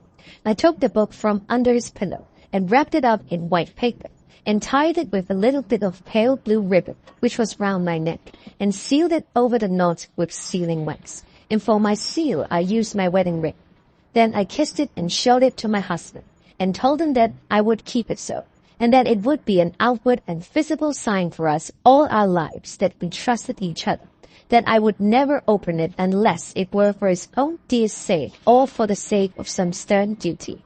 Then he took my hand in his, and oh, Lucy, it was the first time he took his wife's hand, and said that it was the dearest thing in all the wide world, and that he would go through all the past again to win it, if need be.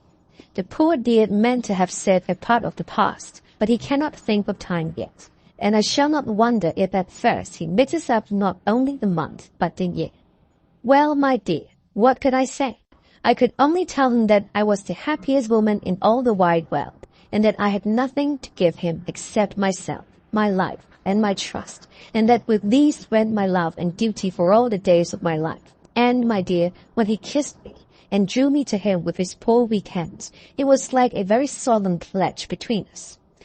Lucy, dear, do you know why I tell you all this? It is not only because it is all sweet to me, but because you have been, and are, very dear to me. It was my privilege to be your friend and guide when you came from the schoolroom to prepare for the world of life. I want you to see now, and with the eyes of a very happy wife, whither duty has led me, so that in your own married life you too may be all happy as I am. My dear, please Almighty God, your life may be all it promises, a long day of sunshine, with no harsh wind, no forgetting duty, no distrust. I must not wish you no pain, for that can never be, but I do hope you will be always as happy as I am now. Goodbye, my dear. I shall post this at once, and perhaps write you very soon again. I must stop, for Jonathan is waking. I must attend to my husband. Your ever-loving Mina Harker. Letter, Lucy Westenra to Mina Harker, Whitby, 30th August. My dearest Mina, oceans of love and millions of kisses, and may you soon be in your own home with your husband. I wish you could be coming home soon enough to stay with us here. The strong air would soon restore Jonathan. It has quite restored me. I have an appetite like a cormorant, am full of life, and sleep well. You will be glad to know that I have quite given up walking in my sleep. I think I have not stirred out of my bed for a week. That is when I once got into it at night. Arthur says I'm getting fat. By the way, I forgot to tell you that Arthur is here. We have such walks and drives and rides and rowing and tennis and fishing together, and I love him more than ever. He tells me that he loves me more, but I doubt that. For at first he told me that he couldn't love me more than he did then. But this is nonsense. There he is, calling too. So no more just at present from your lover, Lucy. P.S. Mother sends her love. She seems better, poor dear. P.P.S. We are to be married on 28th September. Dr. Seward's Diary, 20th August. The case of Renfield grows even more interesting. He is now so far quieted that there are spells of cessation from his passion. For the first week after his attack, he was perpetually violent. Then one night, just as the moon rose, he grew quiet and kept murmuring to himself, "Now I can wait. Now I can wait." The attendant came to tell me, so I ran down at once to have a look at him. He was still in a straight waistcoat and in a padded room, but the suffused look had gone from his face, and his eyes had something of their old pleading. I might also say cringing softness. I was satisfied with his present condition and directed him to be relieved. The attendants hesitated, but finally carried out my wishes without protest. It was a strange thing that the patient had humor enough to see their distrust, for, coming close to me, he said in a whisper, all the while looking furtively at them, "They think I could hurt you. Fancy me hurting you. The fools!" It was soothing, somehow, to the feelings to find myself dissociated, even in the mind of this poor madman, from the others. But all the same, I do not follow his thought. Am I to take it that I have anything in common with him, so that we are, as it were, to stand together, or has he to gain from me some good so stupendous that my well-being is needful to him? I must find out later on. Tonight he will not speak. Even the offer of a kitten or even a full-grown cat will not tempt him. He will only say, "I don't take any stock in cats. I have more to think of now, and I can wait. I can wait." After a while I left him. The attendant tells me that he was quiet until just before dawn, and that then he began to get uneasy, and at length violent, until at last he fell into a paroxysm, which exhausted him so that he swooned into a sort of coma. 3 nights has the same thing happened, violent all day, then quiet from moonrise to sunrise. I wish I could get some clue to the cause. It would almost seem as if there was some influence which came and went. Happy thought. We shall tonight play sane wits against mad ones. He escaped before without our help. Tonight he shall escape with it. We shall give him a chance, and have the men ready to follow in case they are required. 23rd August. The unexpected always happens. How well Disraeli knew life. Our bird, when he found the cage open, would not fly, so all our subtle arrangements were for naught. At any rate, we have proved one thing, that the spells of quietness last a reasonable time, We shall in future be able to ease his bonds for a few hours each day. I have given orders to the night attendant merely to shut him in the padded room, when once he is quiet, until an hour before sunrise. The poor soul's body will enjoy the relief, even if his mind cannot appreciate it. Hark, the unexpected again. I am called. The patient has once more escaped. Later, another night adventure. Renfield artfully waited until the attendant was entering the room to inspect. Then he dashed out past him and flew down the passage. I sent word for the attendants to follow. Again, he went into the grounds of the deserted house, and we found him in the same place, pressed against the old chapel door. When he saw me, he became furious, and had not the attendant seized him in time, he would have tried to kill me. As we were holding him, a strange thing happened. He suddenly redoubled his efforts, and then as suddenly grew calm. I looked round instinctively, but could see nothing. Then I caught the patient's eye and followed it, but could trace nothing as it looked into the moonlit sky except a big bat, which was flapping its silent and ghostly way to the west. Bats usually wheel and flit about, but this one seemed to go straight on, as if it knew where it was bound for or had some intention of its own. The patient grew calmer every instant, and presently said, "You needn't tie me. I shall go quietly." Without trouble, we came back to the house. I feel there is something ominous in this calm, and shall not forget this night. Lucy Westenra's diary, Helsing, 24th August. I must imitate Mina and keep writing things down. Then we can have long talks when we do meet. I wonder when it will be. I wish she were with me again, for I feel so unhappy. Last night, I seemed to be dreaming again just as I was at Whitby. Perhaps it is the change of air, or getting home again. It is all dark and horrid to me, for I can remember nothing. But I am full of fake fear, and I feel so weak and worn out. When Arthur came to lunch, he looked quite bereaved when he saw me, and I hadn't the spirit to try to be cheerful. I wonder if I could sleep in Mother's room tonight. I shall make an excuse to try. 25th August. Another bad night. Mother did not seem to take to my proposal. She seems not too well herself, and doubtless she fears to worry. I tried to keep awake, and succeeded for a while. But when the clock struck 12, it waked me from a doze, so I must have been falling asleep. There was a sort of swatching or flapping at the window, but I did not mind it, and as I remember no more, I suppose I must then have fallen asleep. More bad dreams. I wish I could remember them. This morning I am horribly weak. My face is scarcely pale, and my throat pains me. It must be something wrong with my lungs, for I don't seem ever to get air enough. I shall try to cheer up when Arthur comes, or else I know he will be miserable to see me so. Letter, Arthur Holmwood to Dr. Seward. Albemarle Hotel, 31st August. My dear Jack, I want you to do me a favor. Lucy is ill. That is, she has no special disease, but she looks awful, and is getting worse every day. I have asked her if there is any cause. I do not dare to ask her mother, for to disturb the poor lady's mind about her daughter in her present state of health would be fatal.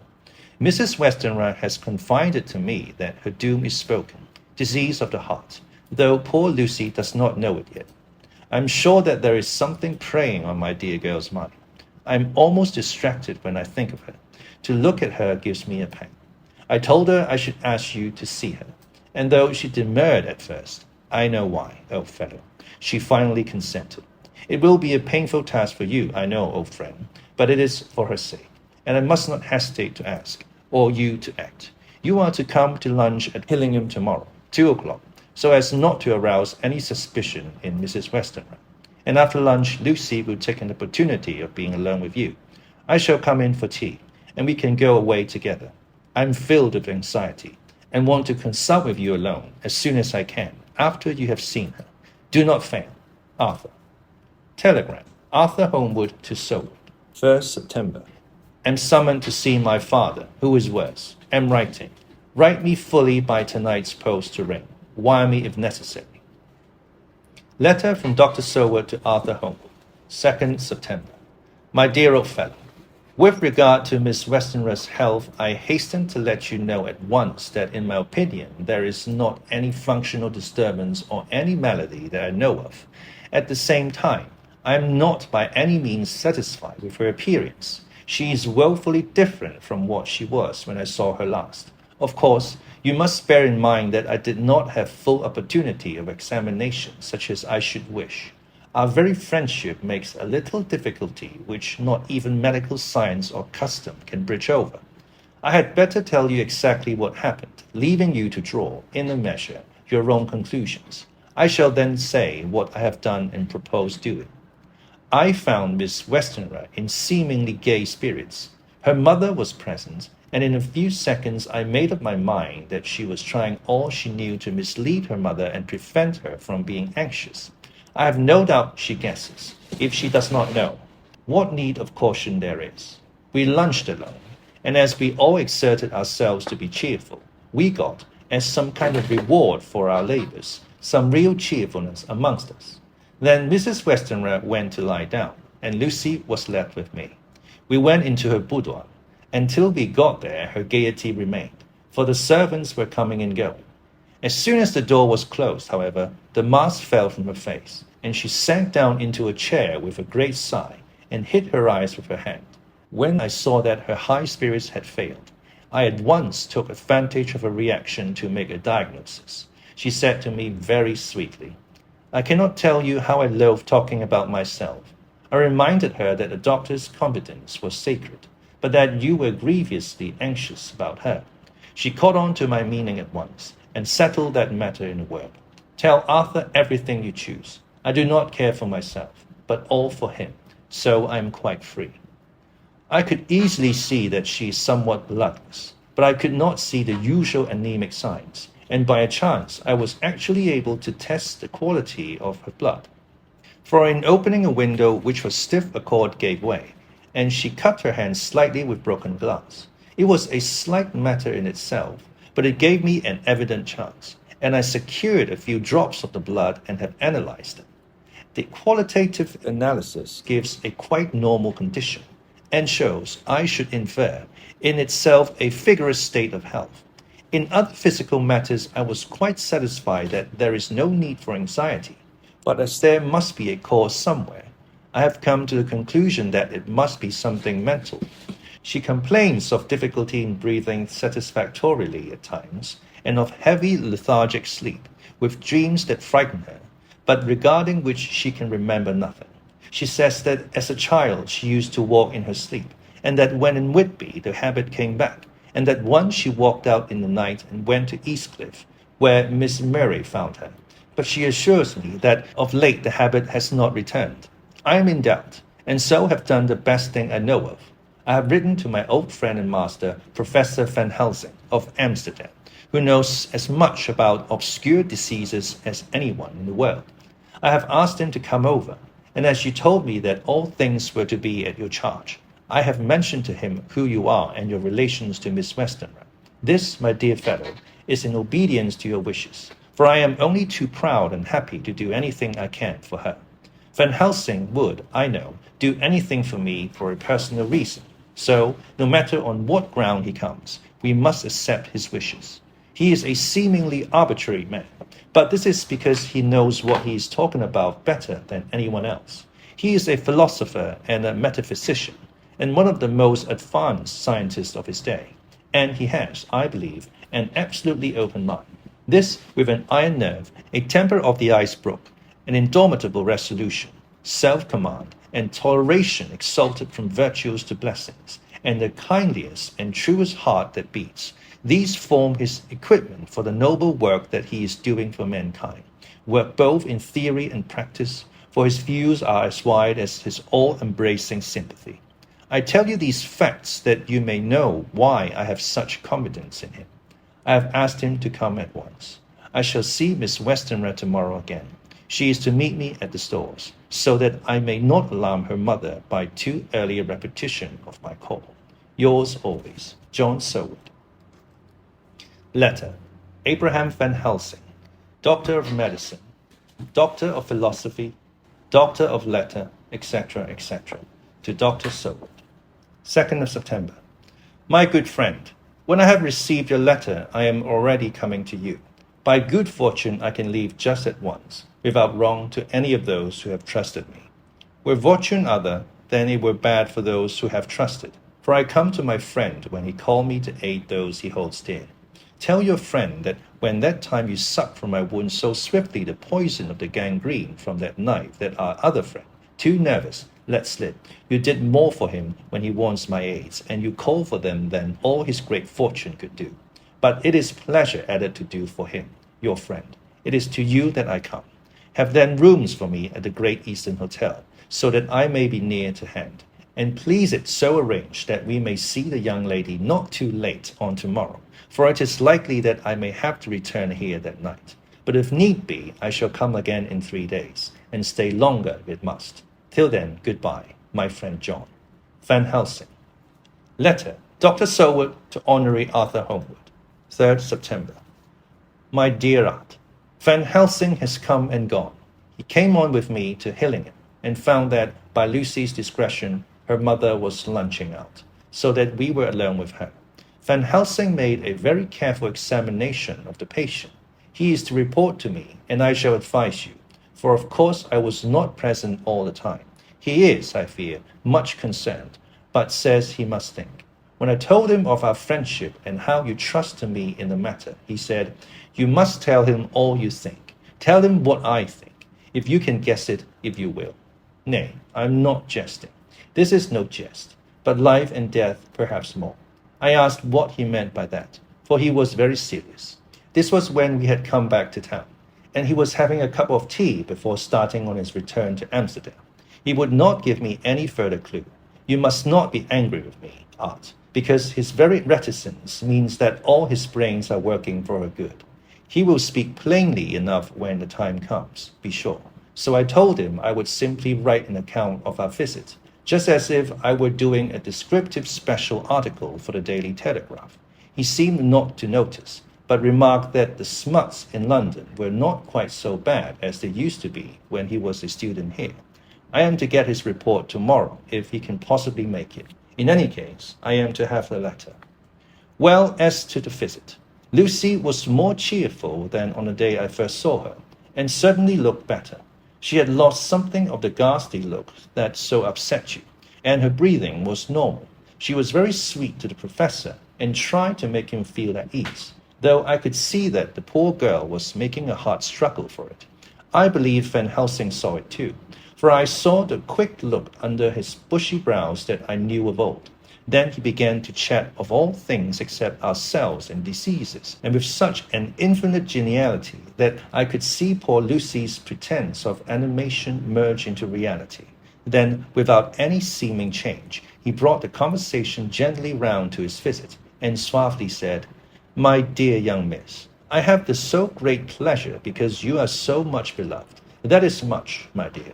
Ever were there that which I do not see. They told me you were down in the spirit, and that you were of a ghastly pale. To them I say, puff. And he snapped his fingers at me and went on. But you and I shall show them how wrong they are. How can he? And he pointed at me with the same look and gesture as that with which once he pointed me out to his class, on, or rather after, a particular occasion which he never fails to remind me of, know anything of a young lady's. He has his madmen to play with, and to bring them back to happiness, and to those that love them. It is much to do, and oh, but there are rewards, in that we can bestow such happiness. But the young ladies, he has no wife nor daughter, and the young do not tell themselves to the young, but to the old, like me, who have known so many sorrows in the course of them. So, my dear, we will send him away to smoke the cigarette in the garden, whilst you and I have little talk all to ourselves. I took the hint, and strolled about, and presently the professor came to the window and called me in. He looked grave, but said, I have made careful examination, but there is no functional cause. With you I agree that there has been much blood lost. It has been, but is not. But the conditions of her are in no way anemic. I have asked her to send me her maid, that I may ask just 1 or 2 questions, that so I may not chance to miss nothing. I know well that she will say, and yet there is cause. There is always cause for everything. I must go back home and think. You must send to me the telegram every day, and if there be cause, I shall come again. The disease, for not to be all well is a disease, interests me, and the sweet young dear, she interests me too. She charmed me, and for her. If not for you or disease, I come. As I tell you, he would not say a word more, even when we were alone. And so now, Art, you know all I know. I shall keep stern watch. I trust your poor father is rallying. It must be a terrible thing to you, my dear old fellow, to be placed in such a position between two people who are both so dear to you. I know your idea of duty to your father, and you are right to stick to it. But if need be, I shall send you word to come at once to Lucy. So do not be over-anxious unless you hear from me. Dr. Seward's Diary, 4th September. Zoophagus' patient still keeps up our interest in him. He had only one outburst, and that was yesterday at an unusual time. Just before the stroke of noon, he began to grow restless. The attendant knew the symptoms, and at once summoned aid. Fortunately, the men came at a run, and were just in time, for at the stroke of noon he became so violent that it took all their strength to hold him. In about 5 minutes, however, he began to get more and more quiet, and finally sank into a sort of melancholy, in which state he has remained up to now. The attendant tells me that his screams whilst in the paroxysm were really appalling.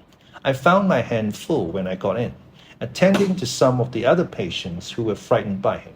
Indeed, I can quite understand the effect, for the sounds disturbed even me, though I was some distance away.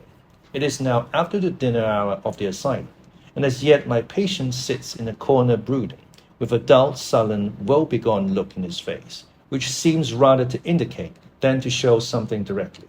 I cannot quite understand it. Later, another change in my patient. At 5 o'clock I looked in on him, and found him seemingly as happy and contented as he used to be.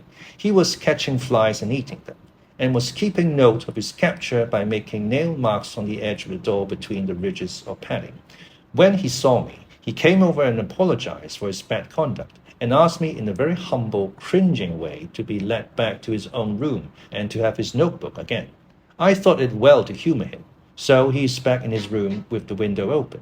He has the sugar of his tea spread out on the windowsill, and is reaping quite a harvest of flies. He is not now eating them, but putting them into a box, as of old, and is already examining the corners of his room to find a spider. I tried to get him to talk about the past few days, for any clue to his thoughts would be of immense help to me, but he would not rise. For a moment or two he looked very sad, and said in a sort of far-away voice, as though saying it rather to himself than to me, "All over, all over. He has deserted me. No hope for me now, unless I do it for myself." Then suddenly turning to me in a resolute way, he said, "Doctor, won't you be very good to me and let me have a little more sugar? I think it would be good for me." "And the flies?" I said. "Yes, the flies like it too, and I like the flies, therefore I like it. And there are people who know so little as to think that madmen do not argue. I procured him a double supply, and left him as happy a man as, I suppose, any in the world. I wish I could fathom his mind." Midnight. Another change in him. I had been to see Miss Westenra, whom I found much better, and had just returned, and was standing at our own gate looking at the sunset, when once more I heard him yelling. As his room is on this side of the house, I could hear it better than in the morning. It was a shock to me to turn from the wonderful smoky beauty of a sunset over London, with its lurid lights and inky shadows and all the marvellous tints that come on foul clouds even as on foul water, and to realize all the grim sternness of my own cold stone building, with its wealth of breathing misery, and my own desolate heart to endure it all. I reached him just as the sun was going down, and from his window saw the red disk sink. As it sank, he became less and less frenzied, and just as it dipped, he slid from the hands that held him, an inert mass on the floor. It is wonderful, however, what intellectual recuperative power lunatics have, for within a few minutes he stood up quite calmly and looked around him. I signaled to the attendants not to hold him, for I was anxious to see what he would do. He went straight over to the window and brushed out the crumbs of sugar. Then he took his fly box and emptied it outside and threw away the box. Then he shut the window and, crossing over, sat down on his bed. All this surprised me, so I asked him, "Are you not going to keep flies anymore?" "No," said he. "I'm sick of all that rubbish." He certainly is a wonderfully interesting study. I wish I could get some glimpse of his mind or of the cause of his sudden passion. Stop. There may be a clue after all. If we can find why today his paroxysm came on at high noon and at sunset, can it be that there is a malign influence of the sun at periods which affect certain natures, as at times the moon does others? We shall see. Telegram, Seward, London, to Van Helsing, Amsterdam. 4th September. Patient still better today. Telegram, Seward, London, to Van Helsing, Amsterdam. 5th September. Patient greatly improved. Good appetite, sleeps naturally, good spirits, color coming back. Telegram, Seward, London, to Van Helsing, Amsterdam. 6th September. Terrible change for the worse. Come at once. Do not lose an hour. I hold over telegram to Holmwood till have seen you.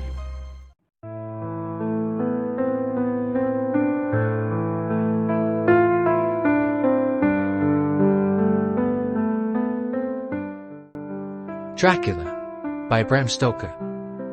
Chapter 10. Mina Mary's Journal. Letter. Dr. Seward to Honorary Arthur Holmwood. 6th September.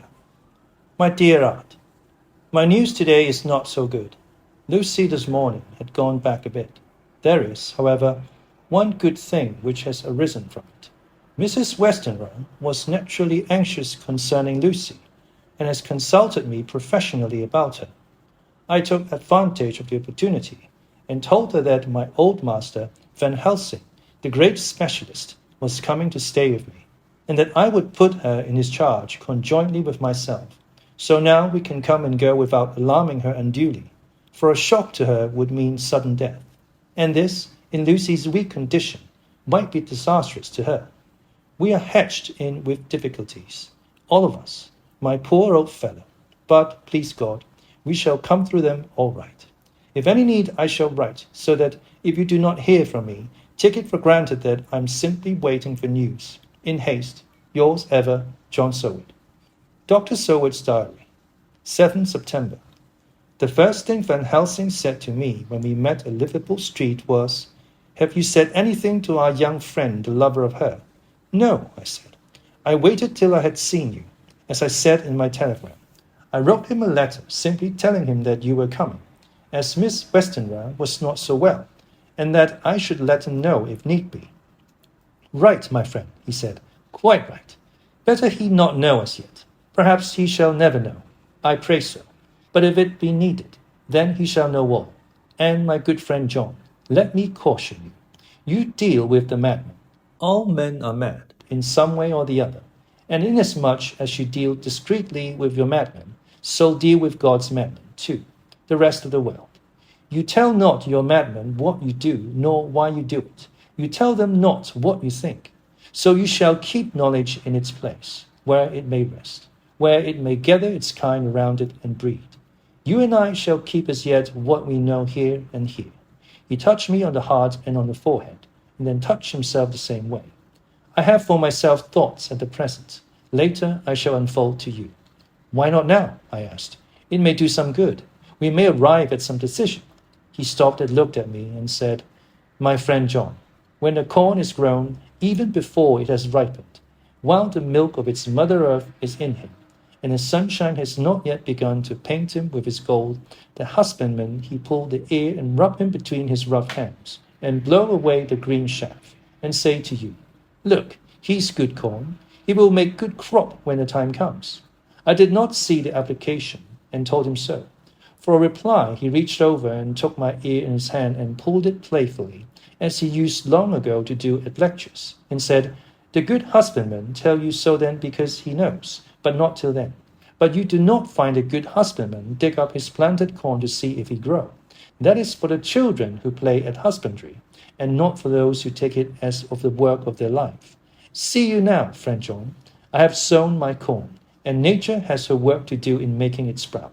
If he sprout at all, there's some promise, and I wait till the ear begins to swell."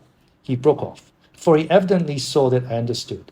Then he went on, and very gravely, "You were always a careful student, and your case-book was ever more full than the rest. You were only student then, now you are master, and I trust that good habit have not failed. Remember, my friend, that knowledge is stronger than memory, and we should not trust the weaker.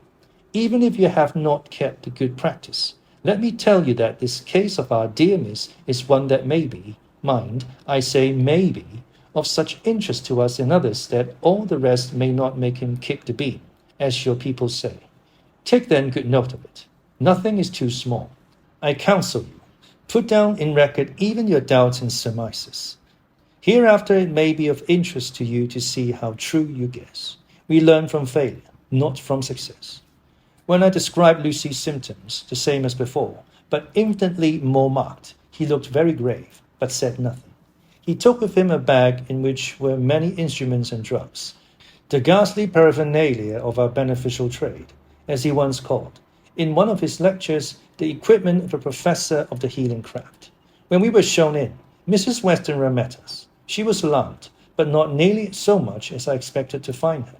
Nature, in one of her beneficent moods, has ordained that even death has some antidote to its own terrors. Here, in a case where any shock may prove fatal, matters are so ordered that, from some cause or other, the thing is not personal.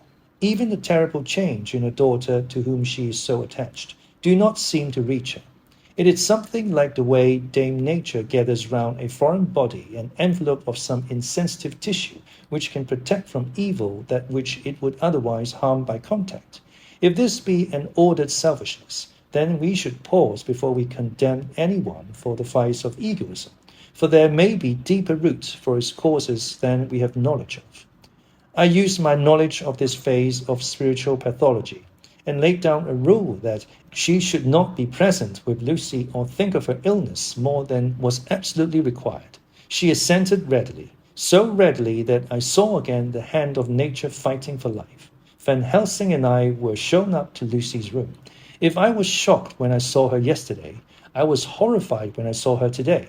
She was ghastly, chalkily pale.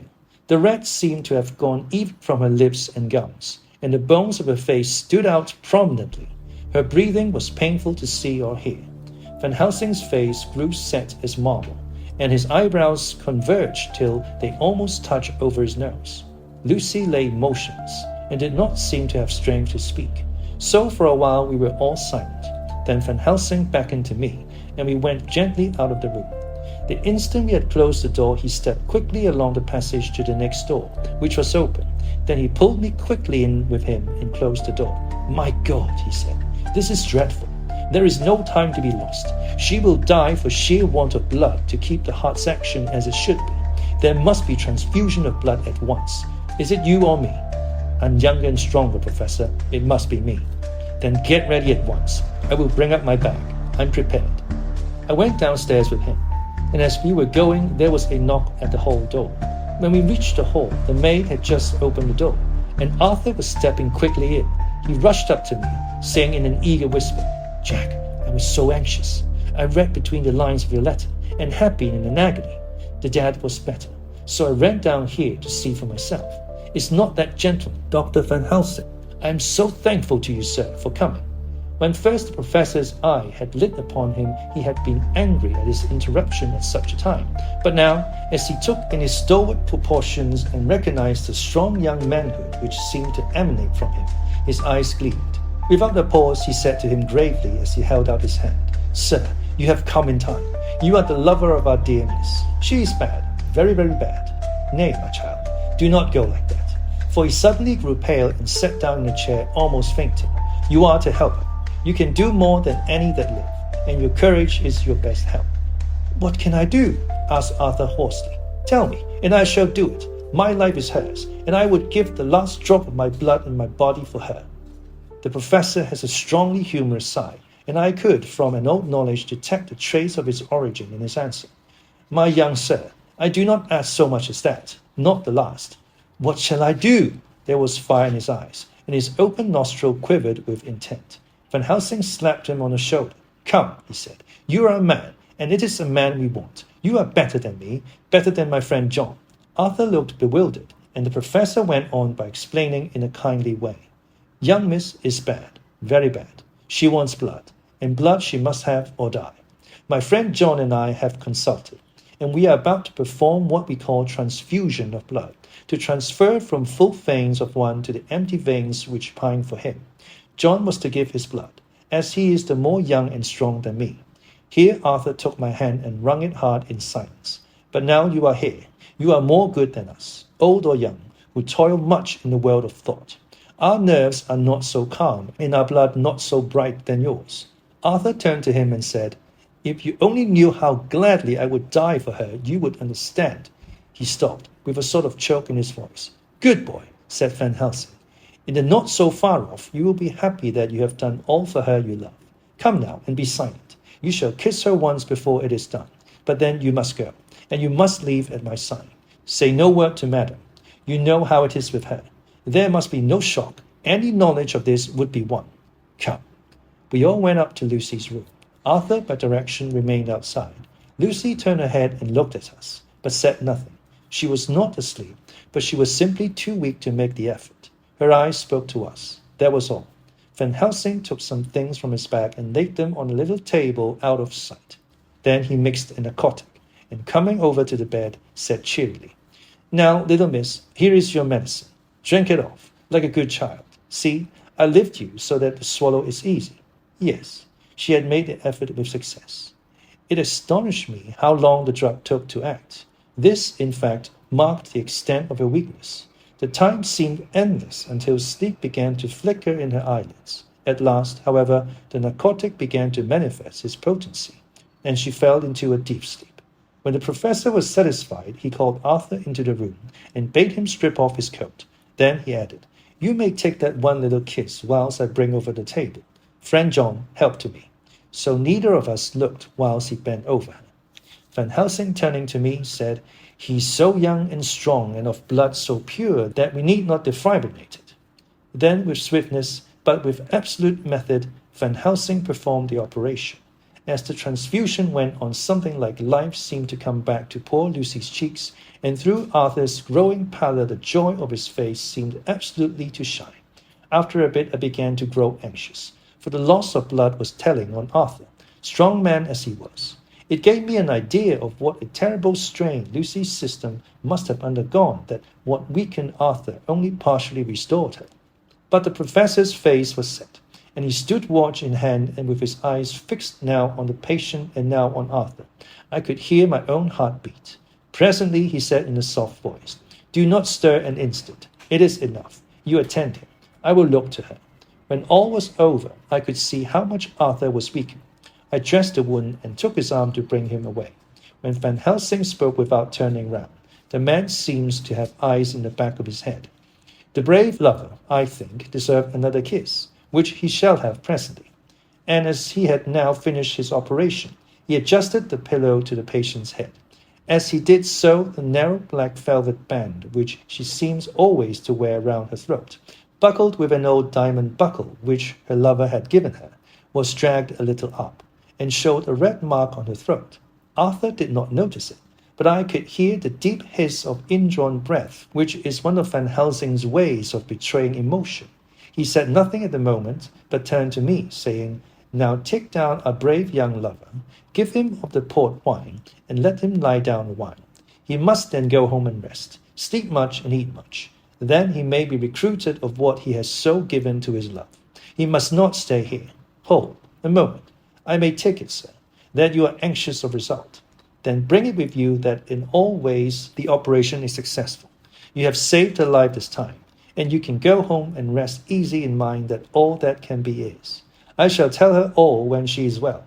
She shall love you none the less for what you have done. Goodbye. When Arthur had gone, I went back to the room. Lucy was sleeping gently, but her breathing was stronger. I could see the counterpane move as her breast heaved. By the bedside sat Van Helsing, looking at her intently. The velvet band again covered the red mark. I asked the professor in a whisper, What do you make of that mark on her throat? What do you make of it? I have not examined it yet, I answered, and then and there proceeded to loose the band. Just over the external jugular vein there were 2 punctures, not large, but not wholesome looking. There was no sign of disease, but the edges were white and worn-looking, as if by some trituration. It at once occurred to me that this wound, or whatever it was, might be the means of that manifest loss of blood, but I abandoned the idea as soon as formed, for such a thing could not be. The whole bed would have been drenched to a scarlet with the blood which the girl must have lost to leave such a pallor as she had before the transfusion. Well, said Van Helsing. Well, said I can make nothing of it. The professor stood up. I must go back to Amsterdam tonight, he said. There are books and things there which I want. You must remain here all the night, and you must not let your sight pass from her. Shall I have a nurse? I asked. We are the best nurses, you and I. You keep watch all night. See that she is well fed, and that nothing disturbs her. You must not sleep all the night. Later on we can sleep, you and I. I shall be back as soon as possible, and then we may begin. May begin? I said. What on earth do you mean? We shall see, he answered, as he hurried out. He came back a moment later and put his head inside the door and said with warning finger held up, Remember, she is your charge. If you leave her and harm befall, you shall not sleep easy hereafter. Dr. Seward's diary continued. 8th September. I sat up all night with Lucy. The opiate worked itself off towards dusk, and she waked naturally. She looked a different being from what she had been before the operation. Her spirits even were good, and she was full of a happy vivacity. But I could see evidences of the absolute prostration which she had undergone. When I told Mrs. Westenra that Dr. Van Helsing had directed that I should sit up with her, she almost pooh-poohed the idea, pointing out her daughter's renewed strength and excellent spirits. I was firm, however, and made preparations for my long vigil. When her maid had prepared her for the night, I came in, having in the meantime had supper, and took a seat by the bedside. She did not in any way make objection, but looked at me gratefully whenever I caught her eye. After a long spell, she seemed sinking off to sleep, but with an effort seemed to pull herself together and shook it off. This was repeated several times, with greater effort and with shorter pauses as the time moved on. It was apparent that she did not want to sleep, so I tackled the subject at once. You do not want to go to sleep? No, I'm afraid. Afraid to go to sleep? Why so? It is the boon we all crave for. Not if you were like me. If sleep was to you a presage of horror. A presage of horror? What on earth do you mean? I don't know. Oh, I don't know. And that is what is so terrible. All this weakness comes to me in sleep, until I dread the very thought. But my dear girl, you may sleep tonight. I am here watching you, and I can promise that nothing will happen. Oh, I can trust you. I seized the opportunity, and said, I promise you that if I see any evidence of bad dreams, I will wake you at once. You will? Oh, will you really? How good you are to me. Then I will sleep. And almost at the word she gave a deep sigh of relief, and sank back asleep. All night long I watched by her. She never stirred, but slept on and on in a deep, tranquil, life-giving, health-giving sleep. Her lips were slightly parted, and her breast rose and fell with the regularity of a pendulum. There was a smile on her face, and it was evident that no bad dreams had come to disturb her peace of mind. In the early morning her maid came, and I left her in her care and took myself back home, for I was anxious about many things. I sent a short wire to Van Helsing and to Arthur, telling them of the excellent result of the operation. My own work, with its manifold arrears, took me all day to clear off. It was dark when I was able to inquire about my zoophagus patient. The report was good. He had been quite quiet for the past day and night. A telegram came from Van Helsing at Amsterdam whilst I was at dinner, suggesting that I should be at Helsing tonight, as it might be well to be at hand, and stating that he was leaving by the night mail and would join me early in the morning. 9th September. I was pretty tired and worn out when I got to Helsing. For 2 nights I had hardly had a wink of sleep, and my brain was beginning to feel that numbness which marks cerebral exhaustion. Lucy was up and in cheerful spirits. When she shook hands with me, she looked sharply in my face and said, No sitting up tonight for you. You are worn out. I am quite well again. Indeed I am. And if there is to be any sitting up, it is I who will sit up with you. I would not argue the point, but went and had my supper. Lucy came with me, and, enlivened by her charming presence, I made an excellent meal, and had a couple of glasses of the more than excellent port. Then Lucy took me upstairs, and showed me a room next to her own, where a cosy fire was burning. Now, she said, you must stay here.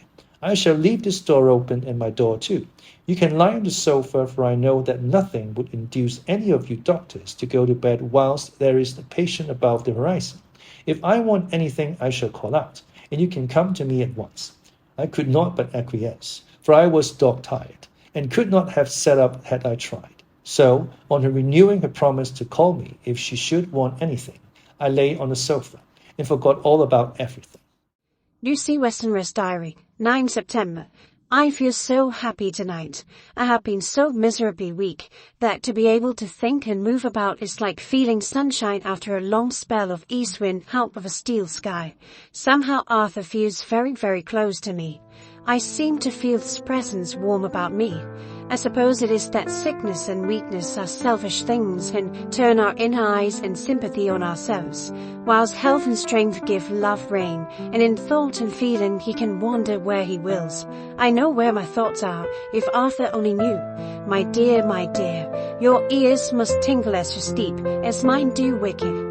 Oh, the blissful rest of last night, how I slept with that dear good Dr. Seward watching me, and tonight I shall not fear to sleep, since he is close at hand and within call. Thank everybody for being so good to me. Thank God. Good night, Arthur. Dr. Seward's diary, 10th September. I was conscious of the professor's hand on my head, and started awake all in a second. That is one of the things that we learn in an asylum, at any rate. And how is our patient? Well, when I left her, or rather when she left me, I answered. Come, let us see, he said, and together we went into the room. The blind was down, and I went over to raise it gently, whilst Van Helsing stepped with his soft cat-like tread over to the bed. As I raised the blind, and the morning sunlight flooded the room, I heard the professor's low hiss of inspiration, and knowing its rarity, a deadly fear shot through my heart. As I passed over, he moved back, and his exclamation of horror, God in heaven, needed no enforcement from his agonized face. He raised his hand and pointed to the bed, and his iron face was drawn and ashen white. I felt my knees begin to tremble. There on the bed, seemingly in a swoon, lay poor Lucy, more horribly white and wan-looking than ever. Even the lips were white, and the gums seemed to have shrunken back from the teeth, as we sometimes see in a corpse after a prolonged illness. Van Helsing raised his foot to stamp in anger, but the instinct of his life and all the long years of habit stood to him, and he put it down again softly. Quick, he said, bring the brandy. I flew to the dining room and returned with the decanter. He wetted the poor white lips with it, and together we rubbed palm and wrist and heart. He felt her heart, and after a few moments of agonizing suspense said, It is not too late. It beats, though but feebly. All our work is undone. We must begin again. There is no young Arthur here now. I have to call on you yourself this time, friend John. As he spoke, he was dipping into his bag and producing the instruments for transfusion. I had taken off my coat and rolled up my shirt sleeve. There was no possibility of an opiate just at present, and no need of one. And so, without a moment's delay, we began the operation. After a time, it did not seem a short time either, for the draining away of one's blood, no matter how willingly it be given, is a terrible feeling. Van Helsing held up a warning finger.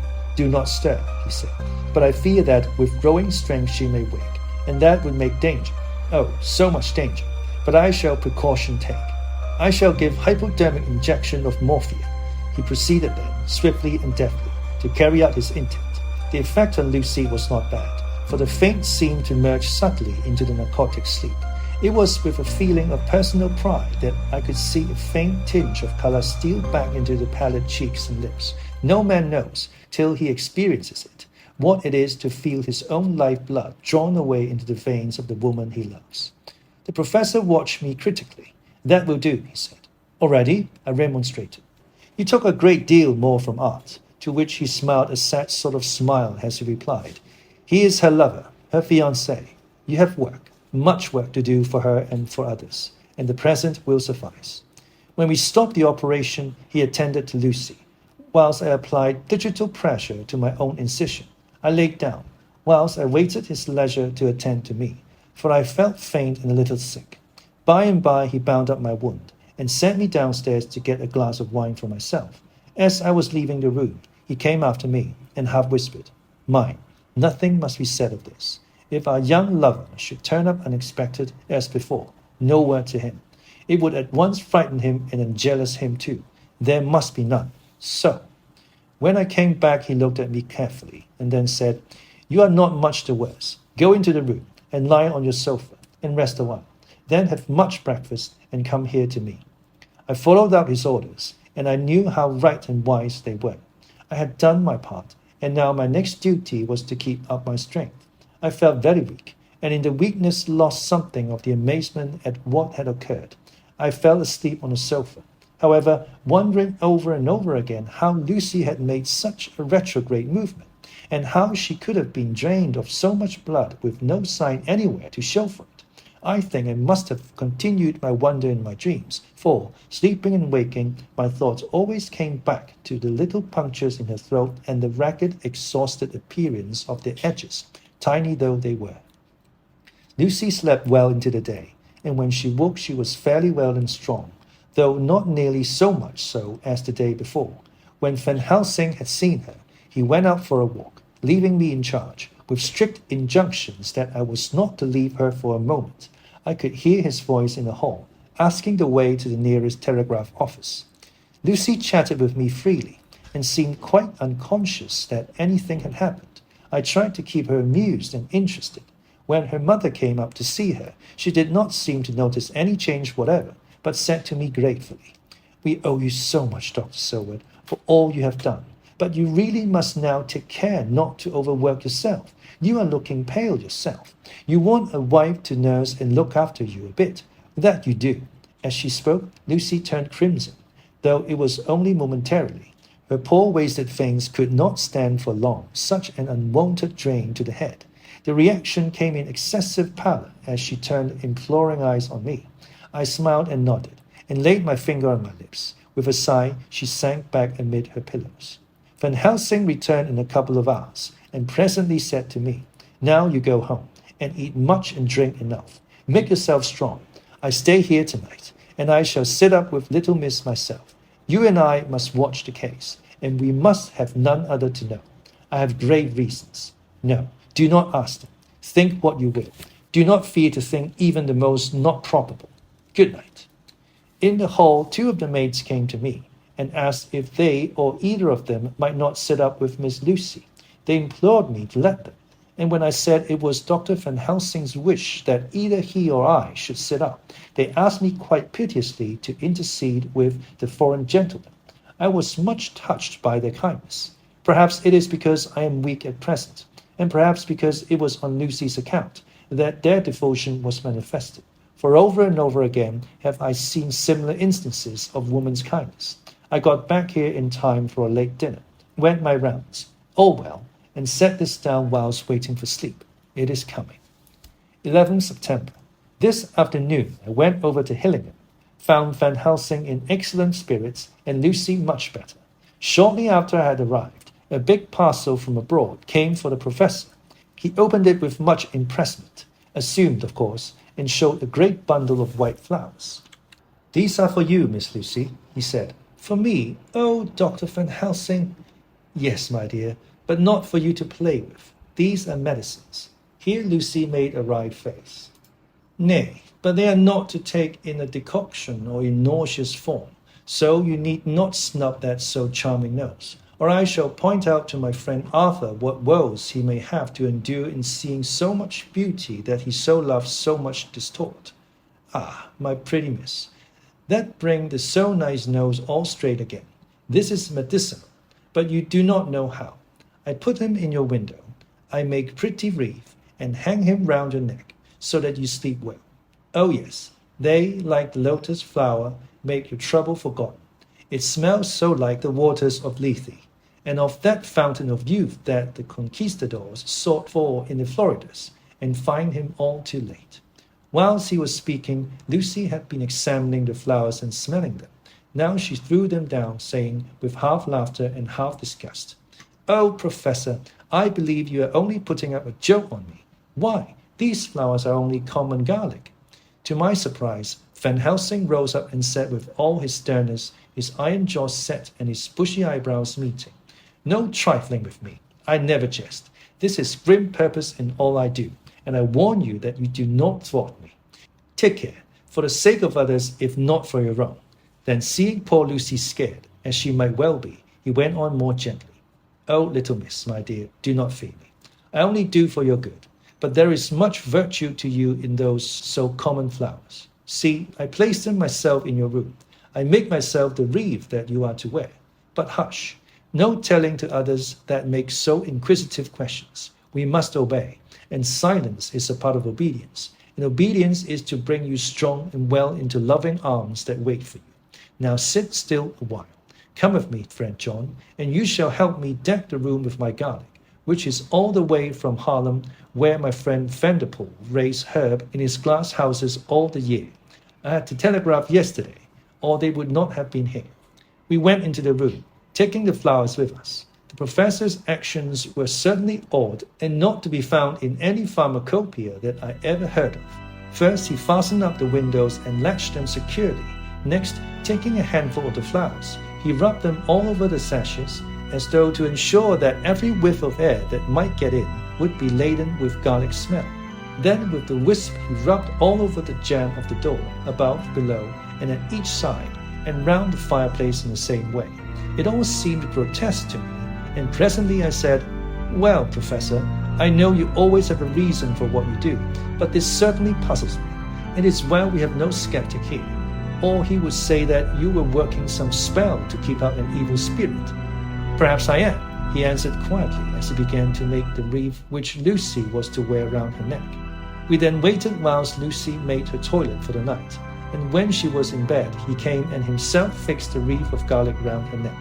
The last words he said to her were, "Take care you do not disturb it, and even if the room feel close, do not tonight open the window or the door."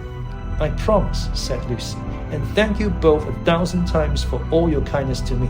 Oh, what have I done to be blessed with such friends?" As we left the house in my fly, which was waiting, Van Helsing said, "Tonight I can sleep in peace, and sleep I want. 2 nights of travel, much reading in the day between, and much anxiety on the day to follow, and a night to sit up without to work. Tomorrow in the morning early you call for me, and we come together to see our pretty miss, so much more strong for my spell which I have worked. Ho ho." He seemed so confident that I, remembering my own confidence 2 nights before and with the baneful result, felt awe and vague terror. It must have been my weakness that made me hesitate to tell it to my friend, but I felt it all the more like unshed tears.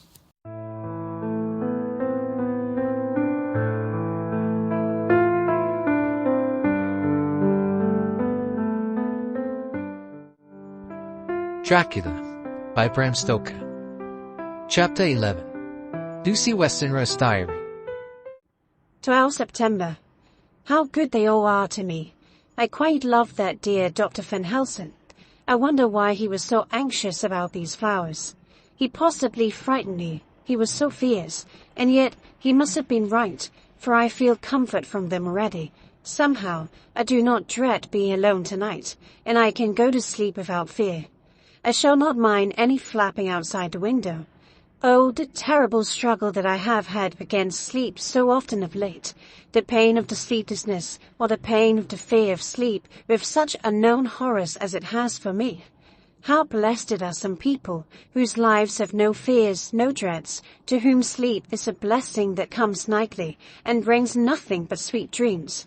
Well, here I am tonight, hoping for sleep, and lying like Ophelia in the play, with virgin crowns and maid instruments. I never liked garlic before, but tonight it is delightful. This is peace in its smell. I feel sleep coming already. Good night, everybody. Dr. Seward's Diary, 13 September. Called at the Berkeley and found Van Helsing, as usual, up to time. The carriage ordered from the hotel was waiting. The professor took his bag, which he always brings with him now. Let all be put down exactly. Van Helsing and I arrived at Helsing at 8 o'clock. It was a lovely morning. The bright sunshine and all the fresh feeling of early autumn seemed like the completion of nature's annual work. The leaves were turning to all kinds of beautiful colors, but had not yet begun to drop from the trees. When we entered, we met Mrs. Westenra coming out of the morning room. She is always an early riser. She greeted us warmly and said, "You will be glad to know that Lucy is better. The dear child is still asleep. I looked into her room and saw her, but did not go in, lest I should disturb her." The professor smiled and looked quite jubilant. He rubbed his hands together and said, "Aha, I thought I had diagnosed the case. My treatment is working." To which she answered, "You must not take all the credit to yourself, Doctor. Lucy's state this morning is due in part to me." "How do you mean, ma'am?" asked the professor. "Well, I was anxious about the dear child in the night and went into her room. She was sleeping soundly, so soundly that even my coming did not wake her. But the room was awfully stuffy. There were a lot of those horrible, strong-smelling flowers about everywhere, and she had actually a bunch of them round her neck. I feared that the heavy odor would be too much for the dear child in her weak state, so I took them all away and opened a bit of window to let in a little fresh air. You will be pleased with her, I'm sure." She moved off into her boudoir, where she usually breakfasted early. As she had spoken, I watched the professor's face and saw it turn ashen grey. He had been able to retain his self-command whilst the poor lady was present, for he knew her state and how mischievous a shock would be. He actually smiled on her as he held open the door for her to pass into her room. But the instant she had disappeared, he pulled me, suddenly and forcibly, into the dining room and closed the door. Then, for the first time in my life, I saw Van Helsing break down. He raised his hands over his head in a sort of mute despair, and then beat his palms together in a helpless way. Finally, he sat down on a chair, and putting his hands before his face, began to sob, with loud, dry sobs that seemed to come from the very wrecking of his heart. Then he raised his arms again, as though appealing to the whole universe. "God, God, God," he said, "what have we done? What has this poor thing done, that we are so sore beset? Is there fate amongst us still, sent down from the pagan world of old, that such things must be, and in such way? This poor mother, all unknowing, and all for the best as she think, does such thing as lose her daughter body and soul, and we must not tell her, we must not even warn her, or she die, and then both die.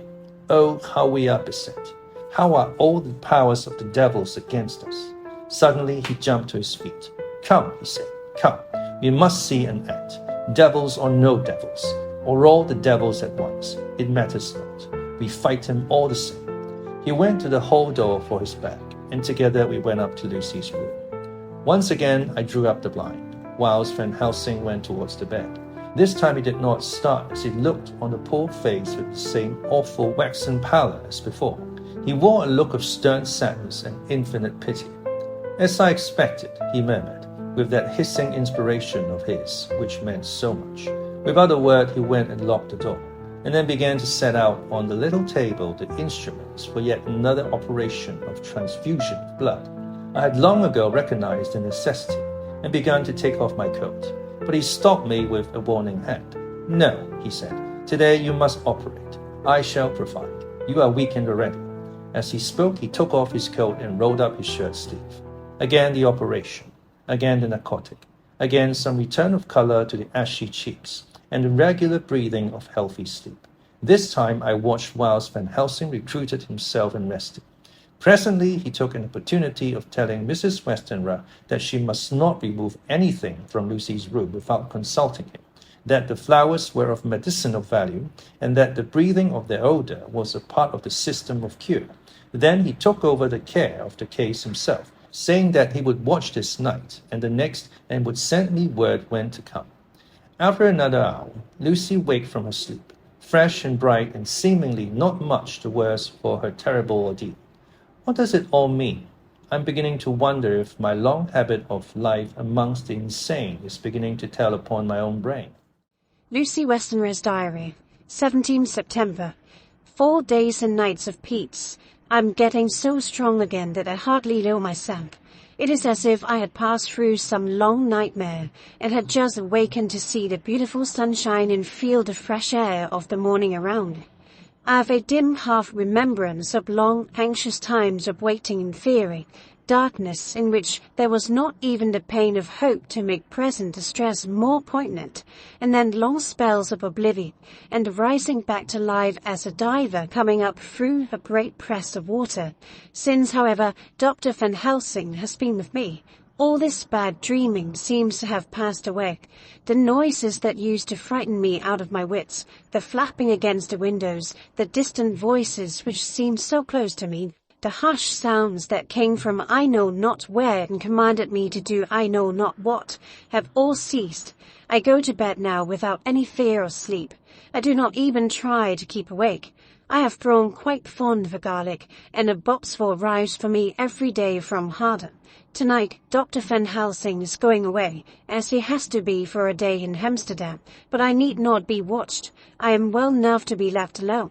Thank God for Mother's sake, and dear Arthur's, and for all her friends who have been so kind. I shall not even feel the change, for last night Dr. Van Helsing slept in his chair lots of the time.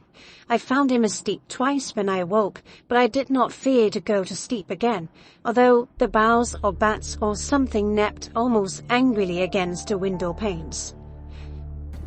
The Pall Mall Gazette, 18th September. The Escaped Wolf. Perilous adventure of our interviewer. Interview with the keeper in the zoological gardens. After many inquiries and almost as many refusals, and perpetually using the words Pall Mall Gazette as a sort of talisman, I managed to find the keeper of the section of the zoological gardens in which the wolf department is included. Thomas Builder lives in one of the cottages in the enclosure behind the elephant house, and was just sitting down to his tea when I found him. Thomas and his wife are hospitable folk, elderly and without children, and if the specimen I enjoyed of their hospitality be of the average kind, their lives must be pretty comfortable. The keeper would not enter on what he called business until the supper was over, and we were all satisfied. Then, when the table was cleared and he had lit his pipe, he said, "Now, sir, you can go on and ask me what you want. You excuse me refusing to talk of professional subjects of all means.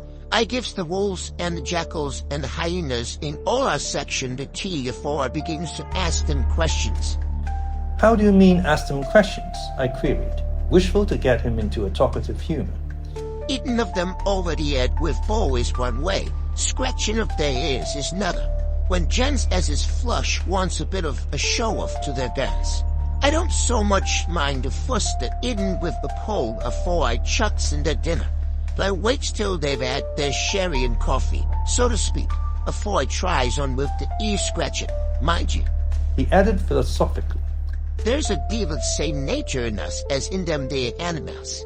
Here's your coming and asking of me questions about my business, and I that promptly like that only for your bloomin' half-quid I'd seen you a blowed fuss for I'd answer. Not even when you asked me sarcastic-like if I'd like you to ask the superintendent if you might ask me questions. Without offense did I tell you to go to hell." "You did." "And when you said you'd report me of using of obscene language that was eating me over the head, but the half-quid made that all right. I weren't a-going to fight, so I waited for the food, and did with my hour as the wolves and lions and tigers does. But, lol of yards, now that the old woman has stuck a chunk of her tea cake in me and rinsed me out with her bloomin' old teapot, and I've lit up, you may scratch my ears for all you're worth, and won't get even a growl out of me. Drive along with your questions. I know what you're coming at. That escaped wolf." "Exactly. I want you to give me your view of it. Just tell me how it happened, and when I know the facts, I'll get you to say what you consider was the cause of it, and how you think the whole affair will end." "All right, Governor. 'Tis there's about the old story. The airwolf that we called Berserker was one of 3 grey ones that came from Norway to Jamras, which we bought of him 4 years ago. He was a nice, well-behaved wolf that never gave no trouble to talk of.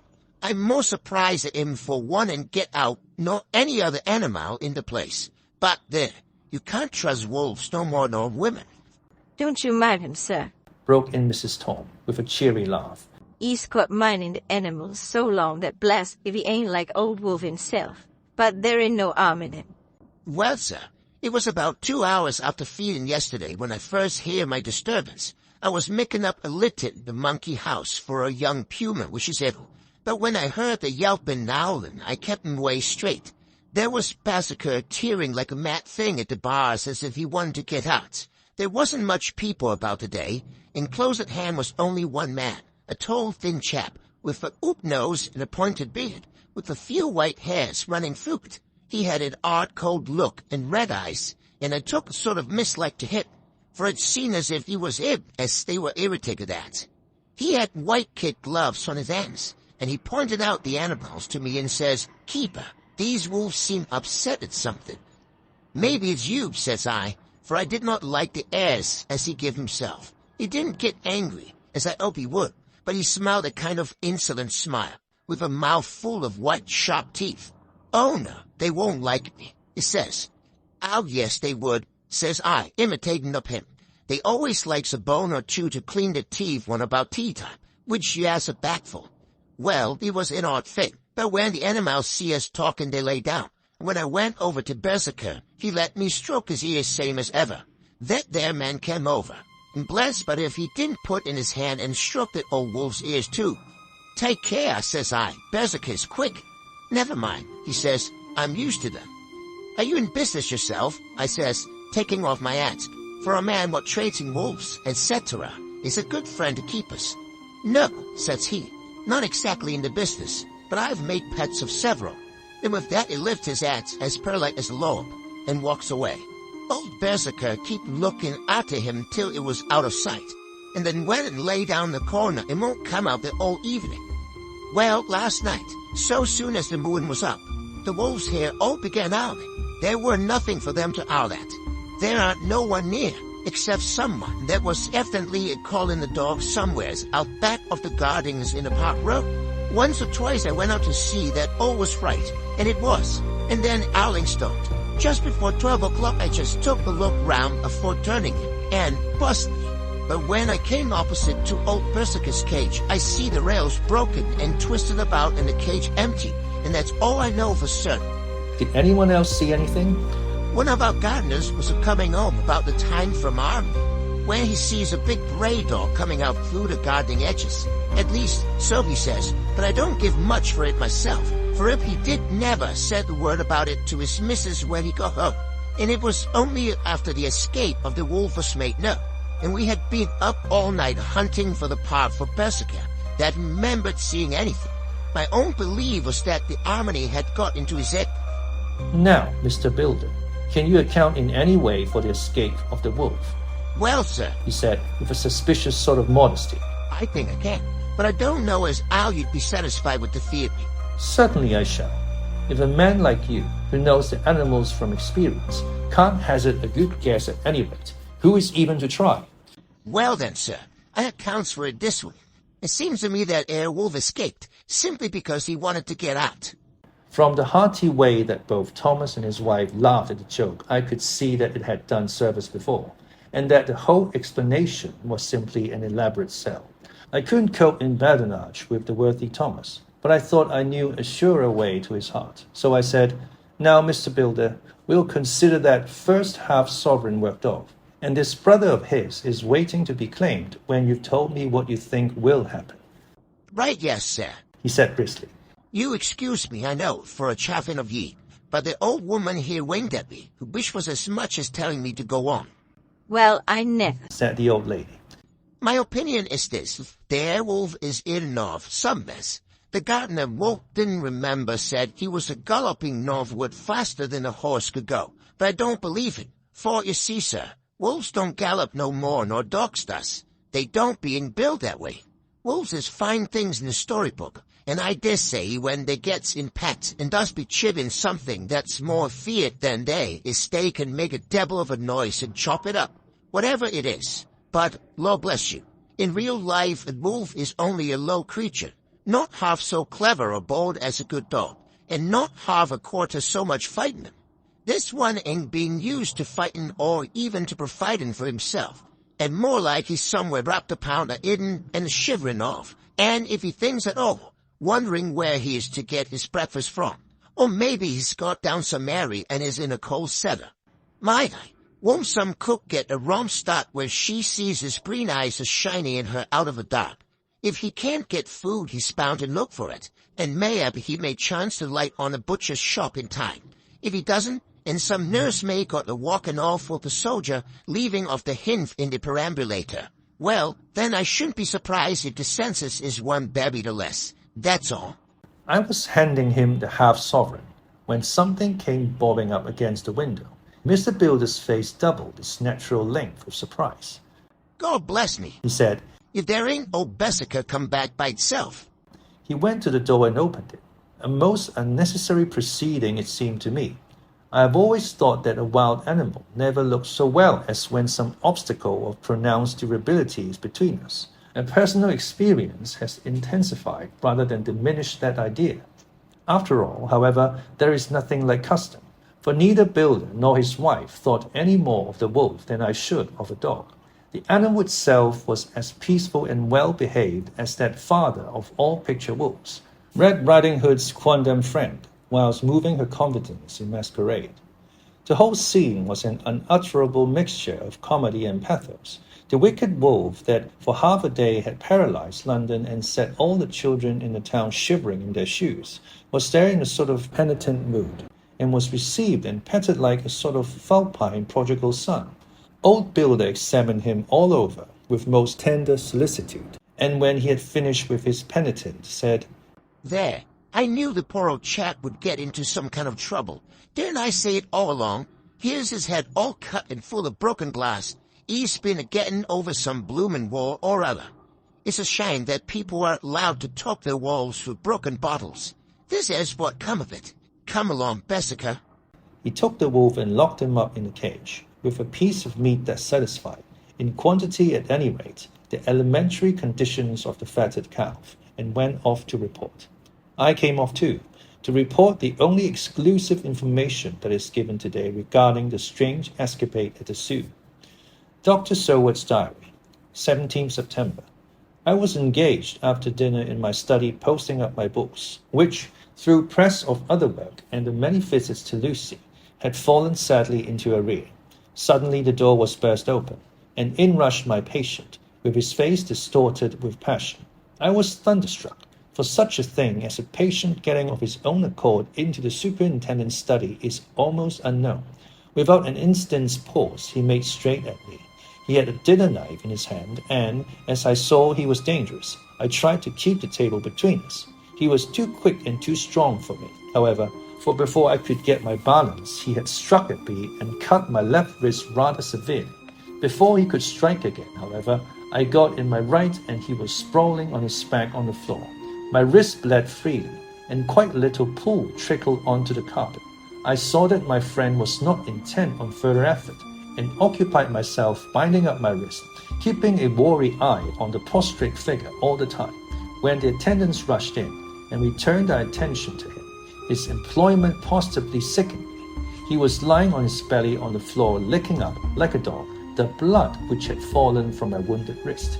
He was easily secured, and, to my surprise, went with the attendants quite placidly, simply repeating over and over again, "The blood is the life! The blood is the life!" I cannot afford to lose blood just at present. I have lost too much of late for my physical good. And then the prolonged strain of Lucy's illness and its horrible faces is telling on me. I am overexcited and weary, and I need rest. Happily Van Helsing has not summoned me, so I need not forego my sleep. Tonight I could not well do without it. Telegram, Van Helsing, Antwerp, to Seward, Carfax. 17 September. Do not fail to be at Hillingdon tonight. If not watching all the time frequently, visit and see that flowers are as placed. Very important. Do not fail. Shall be with you as soon as possible after arrival. Dr. Seward's diary, 18 September. Just off the train to London. The arrival of Van Helsing's telegram filled me with dismay. A whole night lost, and I know by bitter experience what may happen in the night.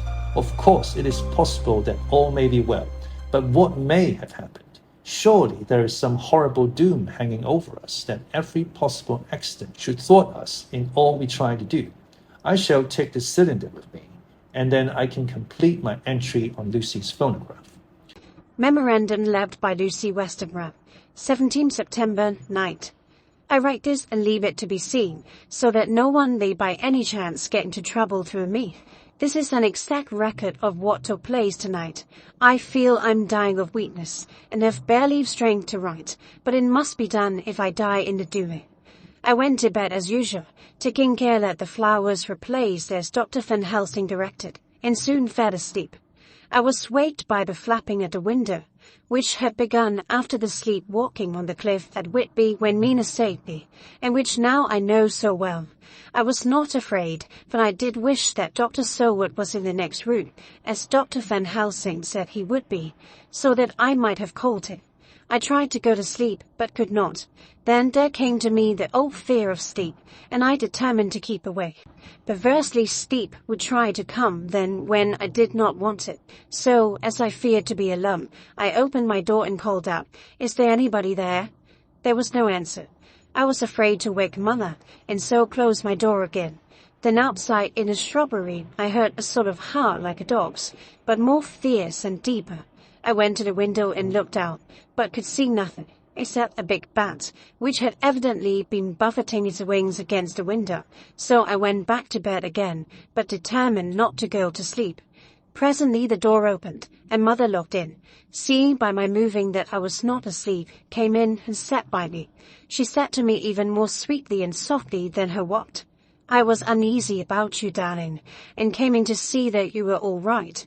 I feared she might catch cold sitting there, and asked her to come in and sleep with me. So she came into bed, and lay down beside me. She did not take off her dressing gown, for she said she would only stay a while and then go back to her own bed. As she lay there in my arms, and I in hers, the flapping and buffeting came to the window again. She was startled and a little frightened, and cried out, 'What is that?' I tried to pacify her, and at last succeeded, and she lay quiet, but I could hear her poor dear heart still beating terribly. After a while there was a low howl again out in the shrubbery, and shortly after there was a crash at the window, and a lot of broken glass was hurled on the floor. The window blind blew back with the wind that rushed in, and in the aperture of the broken panes there was the head of a great gaunt grey wolf. Mother cried out in fright, and struggled up into a sitting posture, and clutched wildly at anything that would help her. Amongst other things, she clutched a wreath of flowers that Dr. Van Helsing insisted on my wearing round my neck, and tore it away from me. For a second or two she sat up, pointing at the wolf, and there was a strange and horrible gurgling in her throat. Then she fell over, as if struck with lightning, and her head hit my forehead and made me dizzy for a moment or two. The room and all round seemed to spin round. I kept my eyes fixed on the window, but the wolf drew his head back, and a whole myriad of little specks seemed to come blowing in through the broken window, and wheeling and circling round like the pillar of dust that travellers descry when there is a simoon in the desert. I tried to stare, but there was some spell upon it, and dear Mother's poor body, which seemed to grow cold already, for her dear heart had ceased to beat, weighed me down, and I remembered no more for a while. The time did not seem long, but very, very awful, till I recovered consciousness again. Somewhere near, a passing bell was tolling, the dogs all round the neighbourhood were howling, and in our shrubbery, seemingly just outside, a nightingale was singing. I was dazed and stupid with pain and terror and weakness, but the sound of the nightingale seemed like the voice of my dead mother come back to comfort me. The sound seemed to have awakened the maids too, for I could hear their bare feet pattering outside my door. I called to them, and they came in, and when they saw what had happened and what it was that lay over me on the bed, they screamed out. The wind rushed in through the broken window, and the door slammed to. They lifted off the body of my dear mother, and laid her, covered up with a sheet, on the bed after I had got up. They were all so frightened and nervous that I directed them to go to the dining room and have each a glass of wine. The door flew open for an instant and closed again. The maid shrieked, and then went in the body to the dining room, and I laid what flowers I had on my dear mother's breast.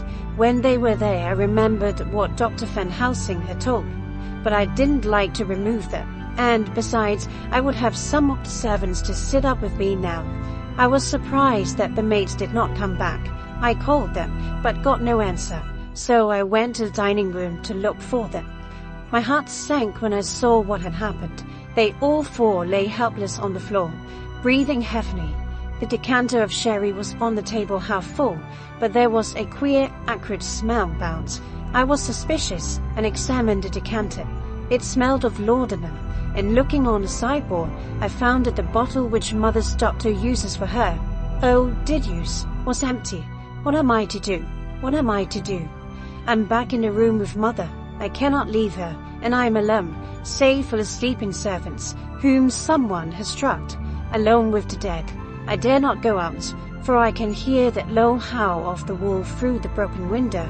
The air seems full of specks, floating and circling in the draught from the window, and the lights burn blue and dim. What am I to do? God shield me from harm this night. I shall hide this paper in my breast, where they shall find it when they come to lay me out. My dear mother, go. It is time that I go too. Goodbye, dear Arthur. If I should not survive this night, God keep you, dear, and God help me.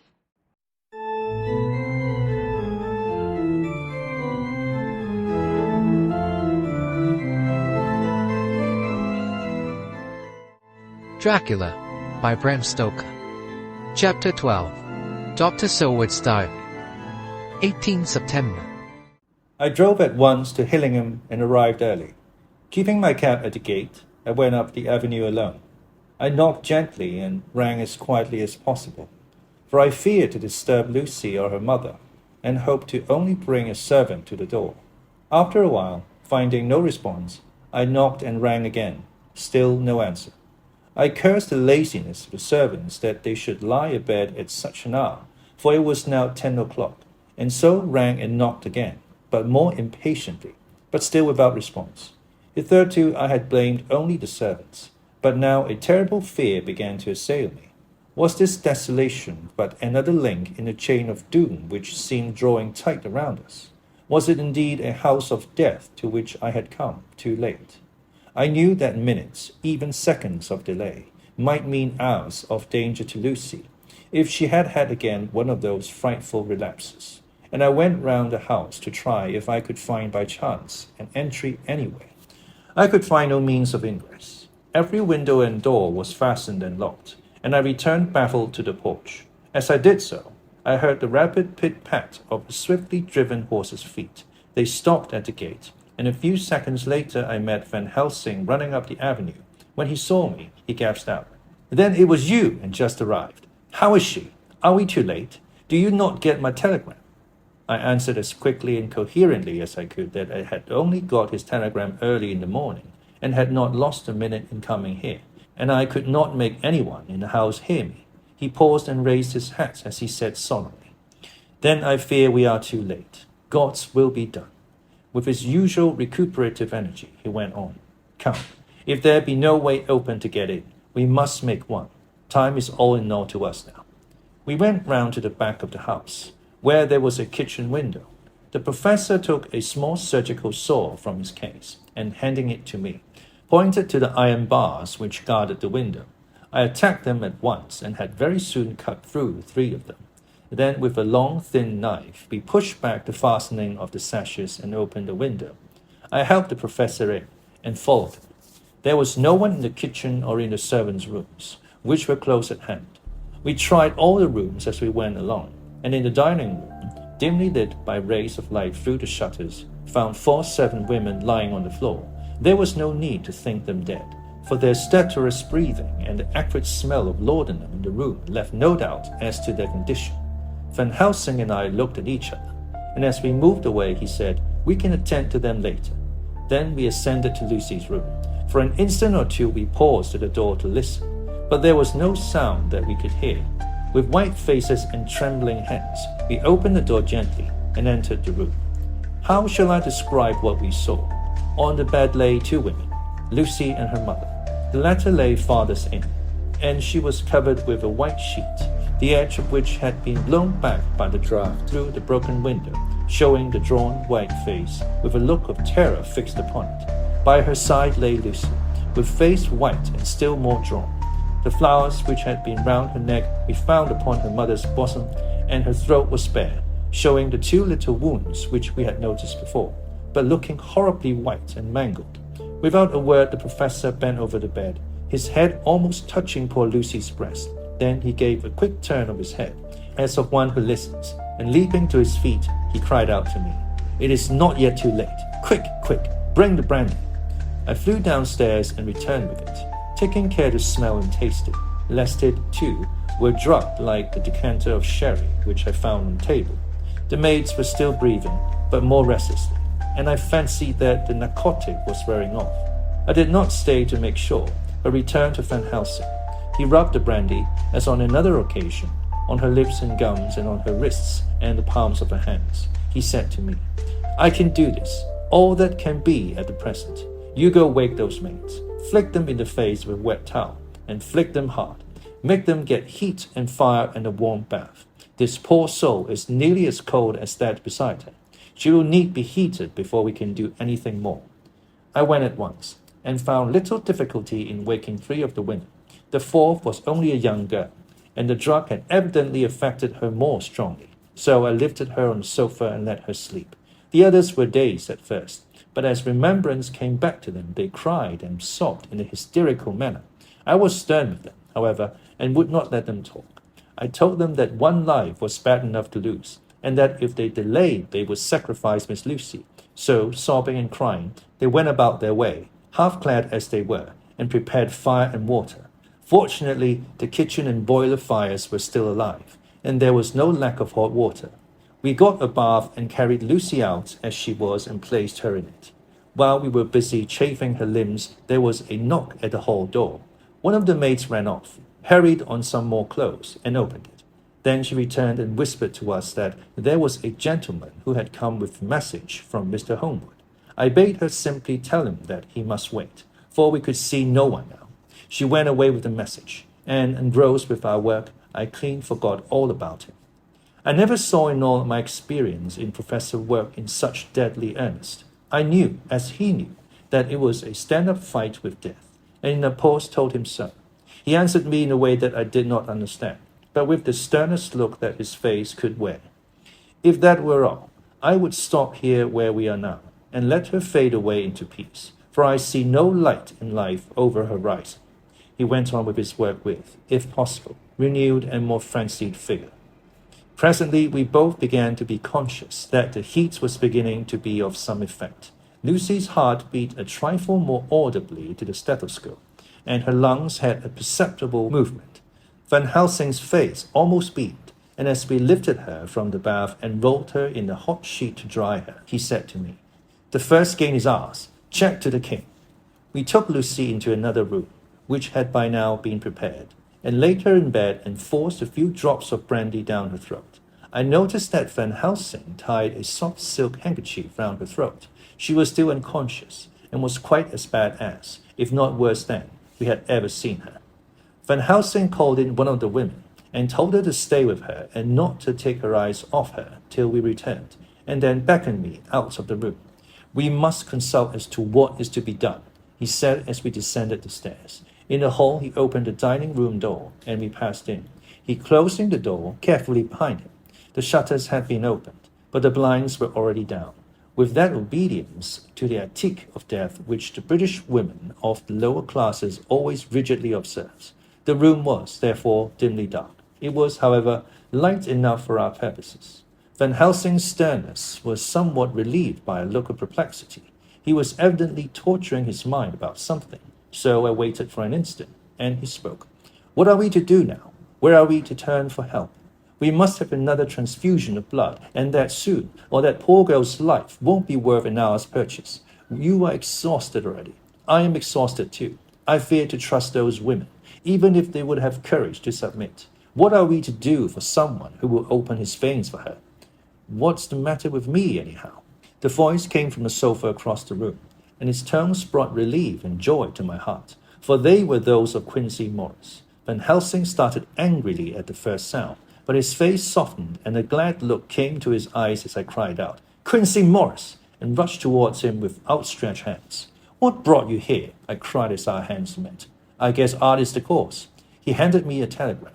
"Have not heard from Seward for 3 days, and am terribly anxious. Cannot leave. Father still in sane condition. Send me word how Lucy is. Do not delay. Holmwood." I think I came just in the nick of time. You know you have only to tell me what to do. Van Helsing strode forward and took his hand, looking him straight in the eyes as he said, "A brave man's blood is the best thing on this earth when a woman is in trouble. You're a man, and no mistake. Well, the devil may work against us for all he's worth, but God send us men when we want them." Once again we went through the ghastly operation. I have not the heart to go through with the details. Lucy had got a terrible shock, and it hold on her more than before, for though plenty of blood went to her veins, her body did not respond to the treatment as well as on the other occasions. Her struggle back into life was something frightful to see and hear. However, the action of both heart and lungs improved, and Van Helsing made a subcutaneous injection of morphia, as before, and with good effect. Her faint became a profound slumber. The professor watched whilst I went downstairs with Quincy Morris, and sent one of the maids to pay off one of the cabmen who were waiting. I left Quincy lying down after having a glass of wine, and told the cook to get ready a good breakfast. Then a thought struck me, and I went back to the room where Lucy now was. When I came softly in, I found Van Helsing with a sheet or two of notepaper in his hand. He had evidently read it, and was thinking it over as he sat with his hand to his brow. There was a look of grim satisfaction in his face, as of one who has had a doubt solved. He handed me the paper, saying only, "It dropped from Lucy's breast when we carried her to the bath." When I had read it, I stood looking at the professor, and after a pause asked him, "In God's name, what does it all mean? Was she, or is she, mad? Or what sort of horrible danger is it?" I was so bewildered that I did not know what to say more. Van Helsing put out his hand and took the paper, saying, "Do not trouble about it now. Forget it for the present. You shall know and understand it all in good time, but it will be later. And now, what is it that you came to me to say?" This brought me back to fact, and I was all myself again. "I came to speak about this certificate of death. If we do not act properly and wisely, there may be an inquest, and that paper would have to be produced. I am in hopes that we need have no inquest, for if we had it would surely kill poor Lucy, if nothing else did. I know, and you know, and the other doctor who attended her knows, that Mrs. Westenra had disease of the heart, and we can certify that she died of it. Let us fill up the certificate at once, and I shall take it myself to the registrar and go on to the undertaker." "Good, oh my friend John, well thought of. Truly Miss Lucy, if she be sad in the foes that beset her, is at least happy in the friends that love her.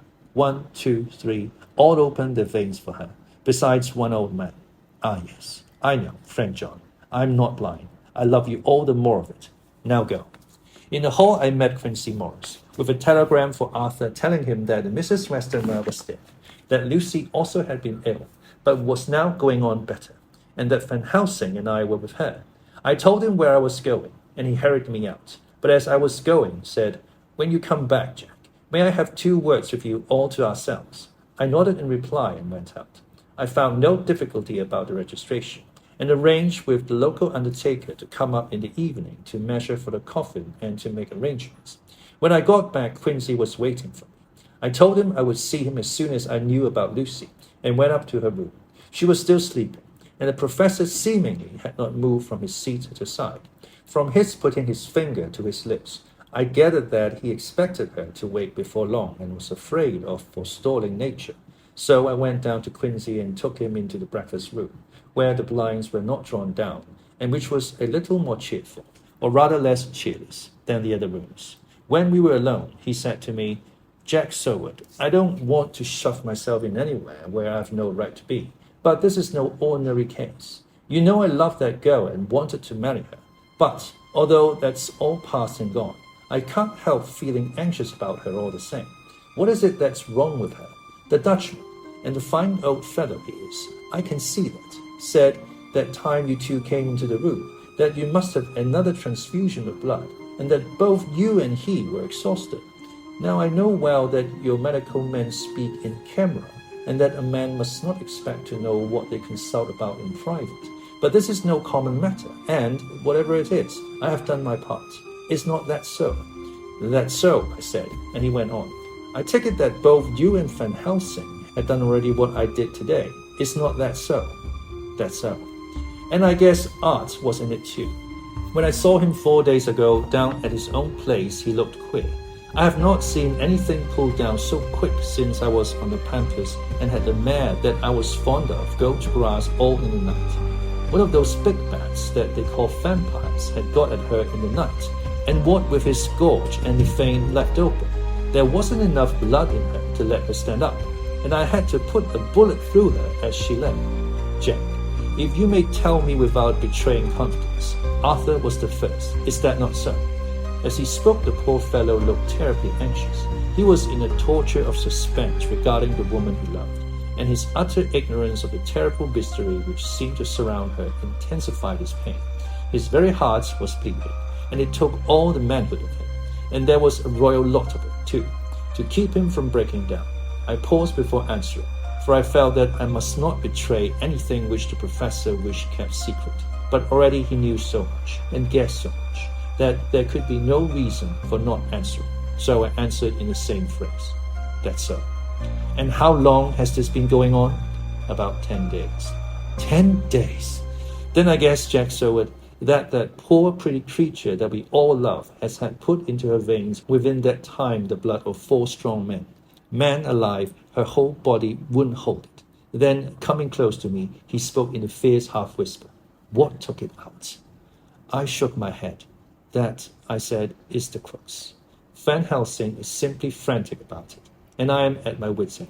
I can't even hazard a guess.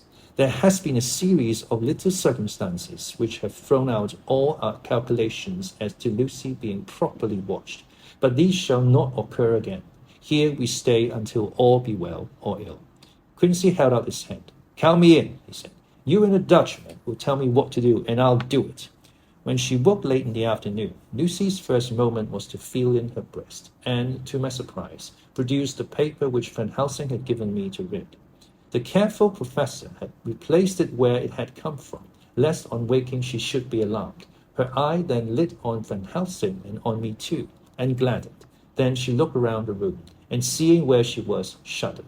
She gave a loud cry, and put her poor thin hands before her pale face. We both understood what that meant, that she had realized to the full her mother's death. So we tried what we could do to comfort her. Doubtless sympathy eased her somewhat, but she was very low in thought and spirit, and wept silently and weakly for a long time. We told her that either of both of us would now remain with her all the time, and that seemed to comfort her.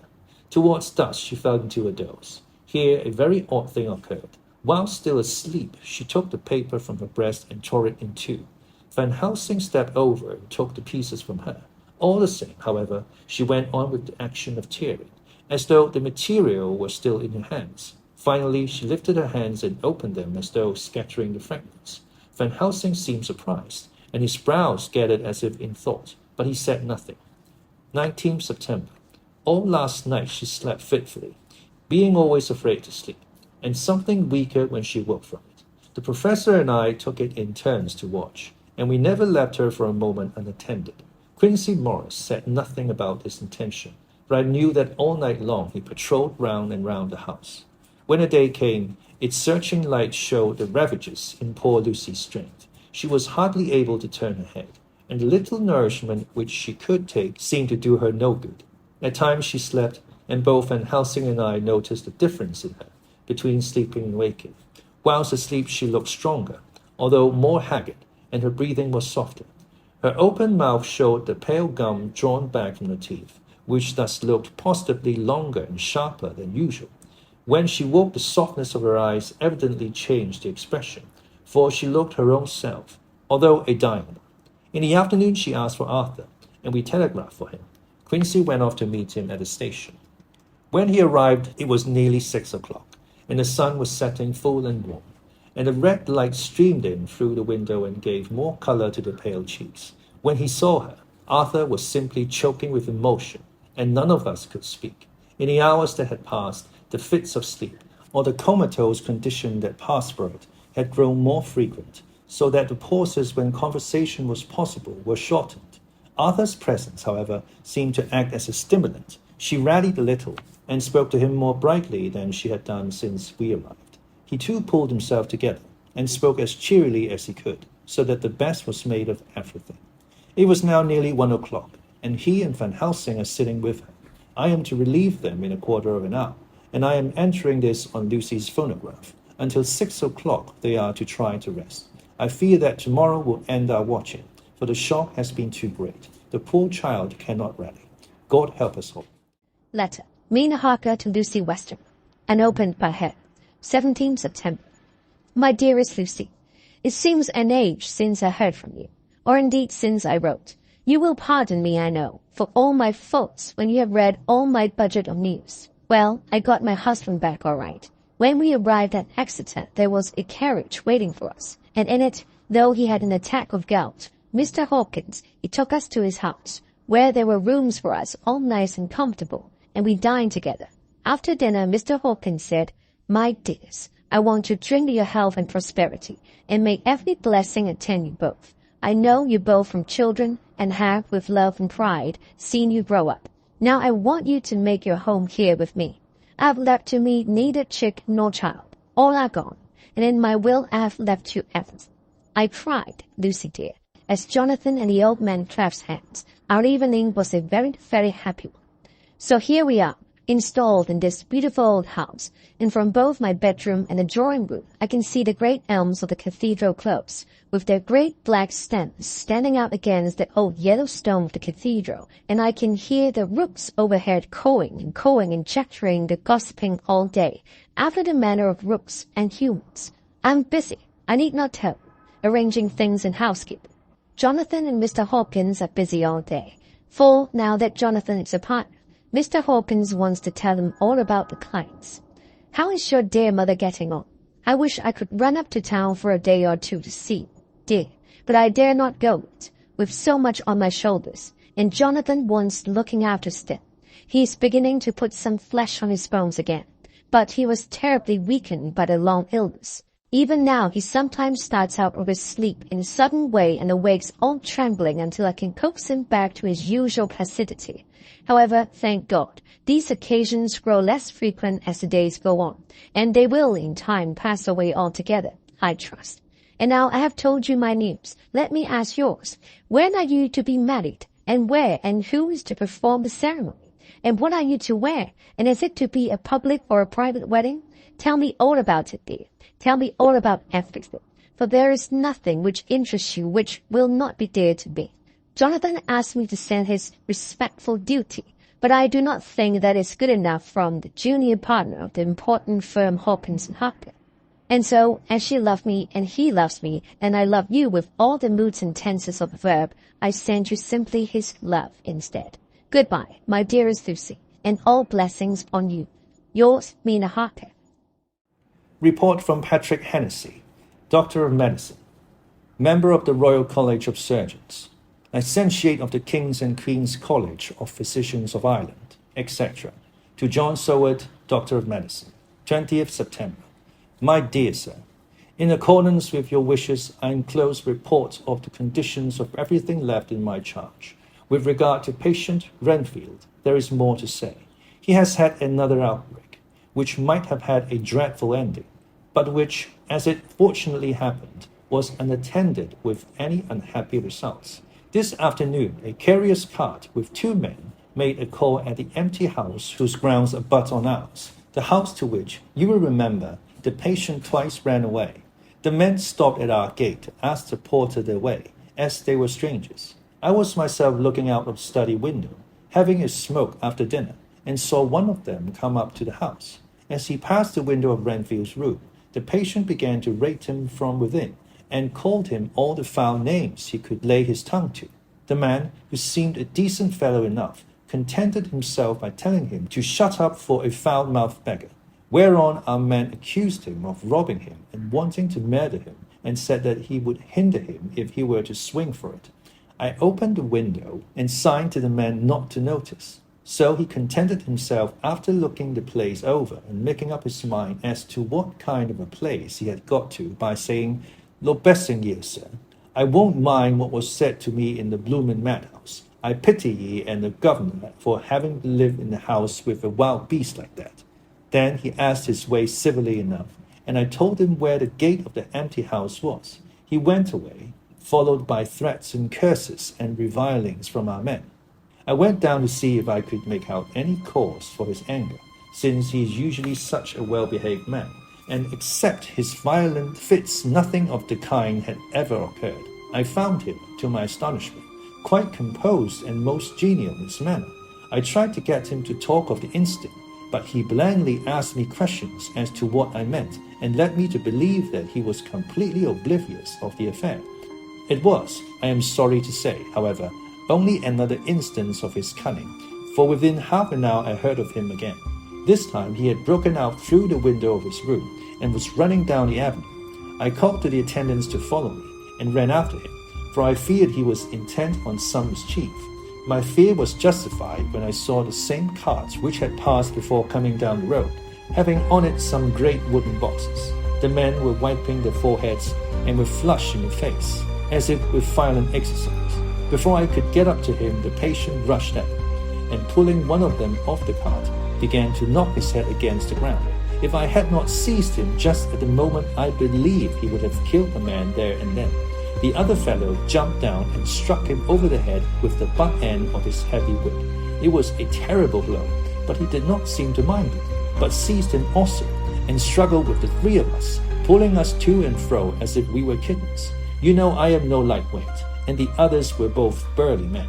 At first he was silent in his fighting, but as we began to master him, and the attendants were putting a straight waistcoat on him, he began to shout, "I'll frustrate them. They shall rob me.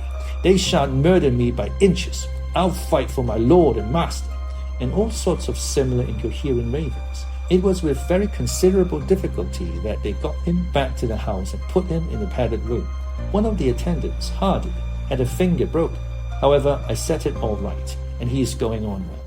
The two carriers were at first loud in their threats of action for damages, and promised to rain all the penalties of the law on us. Their threats were, however, mingled with some sort of indirect apology for the defeat of the two of them by a feeble man. They said that if it had not been for the way their strength had been spent in carrying and raising the heavy boxes to the cart, they would have made short work of him. They gave as another reason for their defeat the extraordinary state of drought, to which they had been reduced by the dusty nature of their occupation and the reprehensible distance from the scene of their labours of any place of public entertainment.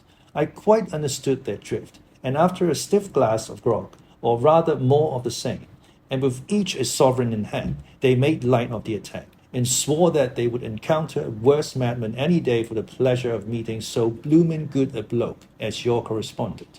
I took their names and addresses, in case they might be needed. They are as follows: Jack Smollett of Dudding's Rents, King George's Road, Great Walworth, and Thomas Snelling, Peter Farley's Road, Guide Court, Bethnal Green.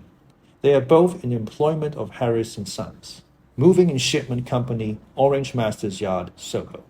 I shall report to you any matter of interest occurring here, and shall wire you at once if there is anything of importance. Believe me, dear sir, yours faithfully, Patrick Hennessy.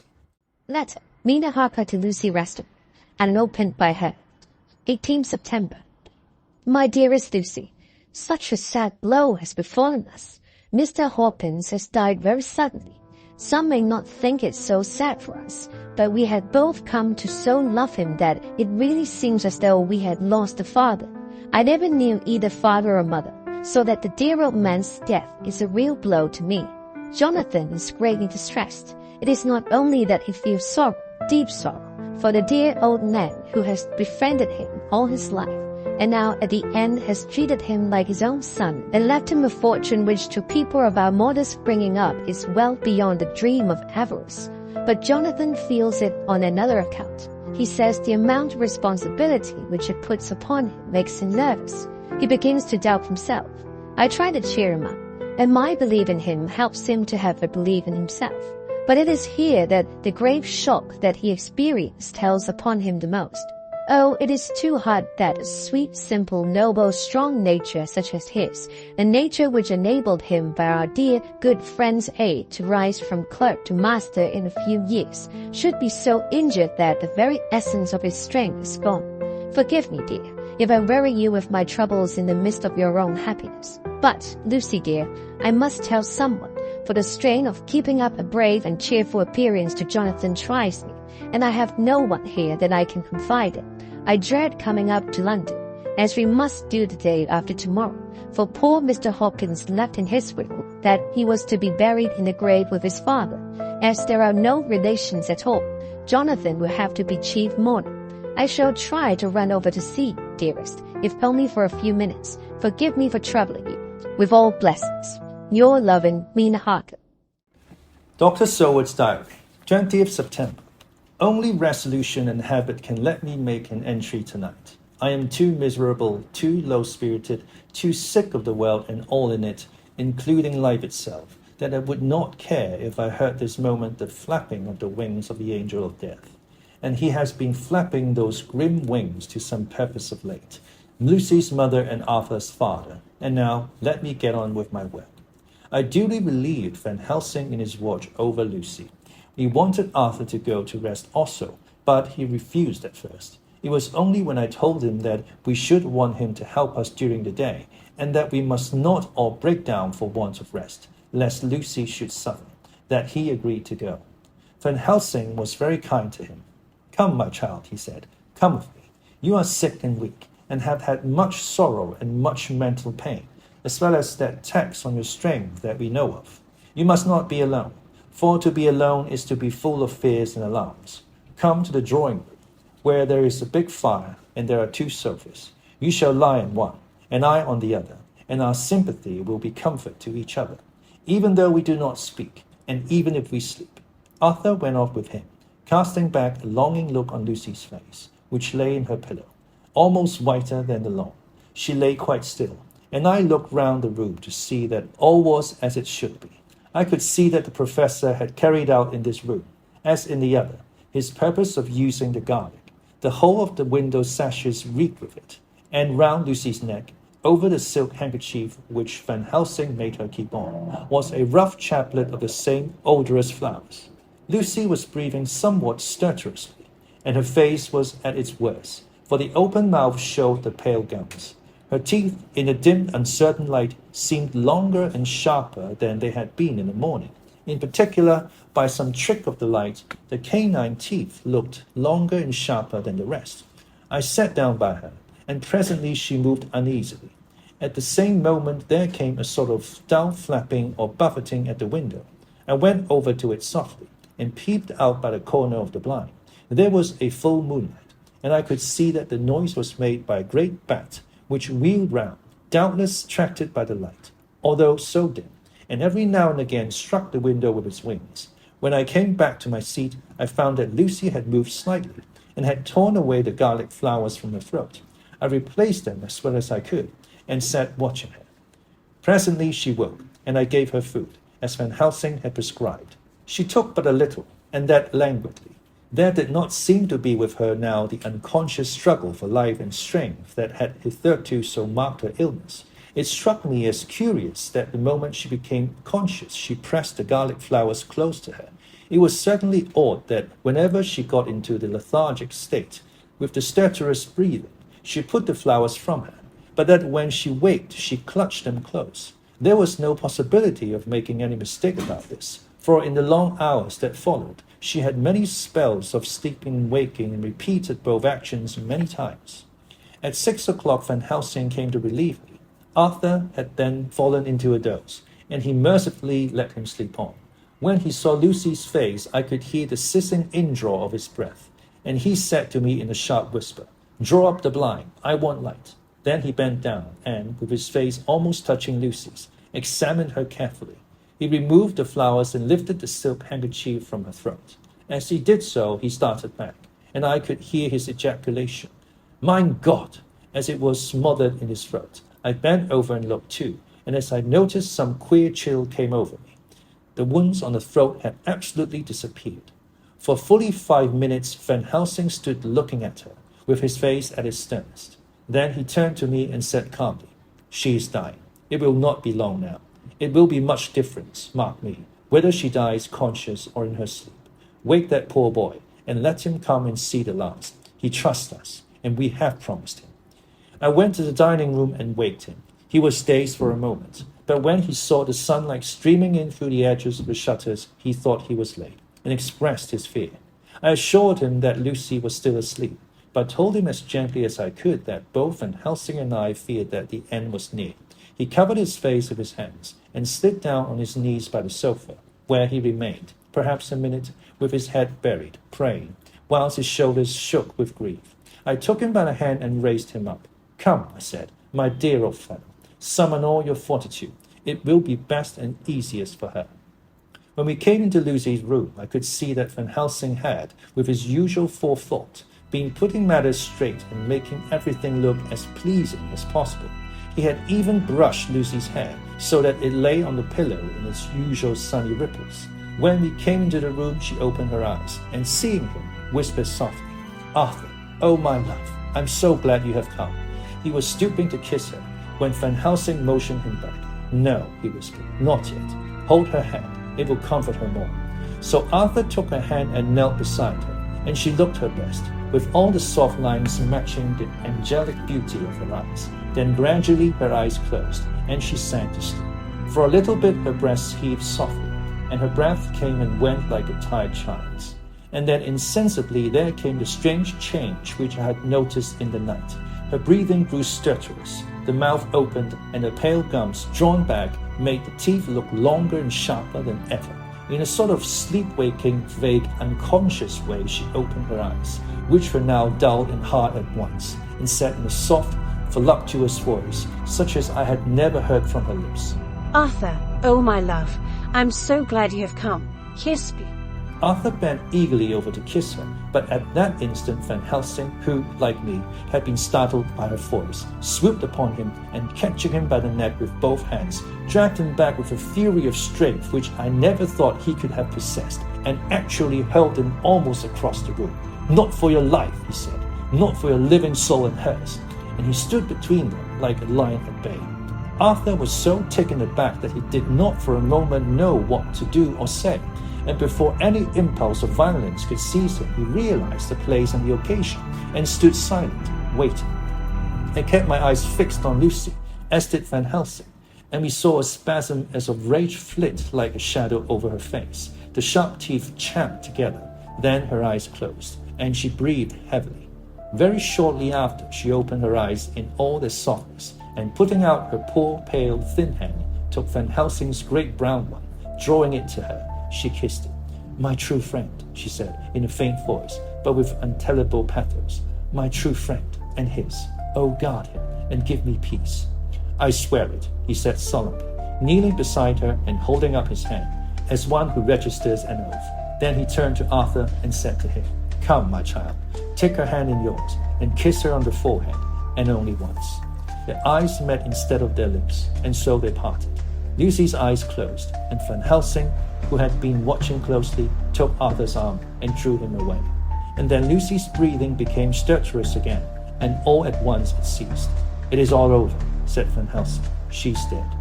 I took Arthur by the arm and led him away to the drawing room, where he sat down and covered his face with his hands, sobbing in a way that nearly broke me down to see. I went back to the room and found Van Helsing looking at poor Lucy, and his face was sterner than ever. Some change had come over her body. Death had given back part of her beauty, for her brow and cheeks had recovered some of their flowing lines. Even the lips had lost their deadly power. It was as if the blood, no longer needed for the working of the heart, had gone to make the harshness of death as little rude as might be. We thought her dying while she slept, and sleeping when she died. I stood beside Van Helsing and said, "Ah, well, poor girl. There is peace for her at last. It is the end." He turned to me and said with grave solemnity, "Not so, alas, not so. It is only the beginning." When I asked him what he meant, he only shook his head and answered, "We can do nothing as yet. Wait and see."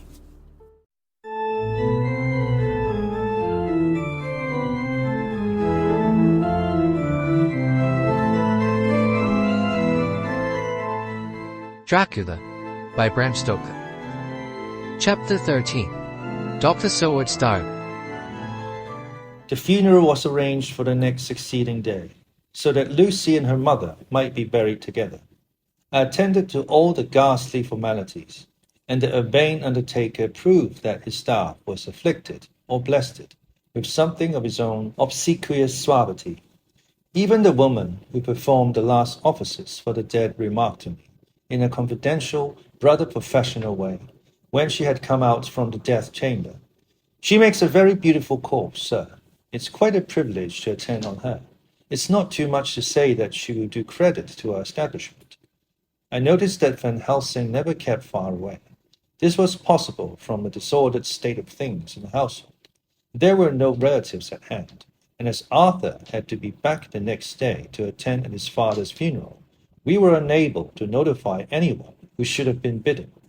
Under the circumstances, Van Helsing and I took it upon ourselves to examine papers, etc. He insisted upon looking over Lucy's papers himself. I asked him why, for I feared that he, being a foreigner, might not be quite aware of English legal requirements, and so might in ignorance make some unnecessary trouble. He answered me, I know. You forget that I am a lawyer as well as a doctor, but this is not altogether for the law. You knew that when you avoided the coroner. I have more than him to avoid. There may be papers more, such as this. As he spoke, he took from his pocketbook the memorandum which had been in Lucy's breast, and which she had torn in her sleep. When you find anything of the solicitor who is for the late Mrs. Westenra, seal all her papers, and write him tonight. For me, I watch here in the room and in Miss Lucy's old room all night, and I myself search for what may be. It is not well that her very thoughts go into the hands of strangers. I went on with my part of the work, and in another half-hour had found the name and address of Mrs. Westenra's solicitor, and had written to him. All the poor lady's papers were in order. Explicit directions regarding the place of burial were given. I had hardly sealed the letter, when, to my surprise, Van Helsing walked into the room, saying, Can I help you, friend John? I'm free, and if I may, my service is to you. Have you got what you look for? I asked, to which he replied, I did not look for any specific thing. I only hoped to find, and find I have, all that there was, only some letters and a few memoranda, and a diary new begun. But I have them here, and we shall for the present say nothing of them. I shall see that poor lad tomorrow evening, and, with his sanction, I shall use him. When we had finished the work in hand, he said to me, And now, friend John, I think we may to bed. We want sleep, both you and I, and rest to recuperate. Tomorrow we shall have much to do, but for the tonight there is no need of us, alas. Before turning in, we went to look at poor Lucy. The undertaker had certainly done his work well, for the room was turned into a small chapelle chapel of rest. There was a wilderness of beautiful white flowers, and death was made as little repulsive as might be. The end of the winding sheet was laid over the face. When the professor bent over and turned it gently back, we both started at the beauty before us, the tall wax candles showing a sufficient light to note it well. All Lucy's loveliness had come back to her in death, and the hours that had passed, instead of leaving traces of decay's effacing fingers, had but restored the beauty of life, till positively I could not believe my eyes that I was looking at the corpse. The professor looked sternly grave. He had not loved her as I had, and there was no need for tears in his eyes. He said to me, Remain till I return, and left the room. He came back with a handful of wild garlic from the box waiting in the hall, but which had not been opened, and placed the flowers amongst the others on and around the bed. Then he took from his neck, inside his collar, a little gold crucifix, and placed it over the mouth. He restored the sheet to its place, and we came away. I was undressing in my own room, when, with a premonitory tap on the door, he entered, and at once began to speak. Tomorrow I want you to bring me, before night, a set of post-mortem knives. Must we make an autopsy? I asked. Yes and no. I want to operate, but not as you think. Let me tell you now, but not a word to another. I want to cut off her head and take out her heart. Ah, you a surgeon, and so shocked. You, whom I have seen with no tremble of hand or heart, do operations of life and death that make the rest shudder. Oh, but I must not forget, my dear friend John, that you loved her, and I have not forgotten it. For it is I that shall operate, and you must only help. I would like to do it tonight, but for Arthur I must not. He will be free after his father's funeral tomorrow, and he will want to see her, to see it. Then, when she is coffined ready for the next day, you and I shall come when all sleep.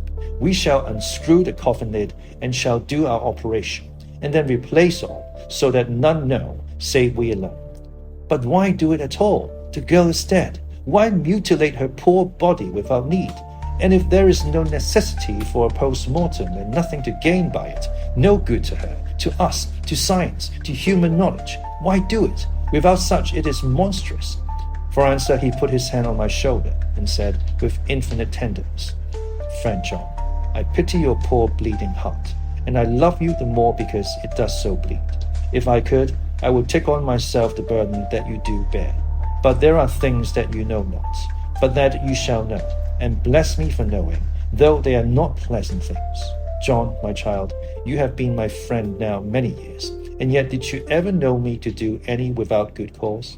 I may err, I am but man, but I believe in all I do. Was it not for these causes that you sent for me when the great trouble came?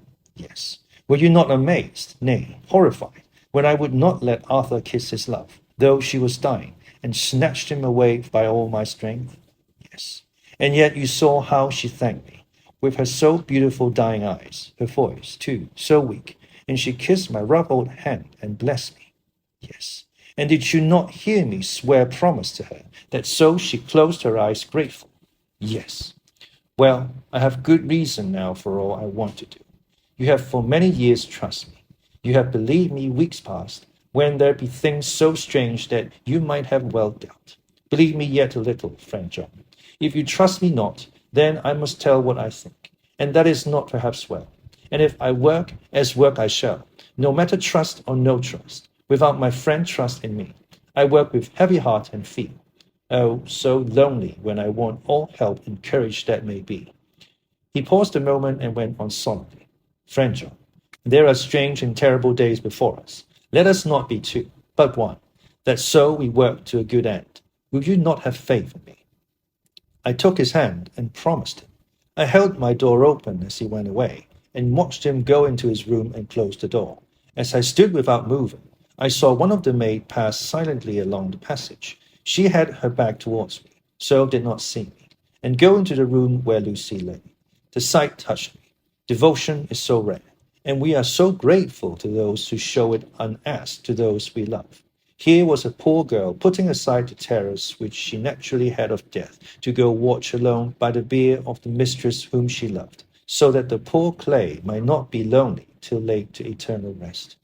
I must have slept long and soundly, for it was broad daylight when Van Helsing waked me by coming into my room. He came over to my bedside and said, "You need not trouble about the knives. We shall not do it." "Why not?" I asked, for his solemnity of the night before had greatly impressed me. "Because," he said sternly, "it is too late, or too early. See, here," he held up the little golden crucifix. "This was stolen in the night." "How stolen?" I asked in wonder, "since you have it now." "Because I get it back from the worthless wretch who stole it, from the woman who robbed the dead and the living. Her punishment will surely come, but not through me. She knew not altogether what she did, and thus unknowing, she only stole. Now we must wait."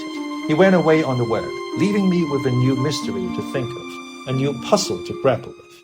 A forenoon was a dreary time, but at noon the solicitor came, Mr. MacQuant, of Holman, Sons, MacQuant and Lidderdale. He was very genial and very appreciative of what we had done, and took off our hands all cares as to details.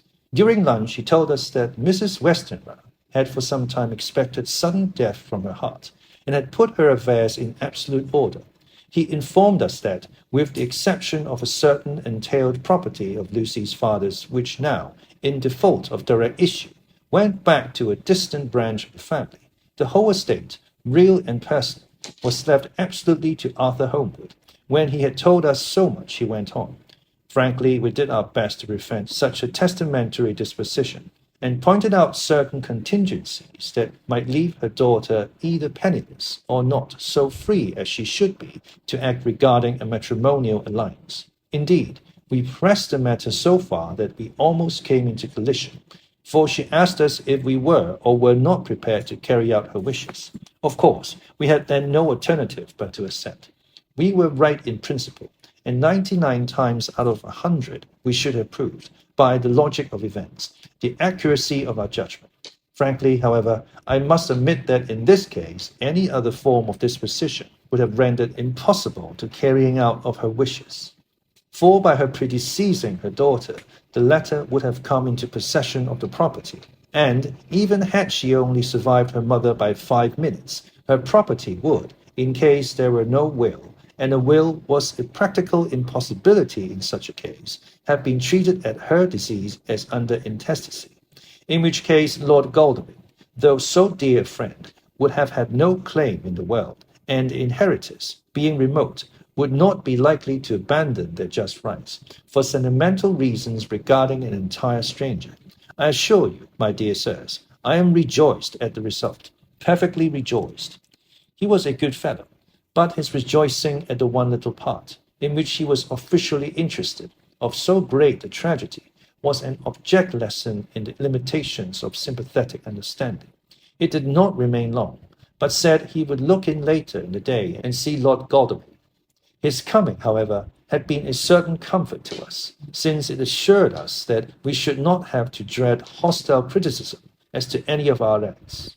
Arthur was expected at 5 o'clock, so a little before that time we visited the death chamber. It was so in very truth, for now both mother and daughter lay in it. The undertaker, true to his craft, had made the best display he could of his goods, and there was a mortuary air about the place that lowered our spirits at once. Van Helsing ordered the former arrangement to be adhered to, explaining that, as Lord Godalming was coming very soon, it would be less harrowing to his feelings to see all that was left of his fiancée quite alone. The undertaker seemed shocked at his own stupidity and exerted himself to restore things to the condition in which we left them the night before, so that when Arthur came, such shocks to his feelings as we could avoid were saved. Poor fellow, he looked desperately sad and broken. Even his stalwart manhood seemed to have shrunk somewhat under the strain of his much-tried emotions. He had, I knew, been very genuinely and devotedly attached to his father, and to lose him, and at such a time, was a bitter blow to him. With me he was warm as ever, and to Van Helsing he was sweetly courteous, but I could not help seeing that there was some constraint with him. The professor noticed it, too, and motioned me to bring him upstairs. I did so, and left him at the door of the room, as I felt he would like to be quite alone with her, but he took my arm and led me in, saying huskily, "You loved her too, old fellow. She told me all about it, and there was no friend had a closer place in her heart than you. I don't know how to thank you for all you have done for her. I can't think it." Here he suddenly broke down, and threw his arms around my shoulders and laid his head on my breast, crying, "Oh, Jack, Jack, what shall I do? The whole of life seems gone from me all at once, and there is nothing in the wide world for me to live for." I comforted him as well as I could. In such cases, men do not need much expression. A grip of the hand, the tightening of an arm over the shoulder, a sob in unison, are expressions of sympathy dear to a man's heart. I stood still and silent till his sobs died away, and then I said softly to him, "Come and look at her." Together we moved over to the bed, and I lifted the lawn from her face. God, how beautiful she was! Every hour seemed to be enhancing her loveliness. It frightened and amazed me somewhat, and as for Arthur, he fell a-trembling, and finally was shaken with doubt as with an ague. At last, after a long pause, he said to me in a faint whisper, "Jack, is she really dead?" I assured him sadly that it was so, and went on to suggest, for I felt that such a horrible doubt should not have life for a moment longer than I could help, that it often happened that after death faces became softened and even resolved into their youthful beauty, that this was especially so when death had been preceded by any acute or prolonged suffering.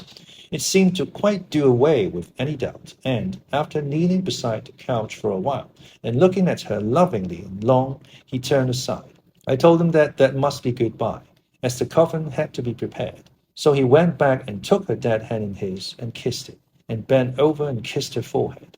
He came away, fondly looking back over his shoulder at her as he came. I left him in the drawing room and told Van Helsing that he had said goodbye. So the latter went to the kitchen to tell the undertaker's men to proceed with the preparations and to screw up the coffin. When he came out of the room again, I told him of Arthur's question, and he replied, "I am not surprised. Just now I doubted for a moment myself. We all dined together, and I could see that poor Art was trying to make the best of things. Van Helsing had been silent all dinner time, but when we had lit our cigars, he said, 'Lord,' but Arthur interrupted him.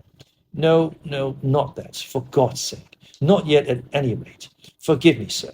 I did not mean to speak offensively. It is only because my loss is so recent. The professor answered very sweetly. I only used the name because I was in doubt. I must not call you Mr. And I have grown to love you. Yes, my dear boy, to love you as Arthur. Arthur held out his hand and took the old man's warmly. Call me what you will, he said. I hope I may always have the title of a friend. And let me say that I am at a loss for words to thank you for your goodness to my poor dear. He paused a moment and went on. I know that she understood your goodness even better than I do. And if I was rude or in any way wanting at that time you acted so, you remember, the professor nodded, you must forgive me. He answered with a grave kindness. I know it was hard for you to quite trust me then, for to trust such violence needs to understand, and I take it that you do not, that you cannot trust me now, for you do not yet understand. And there may be more times when I shall want you to trust when you cannot, and may not, and must not yet understand. But the time will come when your trust shall be whole and complete in me, and when you shall understand as though the sunlight himself shone through. Then you shall bless me from first to last for your own sake, and for the sake of others, and for her dear sake to whom I swore to protect. And indeed, sir, said Arthur warmly, I shall in all ways trust you.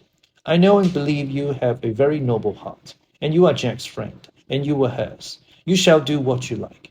The professor cleared his throat a couple of times, as though about to speak, and finally said, May I ask you something now? Certainly. You know that Mrs. Westenra left you all her property? No, poor dear, I never thought of it. And as it is all yours, you have a right to deal with it as you will. I want you to give me permission to read all Miss Lucy's papers and letters. Believe me, it is no idle curiosity. I have a motive for which, be sure, she would have approved. I have them all here. I took them before we knew that all was yours, so that no strange hand might touch them. No strange eye look through words into her soul. I shall keep them, if I may. Even you may not see them yet, but I shall keep them safe. No word shall be lost, and in a good time I shall give them back to you. It's a hard thing I ask, but you'll do it, will you not, for Lucy's sake? Arthur spoke out heartily, like his old self. Dr. Van Helsing, you may do what you will. I feel that in saying this, I am doing what my dear one would have approved. I shall not trouble you with questions till the time comes. The old professor stood up as he said solemnly, And you are right. There will be pain for us all, but it will not be all pain, nor will this pain be the last.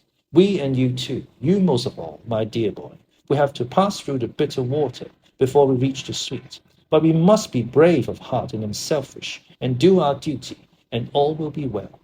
I slept on a sofa in Arthur's room that night. Van Helsing did not go to bed at all. He went to and fro, as if patrolling the house, and was never out of sight of the room where Lucy lay in her coffin, strewn with the wild garlic flowers, which sent, through the odor of lily and rose, a heavy, overpowering smell into the night.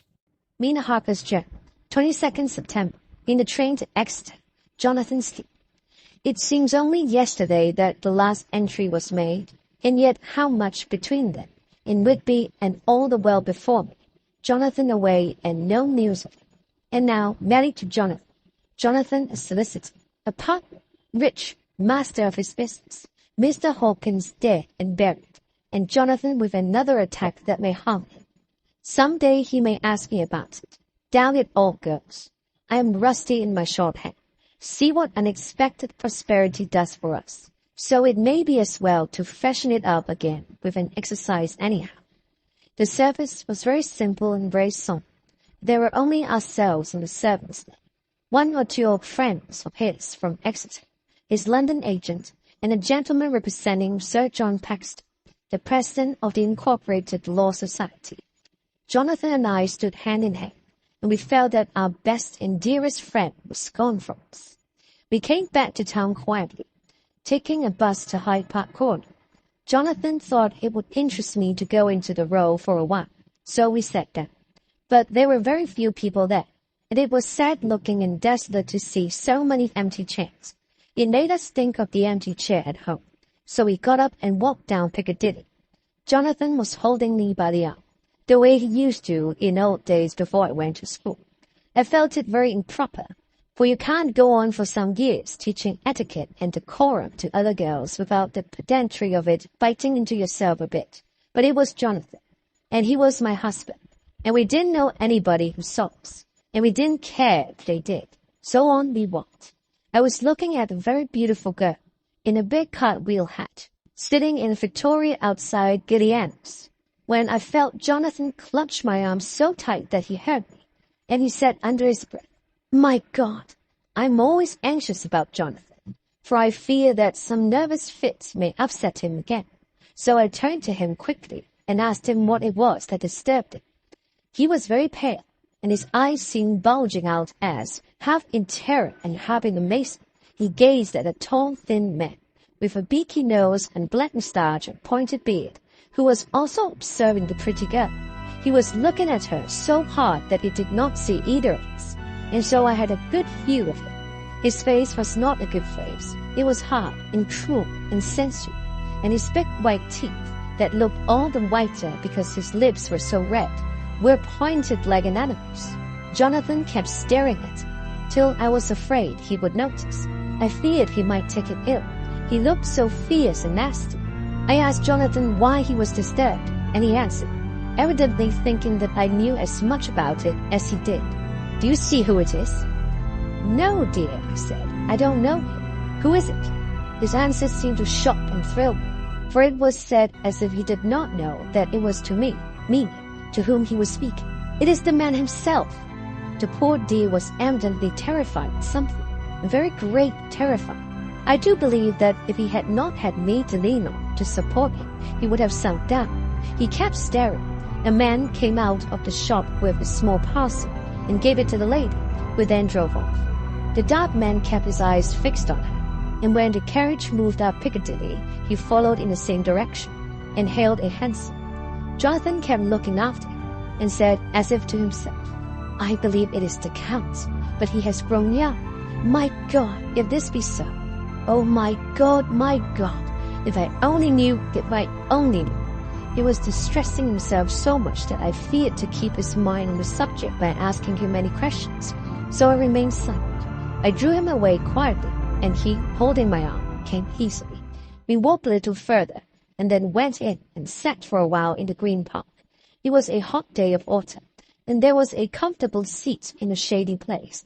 After a few minutes staring at nothing, Jonathan's eyes closed, and he went quietly into a sleep, with his head on my shoulder. I thought it was the best thing for him, so it did not disturb him. In about 20 minutes he woke up, and said to me quite cheerfully, "Why, Mina, have I been asleep? Oh, do forgive me for being so rude. Come, and we'll have a cup of tea somewhere." He had evidently forgotten all about the dark stranger, as in his illness he had forgotten all that this episode had reminded him of. I don't like this lapsing into forgetfulness. It may make or continue some injury to the brain. I must not ask him, for fear I shall do more harm than good. But I must somehow learn the facts of his journey abroad. The time has come, I fear, when I must open that parcel and know what is written. Oh, Jonathan, you will, I know. Forgive me if I do wrong, but it is for your own dear sake. Later, a sad homecoming in every way. The house empty of the dear soul who was so good to us. Jonathan still pale and dizzy under a slight relapse of his malady, and now a telegram from Van Helsing, whoever he may be. You will be grieved to hear that Mrs. Westenra died 5 days ago, and that Lucy died the day before yesterday. They were both buried today.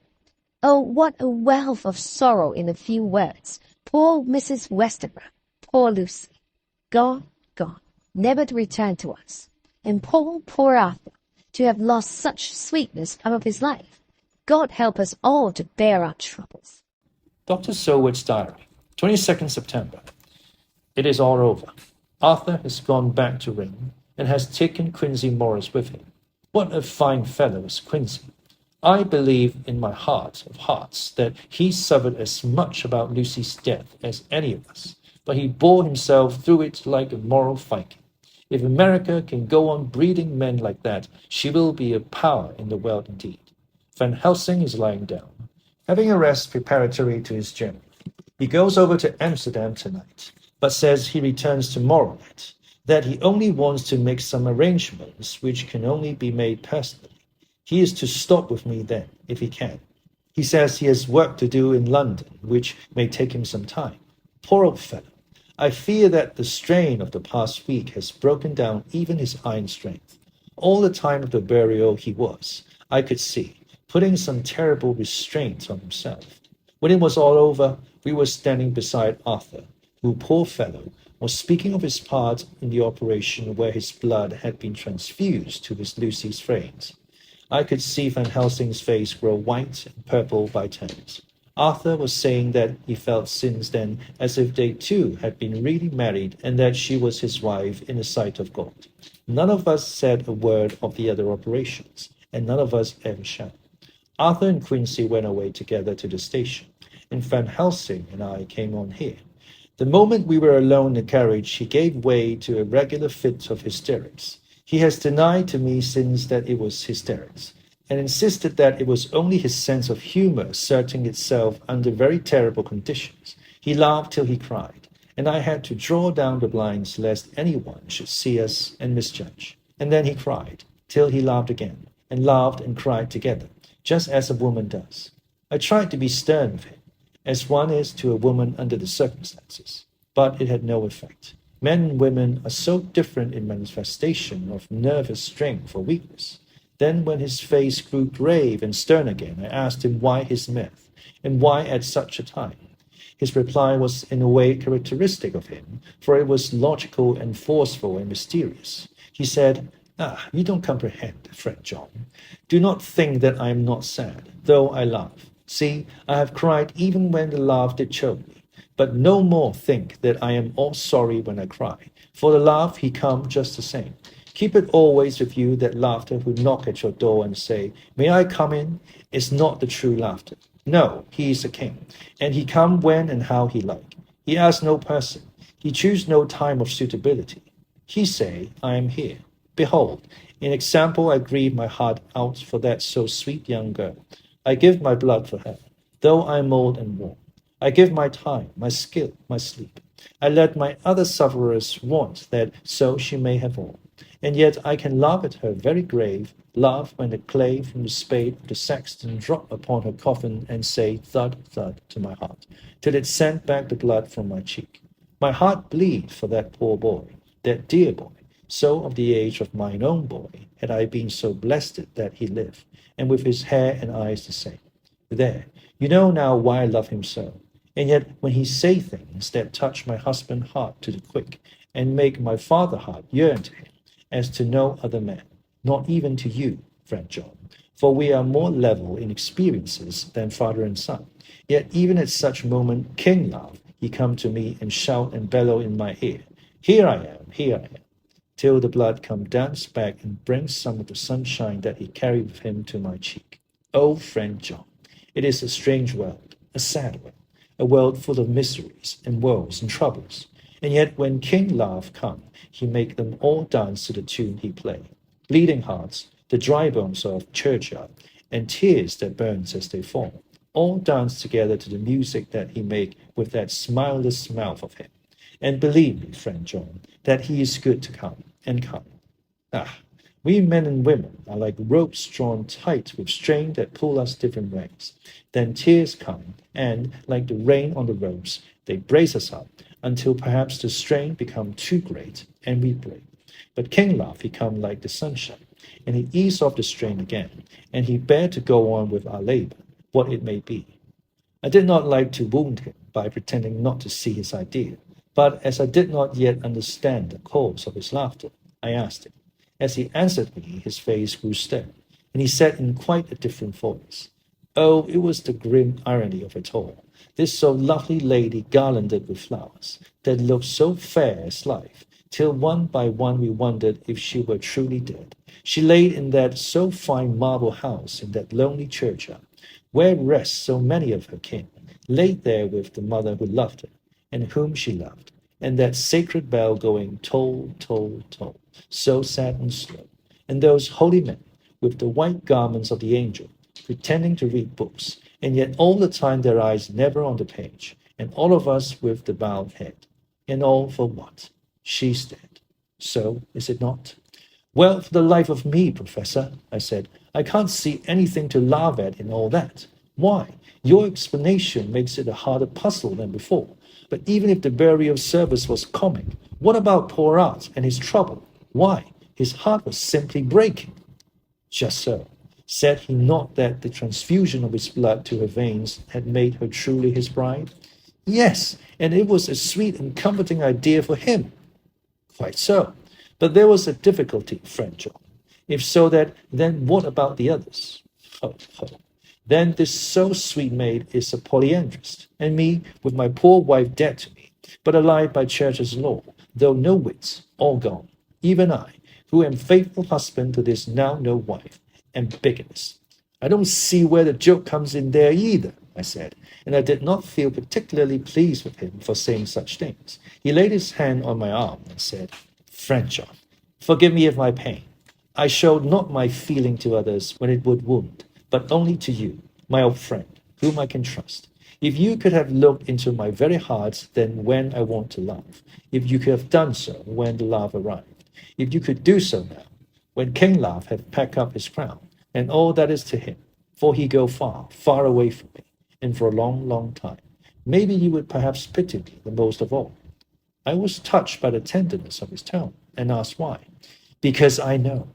And now we are all scattered, and for many a long day loneliness will sit over our roofs with brooding wings. Lucy lies in the tomb of a king, a lordly death house in a lonely churchyard, away from teeming London, where the air is fresh, and the sun rises over Hampstead Hill, and where wild flowers grow of their own accord. So I can finish this diary, and God only knows if I shall ever begin another.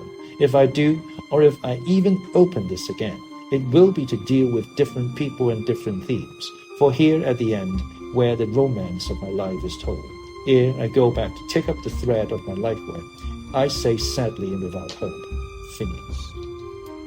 The Westminster Gazette, 25th September, a Hampstead mystery. The neighborhood of Hampstead is just at present exercised with a series of events which seem to run on lines parallel to those of what was known to the writers of headlines as the Kensington Horror, or the Stabbing Woman, or the Woman in Blue. During the past 2 or 3 days, several cases have occurred of young children strayed from home or neglected to return from their playing on the heath. In all these cases, the children were too young to give any properly intelligible account of themselves, but the consensus of the excuses is that they had been with a beautiful lady. It has always been late in the evening when they have been missed, and on 2 occasions the children have not been found until early in the following morning. It is generally supposed in the neighborhood that, as the first child missed gave as his reason for being away that a beautiful lady had asked him to come for a walk, the others had picked up the phrase and used it as occasion served. This is the more natural as the favorite game of the little ones at present is luring each other away by whiles. The correspondent writes us that to see some of the tiny tots pretending to be the beautiful lady is supremely funny. Some of our caricaturists might, he says, take a lesson in the irony of grotesque by comparing the reality in the picture. It is only in accordance with general principles of human nature that the beautiful lady should be the popular role at these alfresco, out-in-the-open performances. Our correspondent naively says that even Ellen Terry could not be so winningly attractive as some of these grubby-faced little children pretend and even imagine themselves to be. There is, however, possibly a serious side to the question, for some of the children, indeed all who have been missed at night, have been slightly torn or wounded in the throat. The wounds seem such as might be made by a rat or a small dog, and although of not much importance individually, would tend to show that whatever animal inflicts them has a system or method of its own. The police of the division have been instructed to keep a sharp lookout for straying children, especially when very young, in and around Hampstead Heath, and for any stray dog which may be about. The Westminster Gazette, 25th September, extra special, the Hampstead Horror, another child injured, the beautiful lady. We have just received intelligence that another child, missed last night, was only discovered late in the morning under a furze bush at the shooter's hillside of Hampstead Heath, which is perhaps less frequented than the other parts. It has the same tiny wound in the throat as has been noticed in other cases. It was terribly weak and looked quite emaciated. It too, when partially restored, had the common story to tell of being lured away by the beautiful lady,